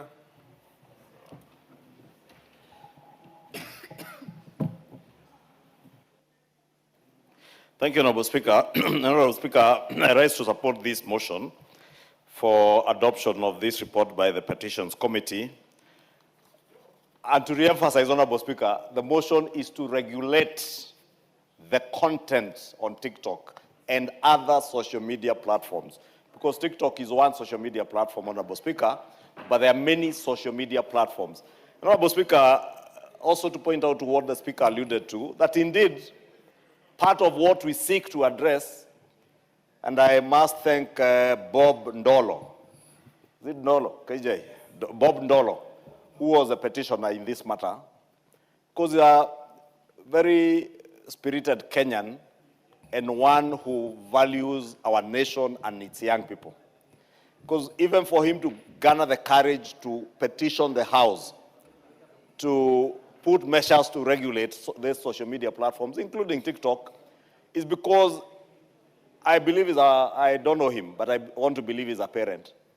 And any parent in Kenya, any person who cares about the children of Kenya, any person who is either a religious leader or believes in religion and God, knows that there is indeed a lot of perversion out there, most of which is being spread on these social media platforms.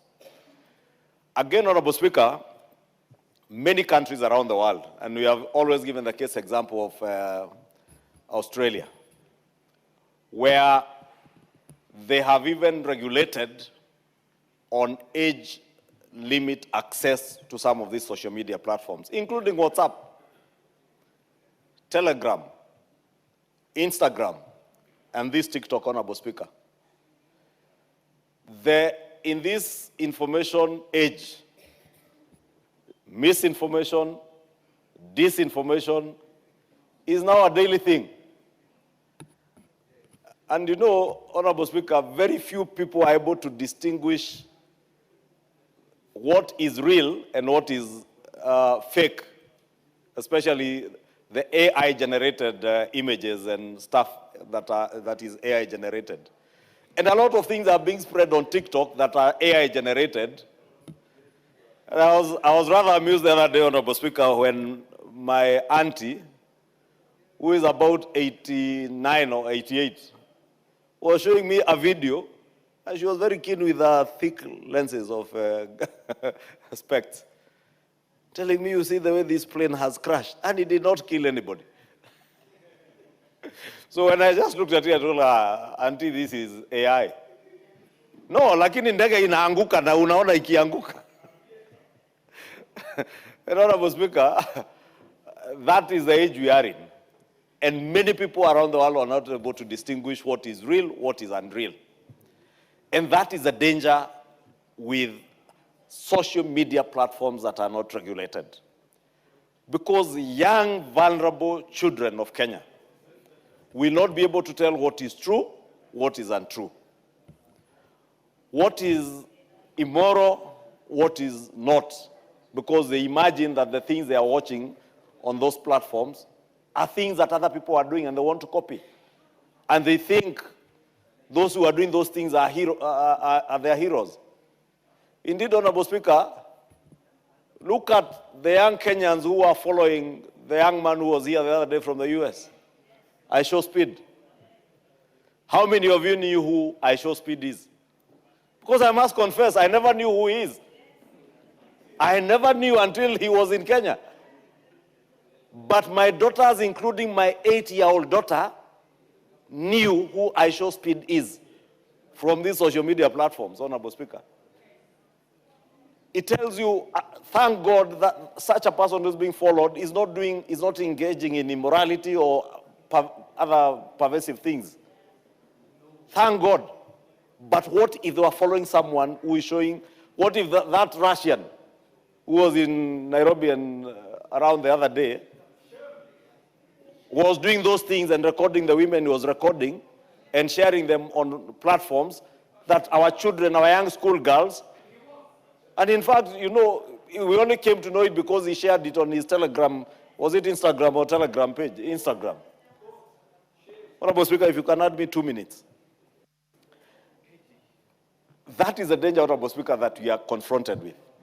And if we don't regulate these social media platforms, because those out there now who are misinforming Kenyans that the National Assembly wants to ban TikTok, we are not banning TikTok.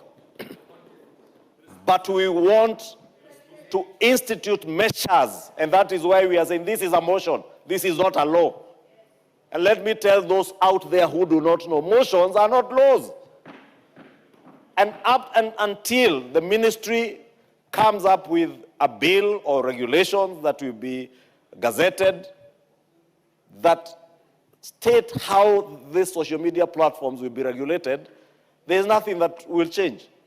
But we are urging, and if you look at the resolutions of the committee, is that within 4 months upon adoption of this report, mechanisms for enhancement of age verification on social media platforms, localization of Kenyan user data to be retained within the country. Because, Honorable Speaker, data protection today, data is a gold mine.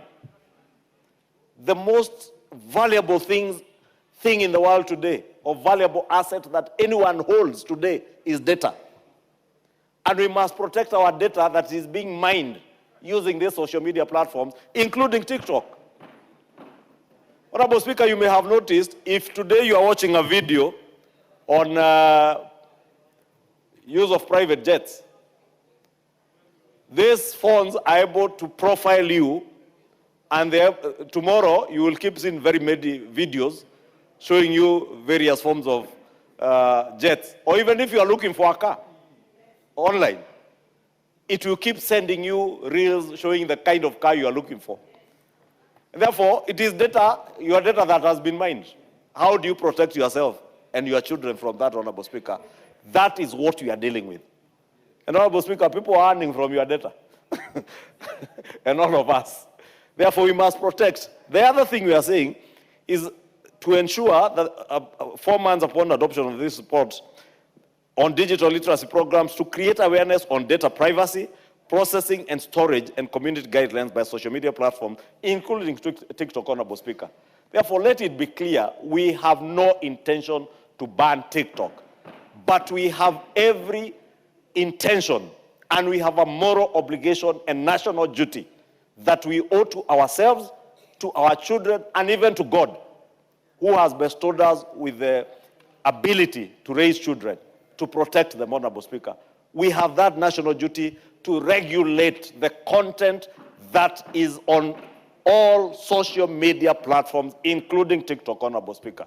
Because if we don't do that, we will have failed our nation, we will have failed our children, and we will raise up a nation that has no morals, that has no ethics, and if we want to raise a nation that is moving towards a first world nation, if the first world nations are regulating the content on their social media platforms, why not us who are aspiring to get to the first world?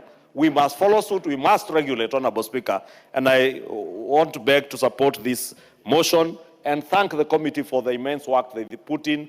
Thank Mr. Bob Ndolo, who petitioned the House. Indeed, his petition was a call for action because we are a bit late. Many other countries have done it, and we must do. We must also regulate on the age limits that are in this report, Honorable Speaker. It is not fair that our 8-year-olds, our 4-year-olds are able to view everything that they can view on their social media platforms, Honorable Speaker. We must protect our children, and I want to urge everybody in the country to support this endeavor to regulate the content on TikTok and other social media platforms without banning it. And I insist, TikTok and other social media platforms are not being banned. They will never be banned in this country. But we must protect the country and our children. Thank you.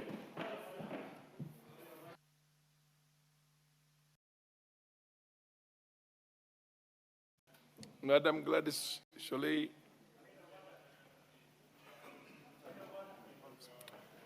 What's your point of order, Honorable Nzengu? What's out of order?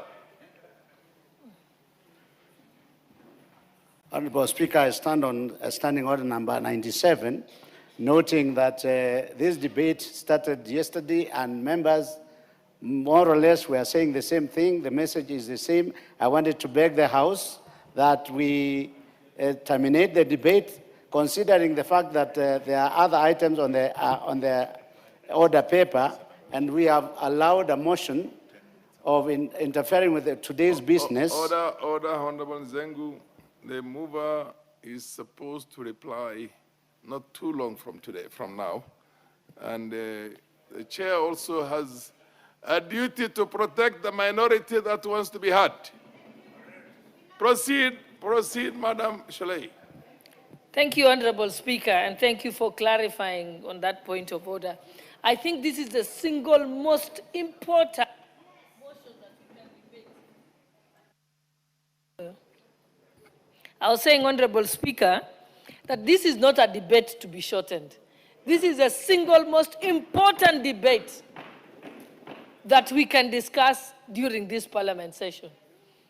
it not only affects our current children, but generations to come.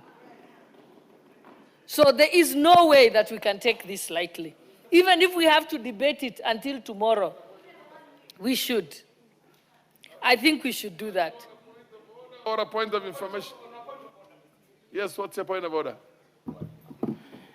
Mr. Speaker, the debate on this issue is timed, and there is no reason why we should be cutting it short ahead of its time. And in fact, members are very keen to debate this, Mr. Speaker, because understandably, more than anything else, this has a bearing on how we are bringing up our children, how we are running our businesses, how we are interacting with each other. And Mr. Speaker, this is a debate that is right for a time such as this, Mr. Speaker. Let it run its due course, Mr. Speaker, so that this House may be able to pronounce it. Order, Honorable KJ, you are taking valuable time from the Madam Deputy Speaker. The chair has pronounced to the same. Thank you for... Thank you, Honorable Speaker. I think what Honorable KJ is still important. I think it cannot be emphasized enough. And we must tell ourselves, it may look like something we're taking lightly. But when you look at the way AI is operating, or any of those apps, including TikTok, they have the potential to actually endanger national security. They endanger data privacy. And we must regulate it. And like we said, we are not banning it. We must regulate it so that we can protect our children, we can protect the vulnerable users, and we can only do this if we take charge of it. We cannot have a situation where our entire population can be controlled by an algorithm or somebody using trolls and bots and all those to be able to control the psyche, the thinking, and even create biases in our population. That would be akin to allowing the extinction of future generations. And when we say we want to regulate it, there must be strict oversight. We must talk about data localization. We must also be able to block access to certain sensitive information. And also, there is even potential misuse by even, which includes espionage on a country. It can also track the location of your population, including those who have sensitive information. For example, our army, our police, our intelligence service, even the movements of our military. It also has the potential, if it's uncontrolled, for it to spread propaganda in the country. It can also be used to suppress dissent. So those who are human rights activists and civil rights activists know that it's also important to protect democracy. It can sway public opinion. It can allow a foreign country or a foreign agency to mislead and control the minds of your population. It is more dangerous than a full-fledged war against a state. And when we talk about regulating it, we are telling ourselves, we'll regulate it by regulating the content, we'll regulate the misuse and abuse, we will regulate the disinformation and misinformation, we will regulate even through fines, so that if one is involved in deep fakes, in misinformation, we can then fine that country. And we've seen debates that have gone on in the US where they're saying they can fine the organization up to 20% of its turnover, so that we can deter the allowing of this. Again, when we talk about regulating TikTok and these apps, we are telling ourselves we are also protecting the mental health of our children and future generations.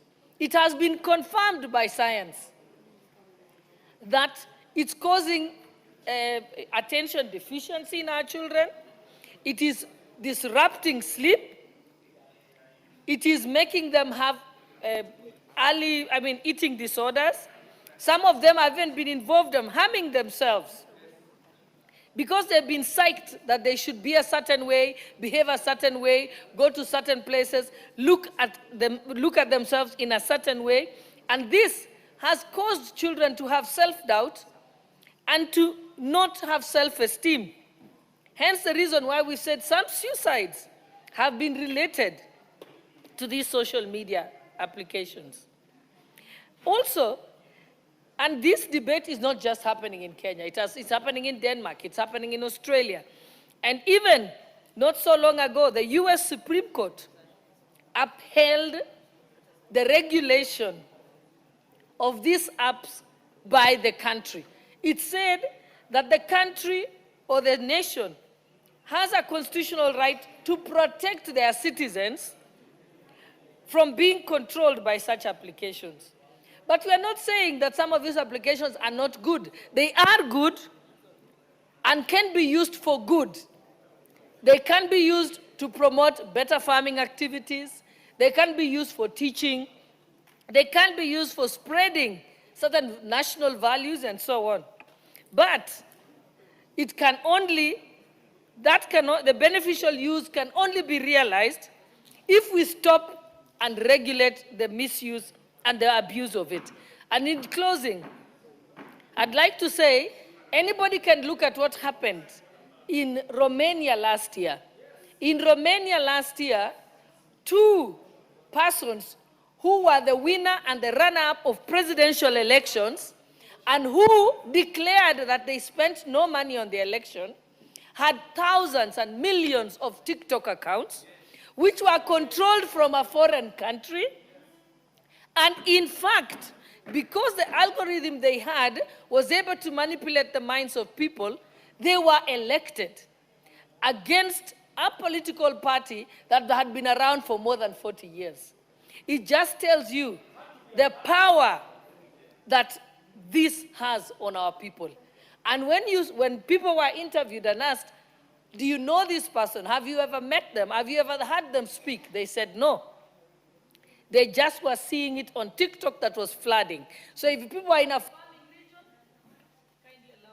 region, allow her to and those who were in farming regions, they were getting messages that were skewed to catch their attention.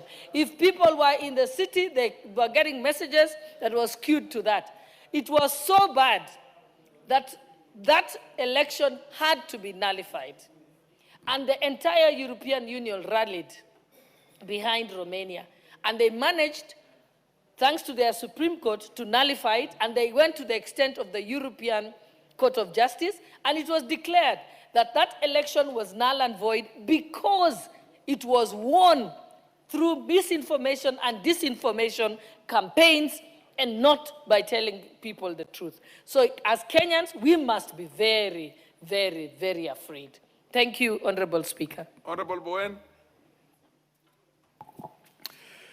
Mr. Speaker, thank you for giving me the opportunity, Honorable Speaker, to join my colleagues and to support the motion that, Mr. Speaker, the social media platforms in the country, Mr. Speaker, has become the source of misinformation and disinformation. And therefore, Mr. Speaker, there is need to regulate, Mr. Speaker.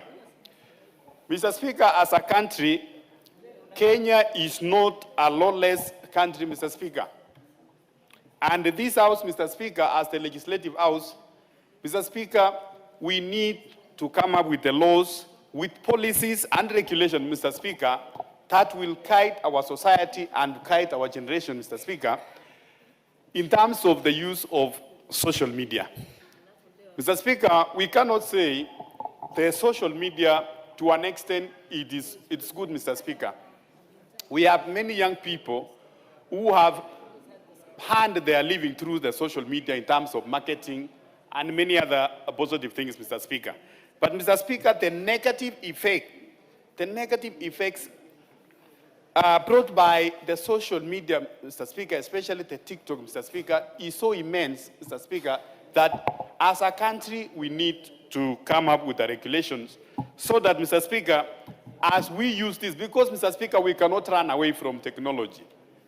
Technology, Mr. Speaker, we need to move as the world moves with the technology, Mr. Speaker. As a country also, we should not be left behind. And these are the technological issues, Mr. Speaker, which we need to deal with, and we need to deal through regulations. Mr. Speaker, if you check many of the content you see in TikTok, Mr. Speaker, and you know, it exposes our young people, the school-going children, Mr. Speaker, to very bad things. Mr. Speaker, I want to appreciate the committee and even the petitioner who brought this petition to this House, Mr. Speaker, that we are going to deal not only to the TikTok, Mr. Speaker, but all other social media platforms, including the Facebook, the YouTubes, and all other, Mr. Speaker, so that we are not doing away, but we regulate them so that we can use it prudently as a country, Mr. Speaker. Mr. Speaker, the recently photos we saw on the TikTok, which is through the Russian fellow, Mr. Speaker, if we had a regulations as a country, through our laws, through the CAK, Mr. Speaker, those contents should have been blocked out. It should not be exposed, Mr. Speaker. Mr. Speaker, the social media and even the data, Mr. Speaker, is now a security concern. It is a security issue in our country, Mr. Speaker. So, which we cannot allow, Mr. Speaker, to just be run freely without any regulations. So we want to ask our young people, we want to clear the air to our young people outside there, Mr. Speaker, that we are not going to ban these social media platforms. But, Mr. Speaker, we want to bring legislation, we want to bring policies, we want to bring regulation so that how these social media are used is going to be beneficial to them and not to be harmful to the community and also to the young generation to come. So, Mr. Speaker, as a country, Mr. Speaker, I think there is also need through the Ministry of ICT, Mr. Speaker, to have a cyber security center. As a country, Mr. Speaker, we need to up our game in the cyber security space to make sure that, Mr. Speaker, what comes in or what is being consumed by our people or even in our country, Mr. Speaker, is something which has been filtered and it is very secure to our people. Because, Mr. Speaker, the TikTok, the YouTube, the Facebook, the Twitter, and all those, Mr. Speaker, they are not a Kenyan, these are not a Kenyan creation, Mr. Speaker. These are things which are beyond our borders. They are beyond us because they are beyond our control. It's controlled elsewhere. So, and the only thing we can do as a country, Mr. Speaker, is to come up with the laws so that we regulate what comes into our country, what is being consumed, and those which are threat to our national security, threat to our social justice, Mr. Speaker, and the threat to our normal behaviors, Mr. Speaker, are filtered out or they are blocked. So, Mr. Speaker, I want to join my colleagues, Mr. Speaker, to say I support this motion, I support the petition, Mr. Speaker, and not only honorable members, that we leave it at this point as a motion. As the committee of petition, Mr. Speaker, I want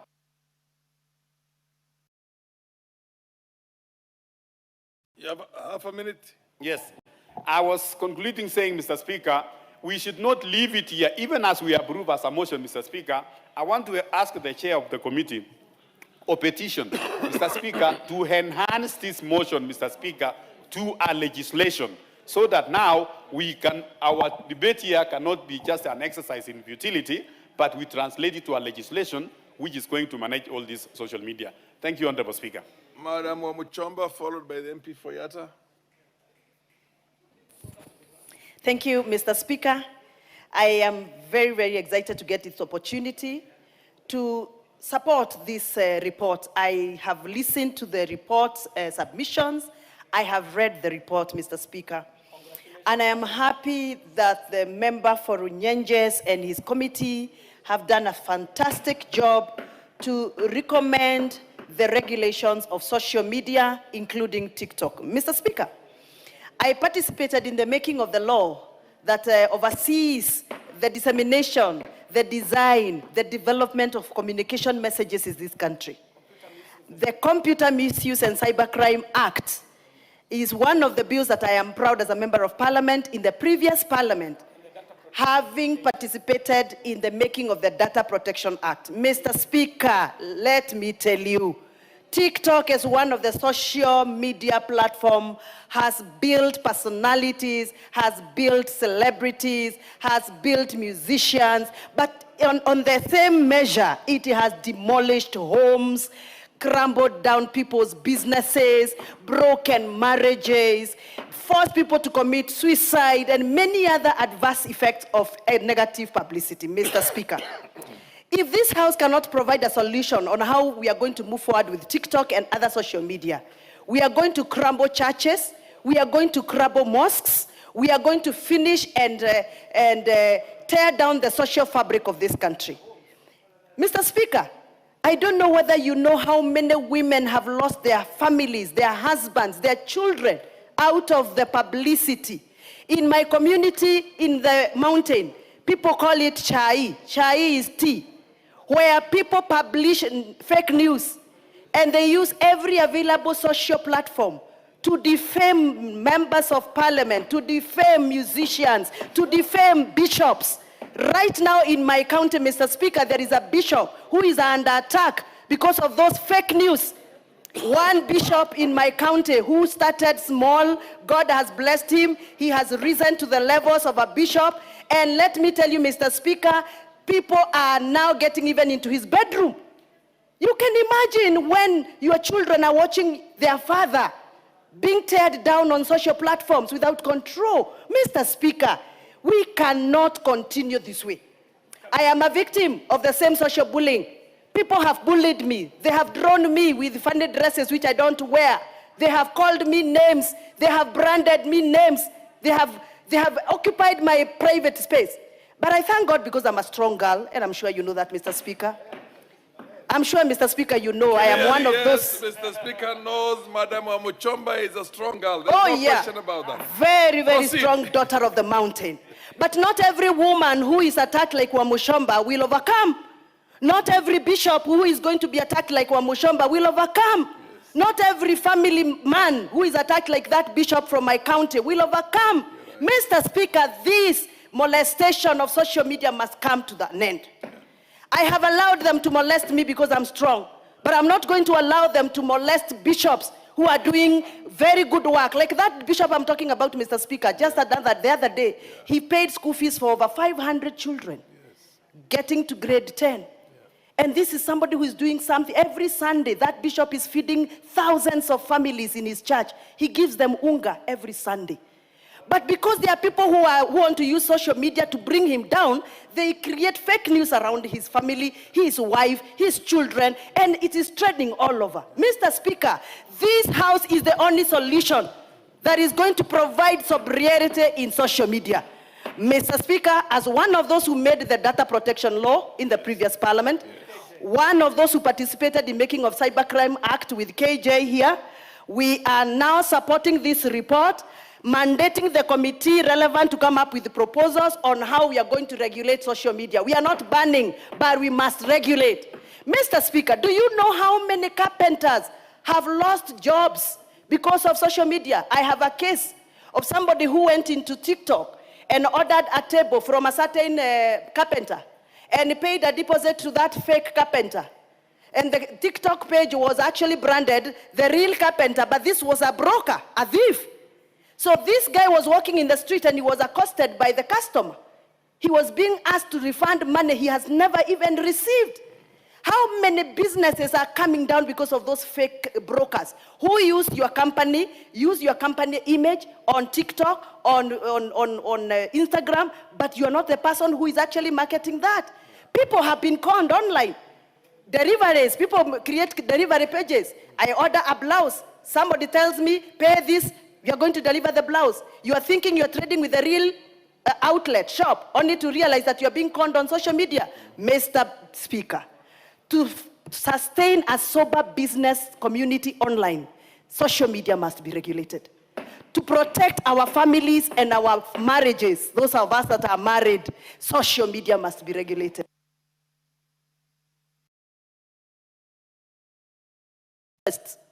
Mr. Speaker, For us to continue having a sober parliament like this one, where we report only what is being handled here as the business of the House, we must regulate social media. Mr. Speaker, we must make sure that this House is the house of solution, a house of intervention, a house that can defend and protect that voiceless woman. You can imagine how those women who are showcased having some affairs with some Russian character are feeling. Those are women with dignity. What would have happened if those women were Russian? What would have been? What would have happened? You can imagine that woman who is seeing herself in every social TikTok, every social media platform, her private parts, her body. You know, all what is going on, Mr. Speaker, is crazy. We have abandoned our social fabric for the sake of publicity. This must be stopped. And the only way to do it is not banning, it is regulating. Mr. Speaker, televisions had the freedom. To some extent, we had to regulate the content. Radio stations had their freedom. To some extent, we regulated the content. Even now, for this new media, we must regulate the content. Thank you, Mr. Speaker. Rest assured that you have the total support of the chair. Total, undivided, 110% support of the Speaker of the Kenyan National Assembly and his deputy. The value system in this country must be protected and families must be protected. And I assure you, anybody who is going to be on this chair will be on your side through and through. Now I think Ngusia, take no more than 5 minutes. Oh, no, it's not Ngusia, MP Fayata. Yes. MP Fayata, eh? Thank you, Mr. Speaker. I thank you actually to the petitioner who brought this particular petition. Yes, Honorable Basil, continue. Yes. I raised to support the petition to regulate the TikTok, and not only TikTok. We should be talking of all social media platforms. Mr. Speaker, Kenya is not the first to do this level of legislation and the regulation of social media platforms. We have the United Kingdom, which started the European Union, Ireland, Portugal, and many other countries globally that have taken the center stage to regulate social media platforms, Mr. Speaker. If you look at what is happening currently, we know for sure we are in an exponential age, what we refer as technology age. And young people, we talk of Gen Zs, Gen Alpha, the Beta, Gen Beta, and many other generations to come. All this will be glued to social media, Mr. Speaker. And as a parent, we have a duty to regulate the content, the sites that are being visited by our children, because it's very important to protect these young generations for betterment of this country and many other countries globally. So, Mr. Speaker, if you look at TikTok, for instance, there are many benefits of TikTok. It is used as a creation expression center. We have dancers, we have artists, and so many other people who are actually benefiting and expressing their talent through TikTok. And that is why from onset we said we are not banning, but we are regulating. We have people who are benefiting from employment. They are advertising whatever products they have. Men are even being actually showcasing so many forms of talents within the TikTok and many other social media platforms. There is also an element of education. We have seen situation of health tips and many other education activities happening through TikTok and social media platforms. So, Mr. Speaker, what we are doing as House is actually to regulate what appears in the social media platform. And there are many benefits for this regulation. Mr. Speaker, one is to enhance data protection. We have seen a situation of data transfer, but through regulation of what happens within the social media platforms, we'll be able to limit the data transfer and enhance privacy of what is being shared in the social media platforms. Mr. Speaker, we have seen potential foreign influence through TikToks, Instagram, and other social media platforms. So through regulation, we are going to minimize foreign interference in TikTok and social media platform, which could actually have a potential risk on the country, sovereignty, and intelligence, which we have to protect as a House, Mr. Speaker. Importantly, there is element of misinformation, fake news happening through TikTok and other social media platforms. So through regulation, we are going to reduce misinformation, we are going to reduce elements of fake news and other information which have been misused or abuse of information through TikTok and social media platforms. And then consumer protection, Mr. Speaker. We have seen a situation of influencers, people who are paying promotions and who are actually taking advantage of lack of legislation to regulate how TikTok and social media platforms are done. So through this petition, as a House, we are going to come up with the proper laws to regulate this element and reduce or enhance consumer protection, because that's a duty we have to do as legislators. So in summary, to summarize my only summary, Mr. Speaker, this particular petition, through the petitioner who brought it forward, we are going to strengthen the privacy of data. We will be able to support or promote national security, because as I said, there is foreign interference which has a potential risk on intelligence of this particular country, Mr. Speaker. We are going to promote child protection, because as parents we have a duty to protect our children for current and future generations, Mr. Speaker. And then finally, transparency and accountability, because through regulation on TikTok and other social media platforms, we'll be able to attain high level of transparency and accountability, which will be an ultimate goal that we are all championing to see. So with those few remarks, I support and I rest my case, Mr. Speaker. Where is the mover of this motion? The chairperson. Actually, we had allotted 1 hour, and I think we have already anti-corruption. Anti-corruption on social media regulation. Okay, you got 2 minutes, and then the mover will be called to reply. Thank you, Mr. Chair. I chair the African Parliamentarians Against Corruption. The biggest problem we are having is AI and corruption, TikTok and corruption. The biggest problem, I also sit on the ICT committee. Our ICT Act that we've been working on is over 25 years old, and we are trying to pick up. My own phone is only 2 years old, and people are, the AI is moving very, very fast. The problem of TikTok, I support the motion. China blocked out TikTok. The other day, Mr. Speaker, WorldCom, the people who were taking iris information, and we had taken them to task, after 2.5 years, have now deleted that false information they got. TikTok collects false information about everybody. And I think that only way possible, and Mr. Chair, you and me, we went to certain school. Yes. And change is freeze, change, and unfreeze. The point is here, all the countries who are working on TikTok have done that. First, block it totally. Then work out those items that are working properly and release them over time, so that we do not allow the viruses to come in, Mr. Chair. So, Mr. Chair, I support this, but I say we must work properly by blocking TikTok and some of the others, because the other day I saw the whole of Nyayo Stadium shouting the name of our friend Sufuna.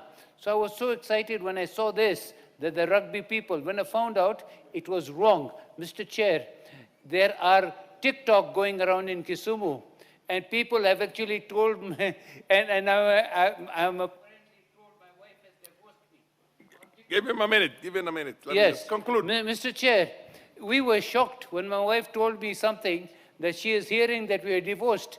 I said, what do you mean? This is what we're saying is negative. Us politicians will deal with this. But Mr. Chair, we are here. The only way to change is to go freeze, change and unfreeze. There is no way to say, okay, we will try and do this and this. Like malaria, Mr. Chair, as you're trying to get the vaccination for malaria, the thing changes. So the only way to do it is stop. The way we did COVID, Mr. Chair, we must move physically and fast. An ICT committee that I sit on, we will look into this issue and come back. Those people who are saying that this is a good thing, the gun was a good thing, Mr. Chair. The gun was a good thing. You know what has done? We have had people killing children in the USA.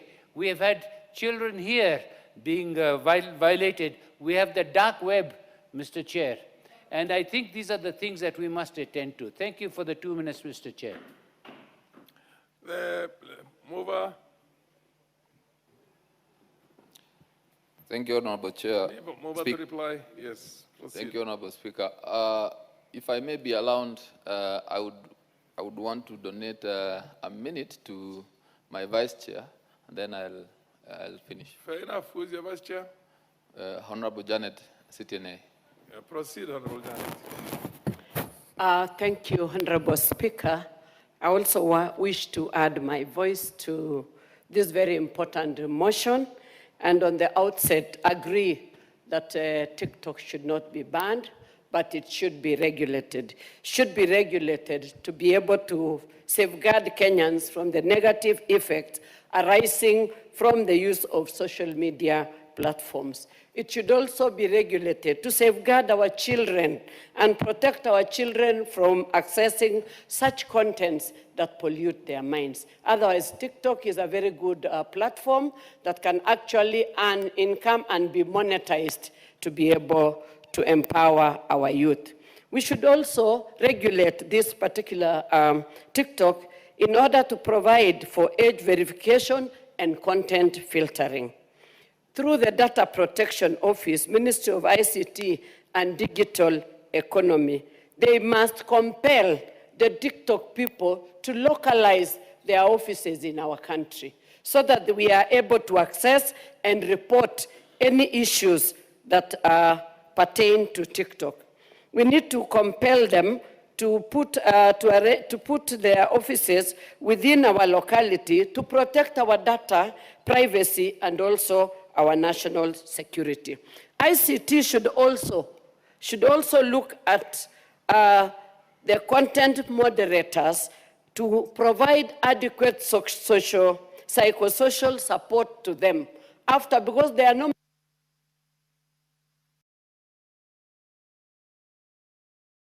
One minute. I just wanted to say that the TikTok content moderators who are used for many, many hours should be provided with psychosocial support, because that also, after being in that system for a long time, they also need to be cancelled. So there should be psychosocial support for them. And also, we should be able to provide a provision for information and reporting options to be able to flag off the illegal or inappropriate content in time before it goes out to the social and to the public, which is affecting them. So thank you very much, Honorable Speaker, for giving me that opportunity. I will give back to Over MP4. Thank you, Honorable Speaker. And allow me to thank the honorable members who have contributed to this very important motion. And Honorable Speaker, I am also shocked at the level of misinformation, distortion of information, propaganda, and also fake news that spreads very fast in this country. Mr. Speaker, to re-emphasize on the issue that is being discussed here, there is no bill that we are discussing. This is a motion arising or that was brought by a Kenyan by name Bob Dolo, a petitioner who wanted TikTok regulated. And from the contributions from the honorable members who have added their voices to this motion, Honorable Speaker, you have heard that honorable members support this idea, because we have a duty and responsibility as leaders to protect even the very young people who are our children from accessing information that is not good for them. So TikTok, no one is going to ban TikTok. No one has indicated that TikTok should be banned.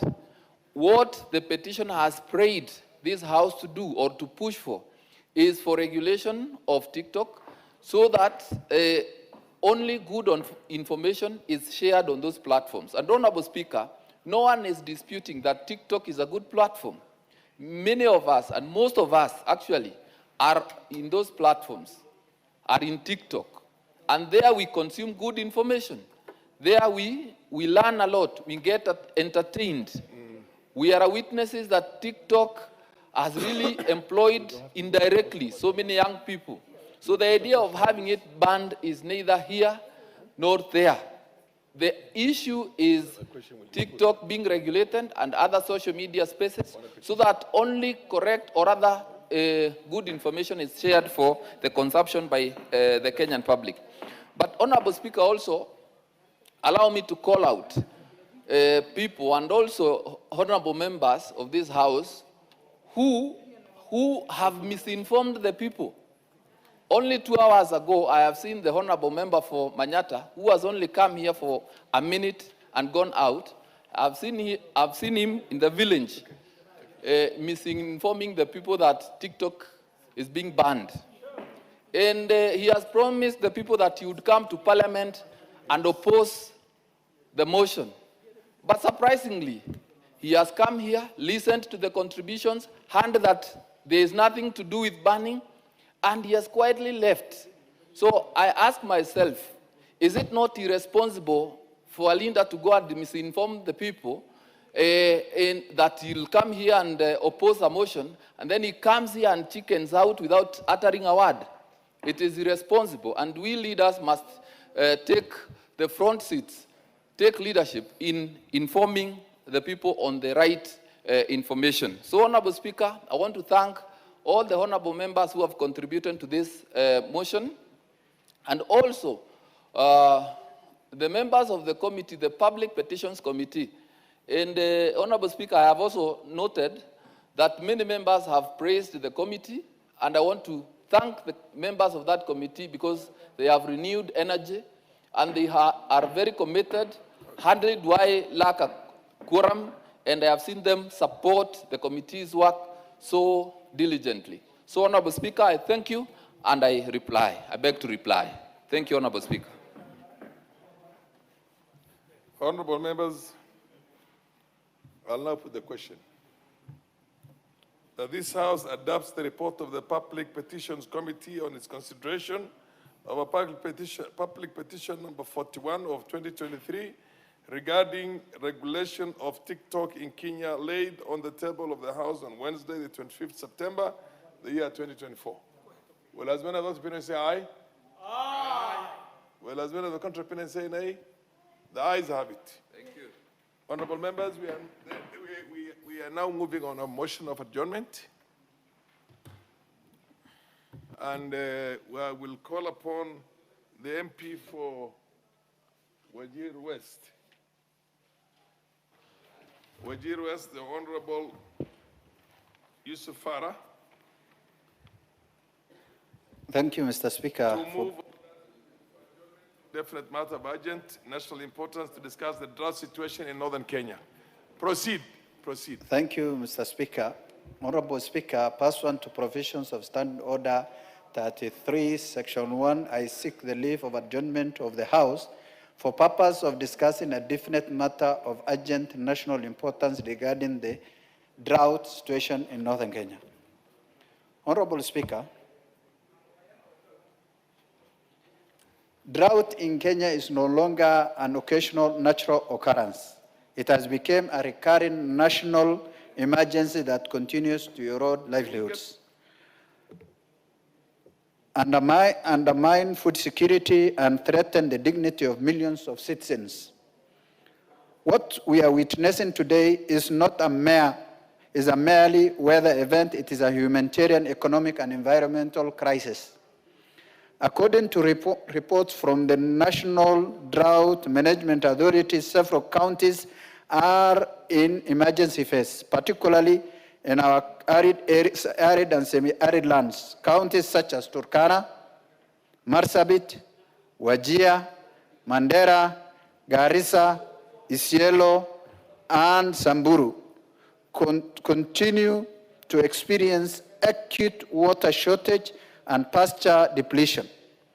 In these regions, livestock, which form the backbone of household economies, are dying in alarming numbers. For pastoralist communities, livestock is not just wealth.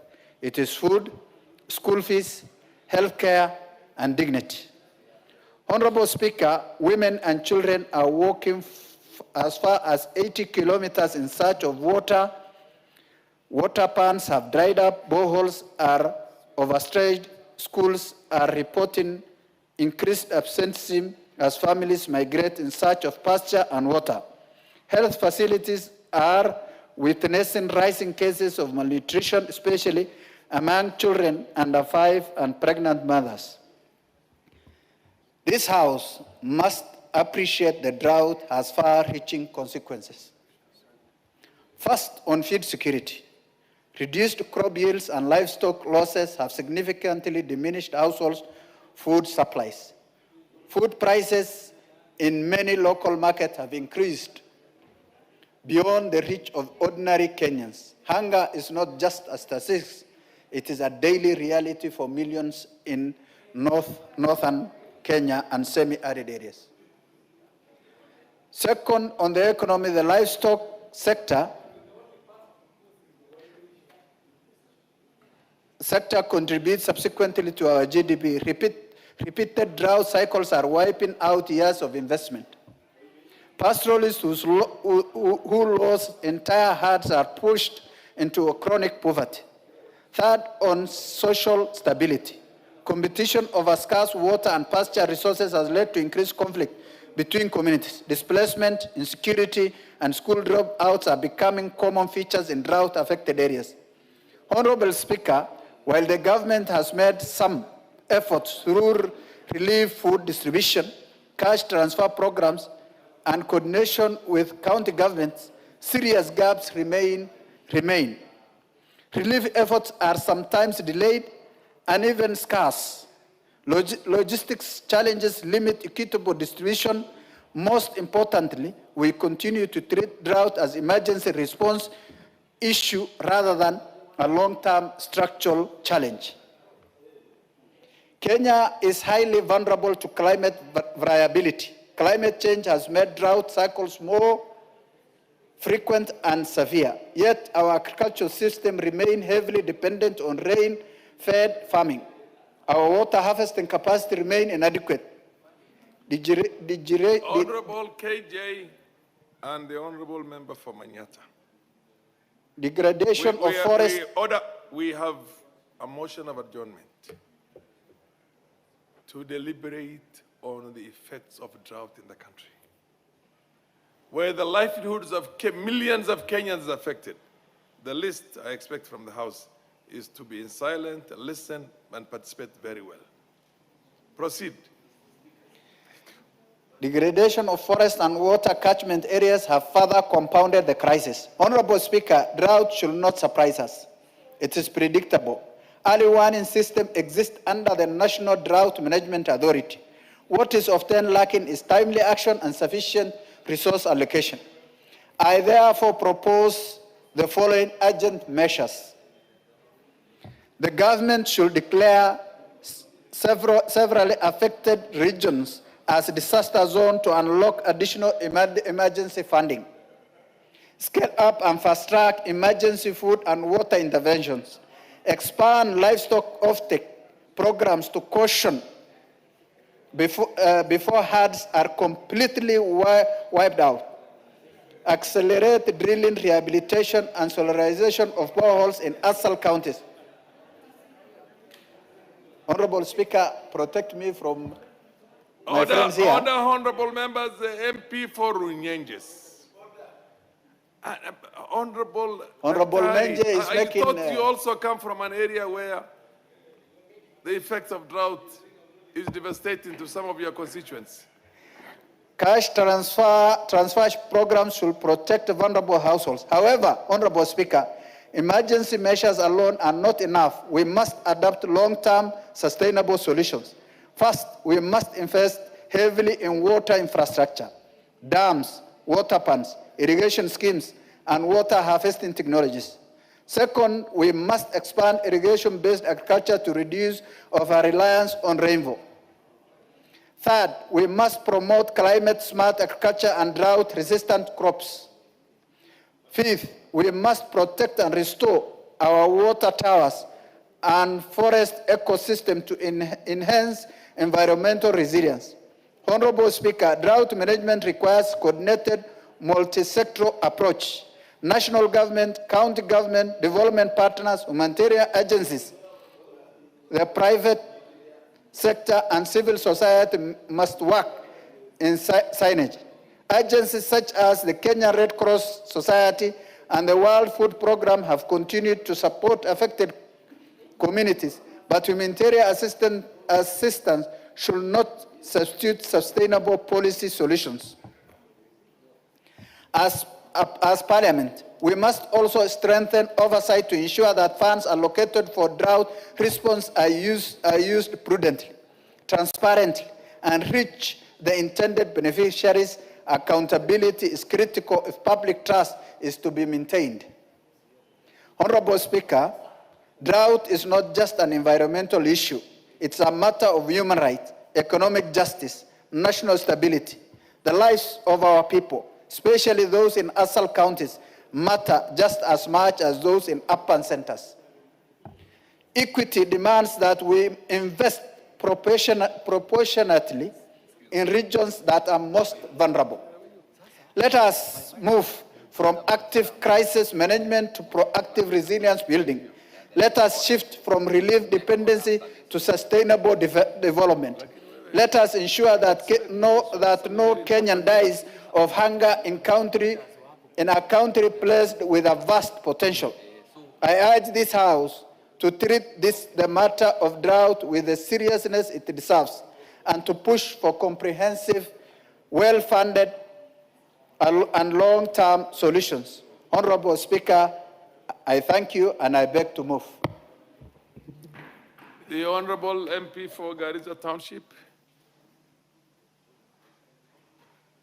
Please give the mic to Thank you very much, Honorable Speaker. In support of the motion raised by my colleague from Wajir West. Honorable Speaker, I don't think many appreciate the kind of situation we are in the northern part of this country in terms of drought, the drought situation in the region. We have had this kind of conversation within this term of this parliament in the past, around 2023, and the same thing is happening today. As has been said before, drought situation or drought cycle is not anymore an emergency issue. We have predictable research and information on it that there will be happening a drought in the course of this year or something like that. But however, we see a limited response from the national government and both the county governments in terms of addressing this issue of recurring drought situation.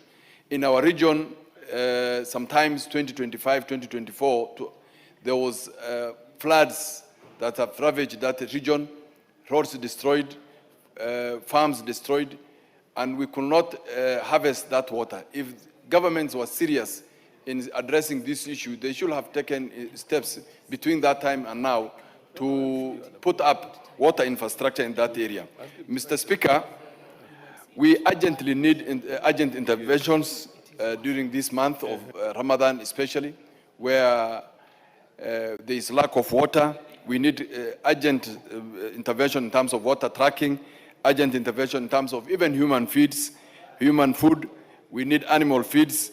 And in the long term, those are short-term measures that we need to put into place. Otherwise, this situation has disrupted the economic activities of that region or social lives, in that people are moving from one area to another, creating conflicts in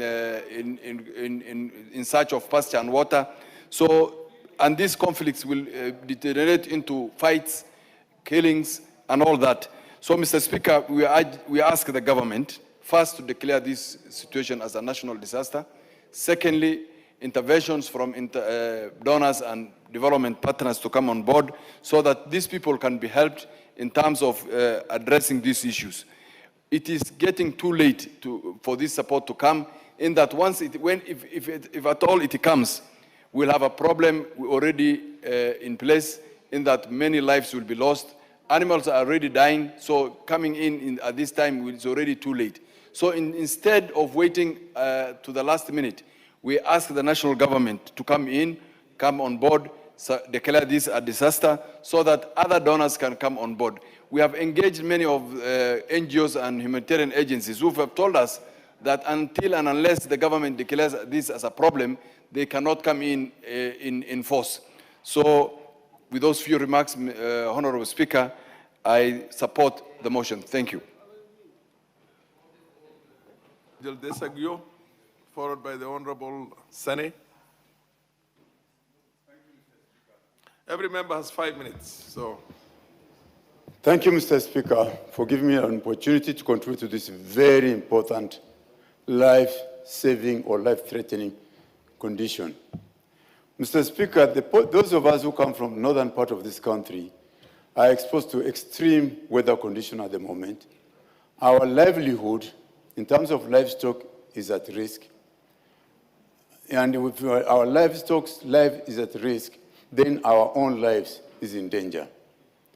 And to avert this, we need reliable source of water, we need reliable pasture, we need food for our people, we need food for our school children. Mr. Speaker, in areas where we come from, because wherever there's a small water source somewhere or some small pasture somewhere, people crowd there from all over the country, all over the region. I know at the moment, we have people from Mandera who are in Moyale. And it will cause to unnecessary conflict. It will lead to fights and killings of people. People are not coming from Mandera to Moyale, not because of they want to move, but because the situation dictates that they must move so as to survive. The life of the pastoralist and their property and their wealth should be considered as a national importance.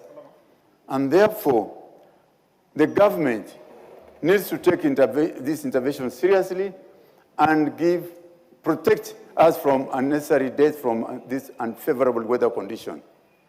I know in parts of the country people may not understand what we are talking about, but truly our people's lives are in danger. And we need protection so that we do not have unnecessary loss. In 2023, millions of livestock were lost. That was translated to billions of Kenya shillings, which were lost. I thought by now we will have been in a position to stand up and say no to this recurring droughts. And as one of the former speakers said, members said, the government needs to take this matter serious. If it was coffee or any other product and it's being threatened, they will do something. But if it's our livestock, it seems like there's a slow action and people keep on dragging their feet. And if you ask the ministries concerned, be it the Ministry of ASAL, be it the Ministry of Water, Ministry of Agriculture and Livestock, what is their budget allocation under those sectors that will cover northern part of this country? It is minimal. And it means the government seems not to have taken our situation serious, and we're pleading that our life is important to be saved, and let us save our lives. Let us declare, let the government declare this drought situation a national disaster. let the government declare. Do you wish to be informed? The MP for... Later, you'll inform in private. Okay. Okay, proceed, inform me. Thank you, Mr. Speaker. I wish to inform the Honorable Dr. Guyo that this issue of livestock, specifically livestock that he has mentioned, that where I come from, Kajiado, Narok, we have been hit by the worst. We have lost the largest number of cattle, sheep, and goat. Order. And it is not just a northern Kenya issue. It is an issue Order, that... order. You will have your moment. This is not a moment for you to debate this issue. A point of information is a lapse on the part of the member who was on the floor, and you help him. You're not going to proceed. Thank you. I think it's good that the drought situation is not just restricted to northern Kenya. Other people are also having it. And it's not a pleasant thing to have. Our wealth is all in our livestock, and we cannot afford to lose them. We are pleading with the government to declare this thing a national disaster so as to open the gate from other donors so that people will come forward. It's so shameful that we are going around NGOs asking for help, yet we have the government that considers our situation and we are not doing anything to help us. So, Mr. Speaker, with those...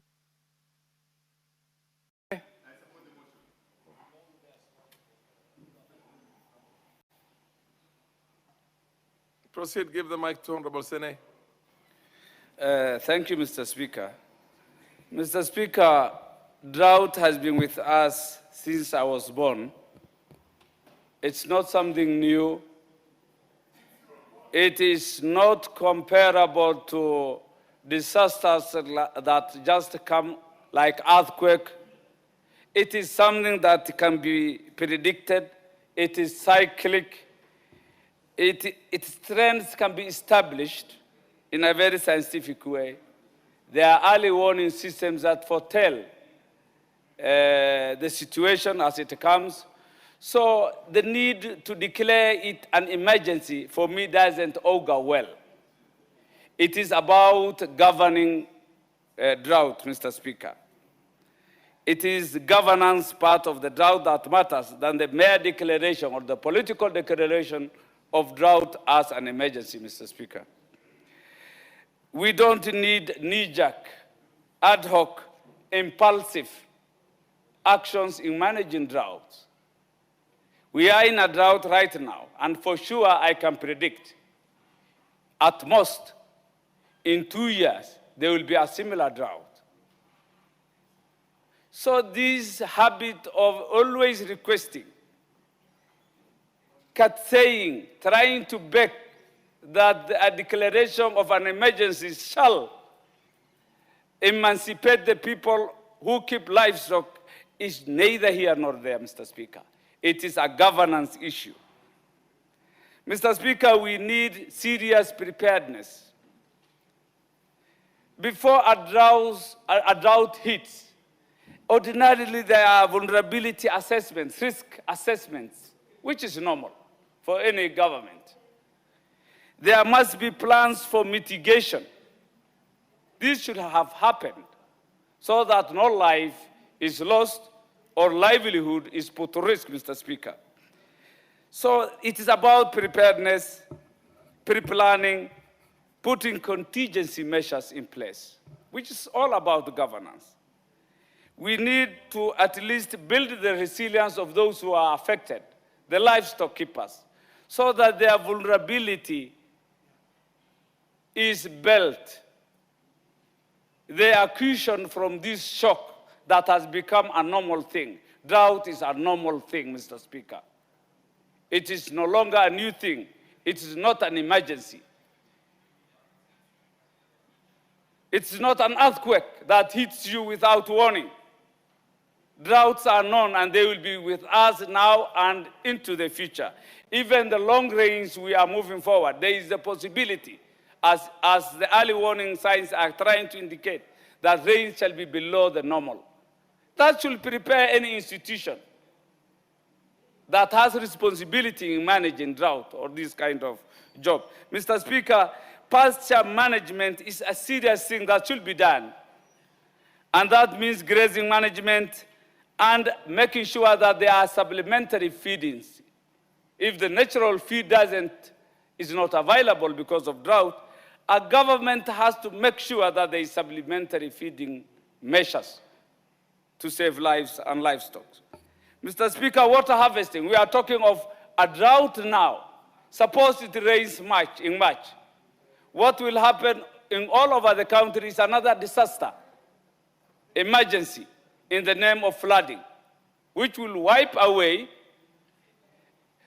animals that have already lost their weight, vulnerable people, all will be lost by the rains. So we are talking of a disaster while we have in mind it will beget a disaster. A drought begetting flooding. So what shall we do to this flooding, which is a curse and a blessing in equal measure? Mr. Speaker, we need to harvest this water. We import our waters to the Indian Ocean, when the same waters can be useful to human life, to wildlife, to livestock and wildlife, and equally turn turbines to generate electricity. This is a country endowed with resources, but the use of the resources is what is in question, Mr. Speaker. So are we talking of a natural drought, or it is an artificial drought in essence? If you fail to manage a drought that is manageable, then it translates to an artificial drought. Give him a minute. Give him 1 minute. Mr. Speaker, I beg for more. A natural drought that is not managed will translate automatically to an artificial drought. So the blame comes back to us for mismanaging, for not governing well. Livestock marketing would have helped these people who are vulnerable. Where is livestock marketing, especially at these times? Dryland farming would have helped not only these arid areas, other parts of the country. Mr. Speaker, social health will also have come if it would have been improved for these people who are affected, because diseases are also there. When you are most vulnerable, diseases also come. So we beg that there should be an enhanced social health care system at this time. Policy and insurance issues. Policy and insurance issues would have been something that would have helped these people in the long term, Mr. Speaker. In other words, to conclude because of time, if this drought is not well managed, if we don't manage a particular drought, if there will be inaction on our side, then it proceeds that there will be a dangerous predicament going forward. It will be a cycle of disasters. The Honorable Wako, Naomi. Thank you very much, Honorable Speaker, for giving me this opportunity to add my voice to this debate. And from the onset, I want to say that I support this motion because the situation in ASAL areas is quite bad. It is threatening the lives of human beings. The animals have already started dying. The school-going children are no longer able to attend their classes and concentrate on their education simply because of the challenges. And majority of the pastoralists move from one place to the other, which is affecting the education system in that part of the country. And unfortunately, they will sit for the national exams when the time comes. Honorable Speaker, again, we know very well that the drought situation in Kenya is something that has been there, something that even the other leaders who have been there before us have debated on. It's something that the government has declared as national disaster, but we have never found a lasting solution. Honorable Speaker, 63 years after independence, we are still handling the drought situation in ASAL areas as if it is a new thing that is coming up. The climate change has worsened this situation. And many of the people who live in ASAL areas, in fact, they are not sure of whether they will survive the following day. Not the following year, not that they fear to die because of sicknesses and other things, but just because they have no food and water, they wonder whether they will survive the following day. Honorable Speaker, you can imagine of an expectant mother who has about 5 children and have no water, have no food, and cannot help her children. And maybe her husband died in the clashes some 2-3 years ago. That is the situation that many women go through. What can we do as a government so that, we can end the suffering of the people? Because it is not even our wish as leaders to keep crying and pleading for support. In fact, we are not happy to do that, but it is the situation that has forced us. The situation on the ground today is so bad, such that you wonder how you can even visit your county over the weekend. Honorable Speaker, there is need for us, yes, to declare this as national disaster. But even as we declare this as national disaster, as we encourage other partners to come on board and support Kenya, and as we also plead with the special program to continue giving food, what can the government do so that come 2 years from today, we will not be in the same situation? Thank you, Honorable Speaker, and I support. The Honorable MP for Wajir South.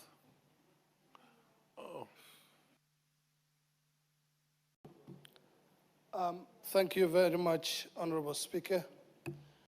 I'd like to contribute to the motion and declare that the current drought has laid bare the soft underbelly of Kenya when it comes to disaster preparedness. We all know that drought is cyclical. Every 2 years, every 3 years, and even at some point, because of climate change, we've been facing a drought after every 1 year. Yet we were caught flat-footed. We were not prepared for what the people of most parts of northern Kenya are facing today. And what has been exposed is a deep structural weakness, a very troubling one, as well as a pattern of delayed response that has left people at the mercy of the elements. We've seen places where people are facing shortages of water and food.